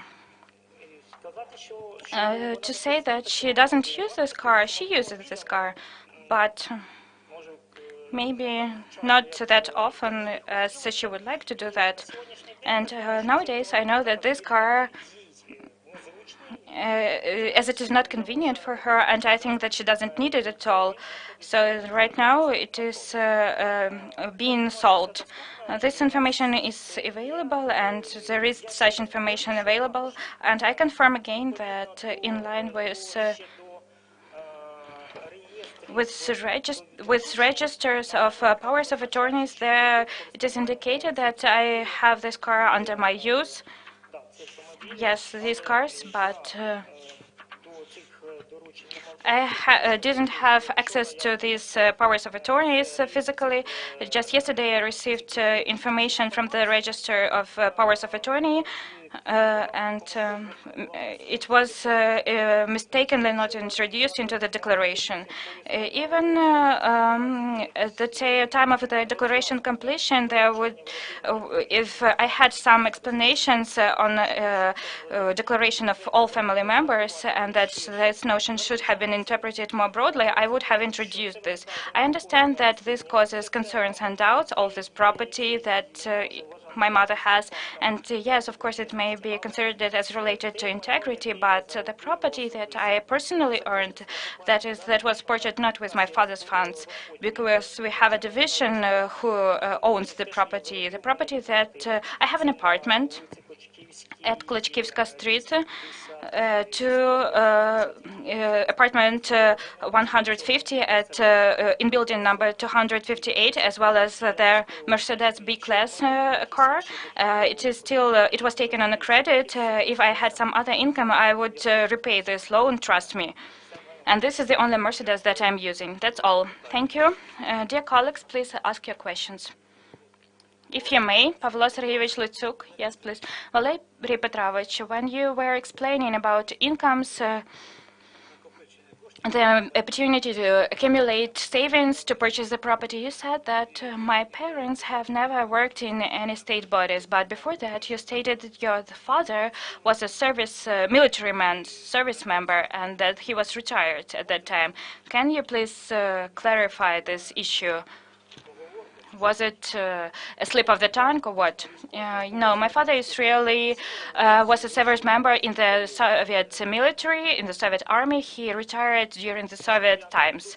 Maybe I didn't use the correct formulation, but I meant that during the independence of Ukraine, he didn't occupy any leading and management positions in state bodies. You provided your answer. Thank you. I've received your answer. I have another question relating to your biography. Please tell us. Isn't it related in some way with your actions, your behavior, that you changed your surname? Thank you. The explanation is very simple. This is not related to any actions. You can check that. Due to the fact that in childhood, people were laughing and humiliating my surname. I didn't like it very much. I decided to change it. It was changed when I was in 10th grade. It was in 1995, and you can check this information. Yes, questions? Gladi, please. Valery Petrovich, you are talking very fastly. I think that this is a problem for interpreters. Taking into consideration the questions raised by you, among others, and at today's meeting about property assets and of yours and your mother, please let's try to not to be in a hurry, but to try to clarify this issue. I understand that for some reason it is difficult to remember what your mother owned or has, and since I have right now all these materials in front of me, I will try to remind you so that you would clarify this issue and we could discuss it. Let's talk about the period of 2003. In 2003, an apartment was purchased with the area of 65.7 square meters. It was purchased by my mother, right? Yes, right. And I'm not naming the address. You said that partially with funds from her entrepreneurial activities and partially from so-called entrepreneurial activities of your father. Please tell us. It is your obligation to prove to the Commission legality of the source of origin of income used to purchase the property. We need, the Commission members should, the PCAE members should understand that any information about the reset income of your father as of 2012, you cannot provide such information. I cannot provide any documents relating to my father. You cannot do that. Okay. In 2005, there was purchased a car, Audi, manufactured in 1992. The owner is you. was you. In 2006, 3 apartments in Kharkiv with the area of 32.7 square meters. The owner is your mother. 32.6 was purchased by you. In 2009, it was gifted to the mother. And the apartment with the area of 33 square meters was purchased by you. In 2009, it was gifted to your mother. And 1/2 of the apartment with the area of 32.4 square meters was purchased by your mother. And for some reason sold to you. And then you sold it in 2006.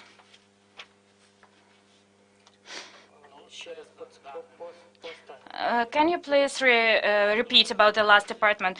1/2 of the apartment with the area of 32.4 square meters. I can explain. Yes, this apartment is the total area of which is 52 square meters, right? Yes. This apartment had a total area of 52 square meters. It was received by my father during the Soviet times, and it was privatized by me and my father. I have all the documents. I sent them. After privatization, there were allocated shares in my name and in my father's name. I gifted my share to my mother. This was my father's decision at that time. And then my father, before his death, a few weeks before his death, he gifted his share to me. We see. In 2012, you gifted your share to your mother, right? Yes. In 2008, we have 2 apartments in Kharkiv with an area of 65.8 and 57 square meters, owned by you, right? Yes. Car, Acura, manufactured in 2008, owner, mother. 2010, car, Land Rover, manufactured in 2010. Owner was your mother. 2011, this is an apartment that we mentioned before with the area FTA 6.6 square meters with a parking lot, right? Yes. No, this is Klitschkovska Street. 86.6 square meters. Yes, this is mine. And in 2012, 2015, apartments with the area of 81.9 and a parking lot with 15 square meters. The owner was your mother. Repeat the year, please. 2012, 2015. In 2012, there was an agreement concluded. Payments were made till 2015. The right of ownership was registered in 2016, as you've mentioned, right? Yes. In 2013, you purchased car, Mercedes, manufactured in 2012, right? Yes. In 2015, a car, Hyundai, manufactured in 2007. Yes, I can explain that. Yes, we had such a car. And in 2017, car Mercedes manufactured in 2017, which we've already mentioned today. And the price, we have it. This approximate price is 1,947,000 hryvnias. Actually, it is 1,400,000 hryvnias, but it doesn't matter. It is an expensive car, right? So please tell us if you actually provided us with no information about income of your father, and you state that this was partially purchased with his funds, all this property and cars as well. So according to the NABU's data, during the period since 1998 till 2017 inclusive, your mother's income amounted to 312,000, right? Yes, that's right. And your income during the same period amounted 1,565,944 hryvnias, right? Yes. And from them, since 2015, you indicate 500,000 hryvnias as monetary assets. Please repeat again. In your declarations, in digital declarations, you indicate that you have available 500,000 funds. Yes. We need to understand that actually at your disposal during all this period, you had 1 million. No, there was more than that. There was a huge amount of money in cash from my father. It was transferred to me when I was purchasing an apartment, and partially I used it to pay for the apartment at Kluchkivska Street, and the main part of money was transferred to my mother, was given to my mother. My father didn't keep his money in banks, he kept them in cash. And there was a small amount of money that he kept in banks, and it was inherited by me. And I also explained this. So actually, other documents that would confirm presence of funds during this period that would explain the number of purchased property objects, you cannot provide such documents, right? I made all the respective requests to all the respective bodies, and they provided me with answers, but they cannot confirm due to the death of my father. I cannot make up some document and conceive members of the Commission. With respect to property purchased by me, I've said that this is apartment in Kluchkivska Street and car Mercedes manufactured in 2012. They were purchased with my personal funds. With respect to the car Hyundai, I can separately explain this question, and I explained this question when I submitted my candidature to the Supreme Court in 2016. This is a separate issue, and it concerns my acquaintances who moved from occupied territories, and I helped them with the sale of the car. I didn't pay any funds for it, actually. So please tell us, all this property, did you declare all this property since 2015? In 2015, when I completed the declaration, I didn't take certificates from the State Fiscal Service, and I completed the declaration from memory, and there were errors made.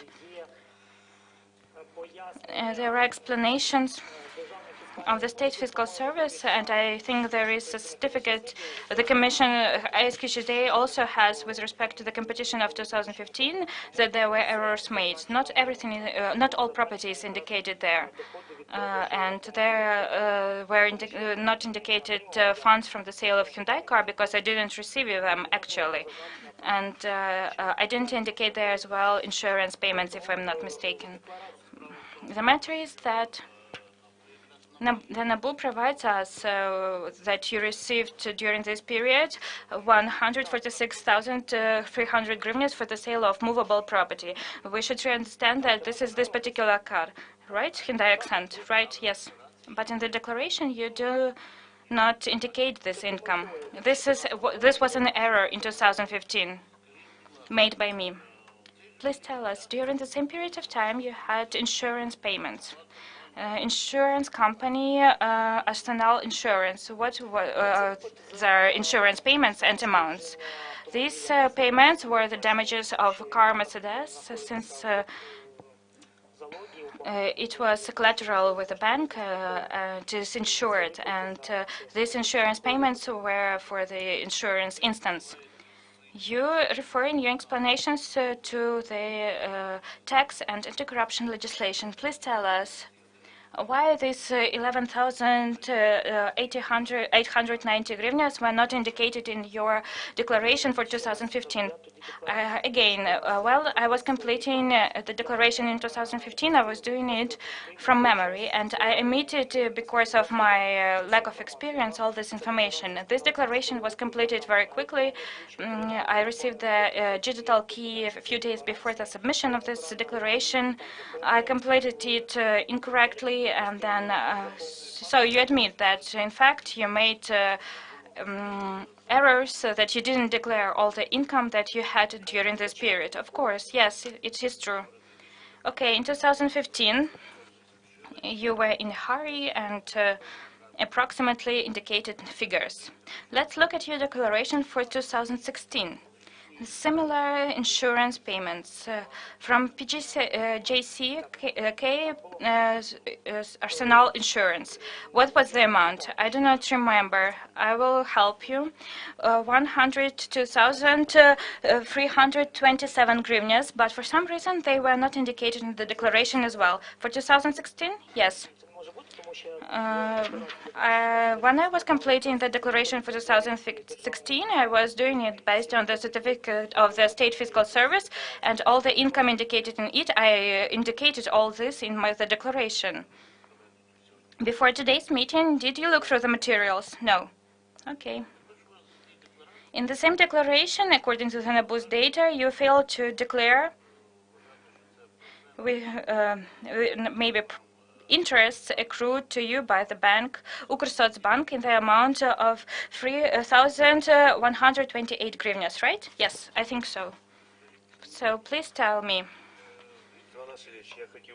I would like to ask you how many questions do you have, because we have time limits. Okay, clear.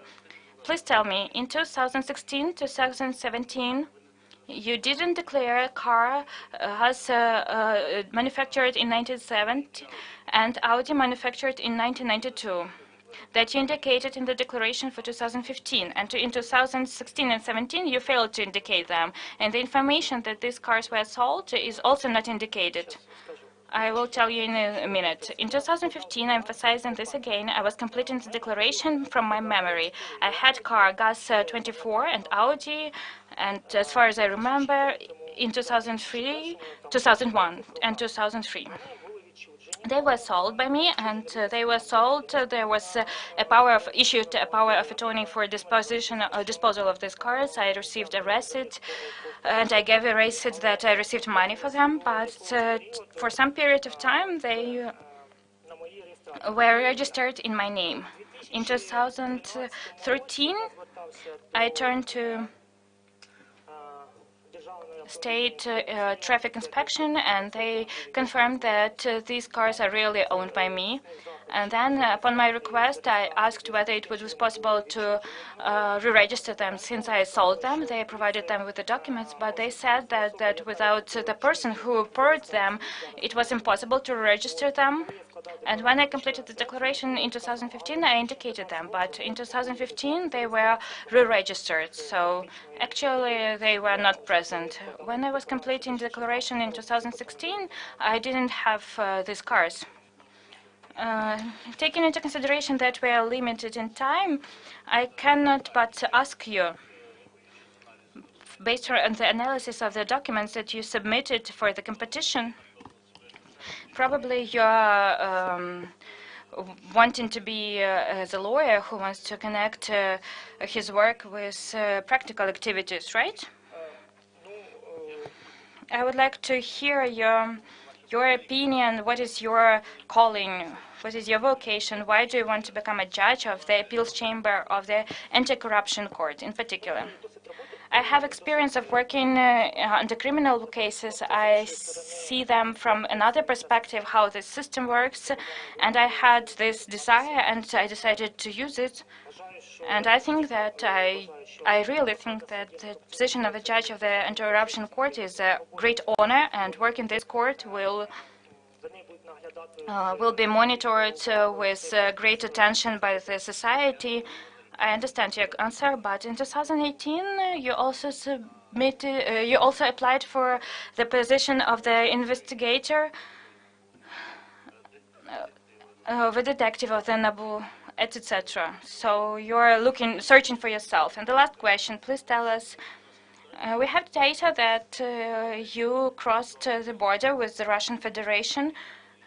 And if this route happened in 2014, Sevastopol, Moscow, Kharkiv, I wouldn't ask you, but was it a tourist trip?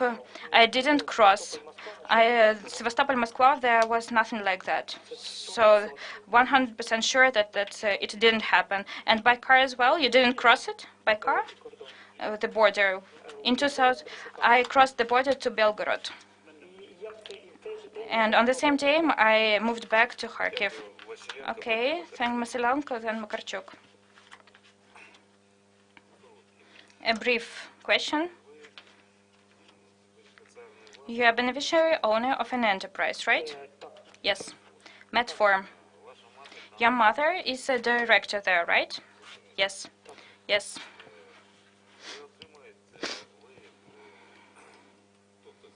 So the enterprise works, right? Yes, it's functioning. Do you receive income from this activity? No, I do not receive income in the form of dividends, not me, and my mother doesn't receive this income.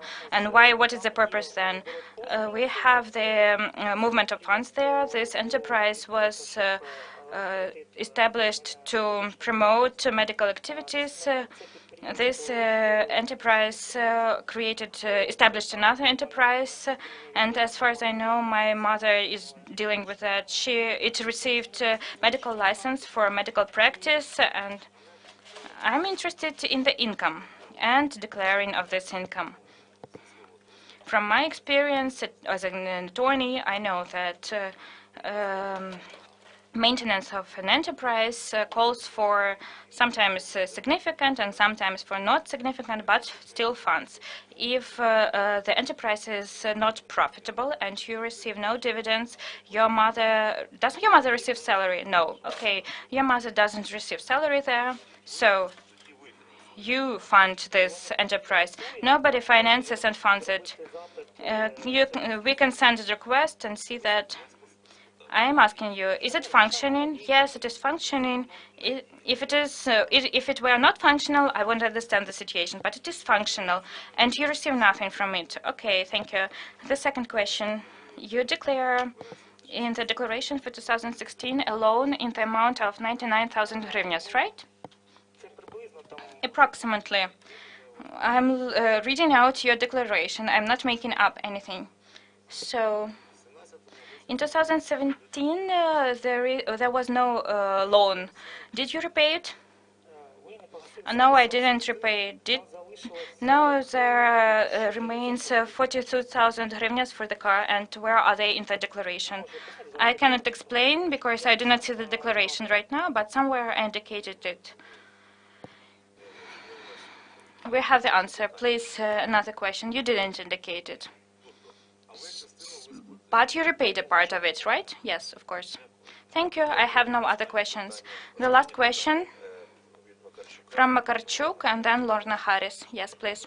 Please tell us, you said that your mother received inheritance. I do not see in the NABU's note that this inheritance was registered by state bodies, in particular after the death of your father, that was accepted by your mother or you. It was registered. There is the certificate on inherited property that I provided.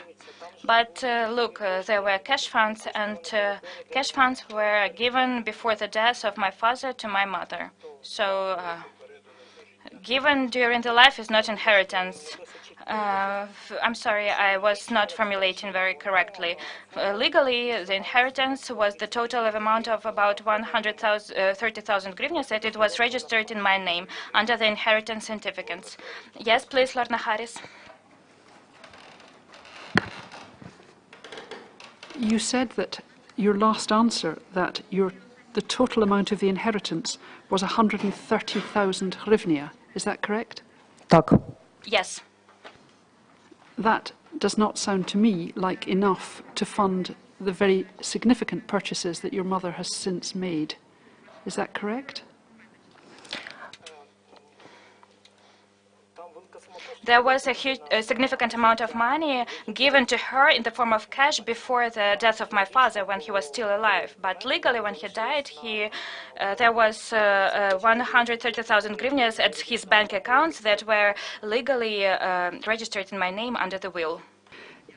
At the end of your presentation, at the beginning, you answered what I had said about your mother's Mercedes car and the use you made of it.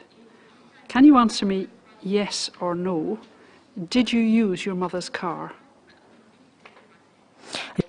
I used the car of... And it is car abroad? Ні, не виїжджав. No.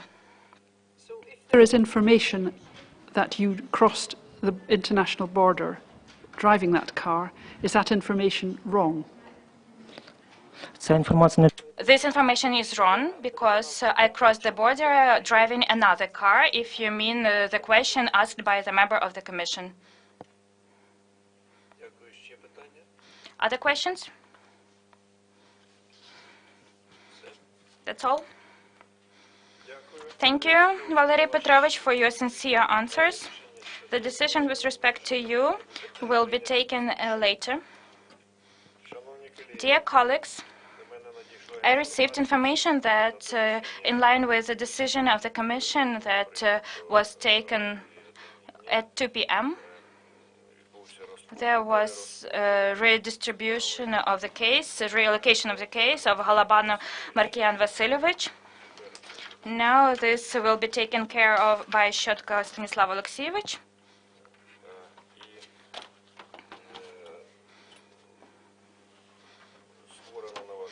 A new collegium has been established, and I suggest to invite Halabal Markian Vasilyevich into the meeting room. Andrei Georgievich Kozlov leaves the room for the period of the interview with Halabala, after which we will ask him to go back. We have other candidates as well. Maybe we will consider Chorna, then we will go to the deliberations room.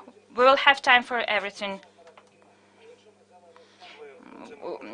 We can do it right now.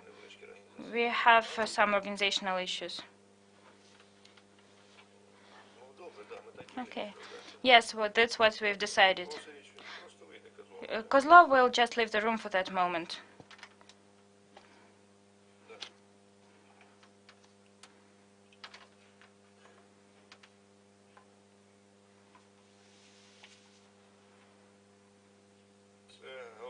This is Halabala Markian Vasilyevich, a candidate for the position of the High Anti-Corruption Court. Again, good afternoon, Markian Vasilyevich. And I remind you your rights to submit motions, to provide oral and or written explanations, upon consent of the chairman, to voice your opinions, objections to with respect to the considered issues, and to give recusals. As far as I remember, you had no recusals. No, I trust the Commission and the PCIe. And with respect to motions, I have a motion, Sergei Yurovich. Yes, you're welcome. I submitted it. Can you please announce? Yes, we really have your motion. Can you please? I submitted through the office. Can you please briefly voice it? Yes, briefly. Since questions referred for consideration of the Commission and the PCIe concern a minor child, and I think that disclosure of information announced at the special joint meeting of the PCIe and HQCJ may in the future harm the child, and respectively, in order to consider this particular issue, I ask the Commission and the PCIe to consider this issue in a private closed mode. Can you refer to the provisions of the law? This is Article 10 of the Law of Ukraine on protection of childhood and Article 19 of the Convention on Children's Rights. Thank you. What ideas do you have, dear colleagues? There is an idea to satisfy this motion, but only in part of those questions that concern this particular subject matter. Thank you. Mr. Chairman, what is the opinion of the PCIe?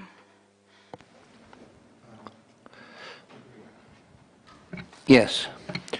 Погоджуються. They agree. So please vote for this unanimously. I ask to switch off the broadcasting for the period of the presentation on this issue, and if there will be other issues except for this issue, we will renew the broadcasting.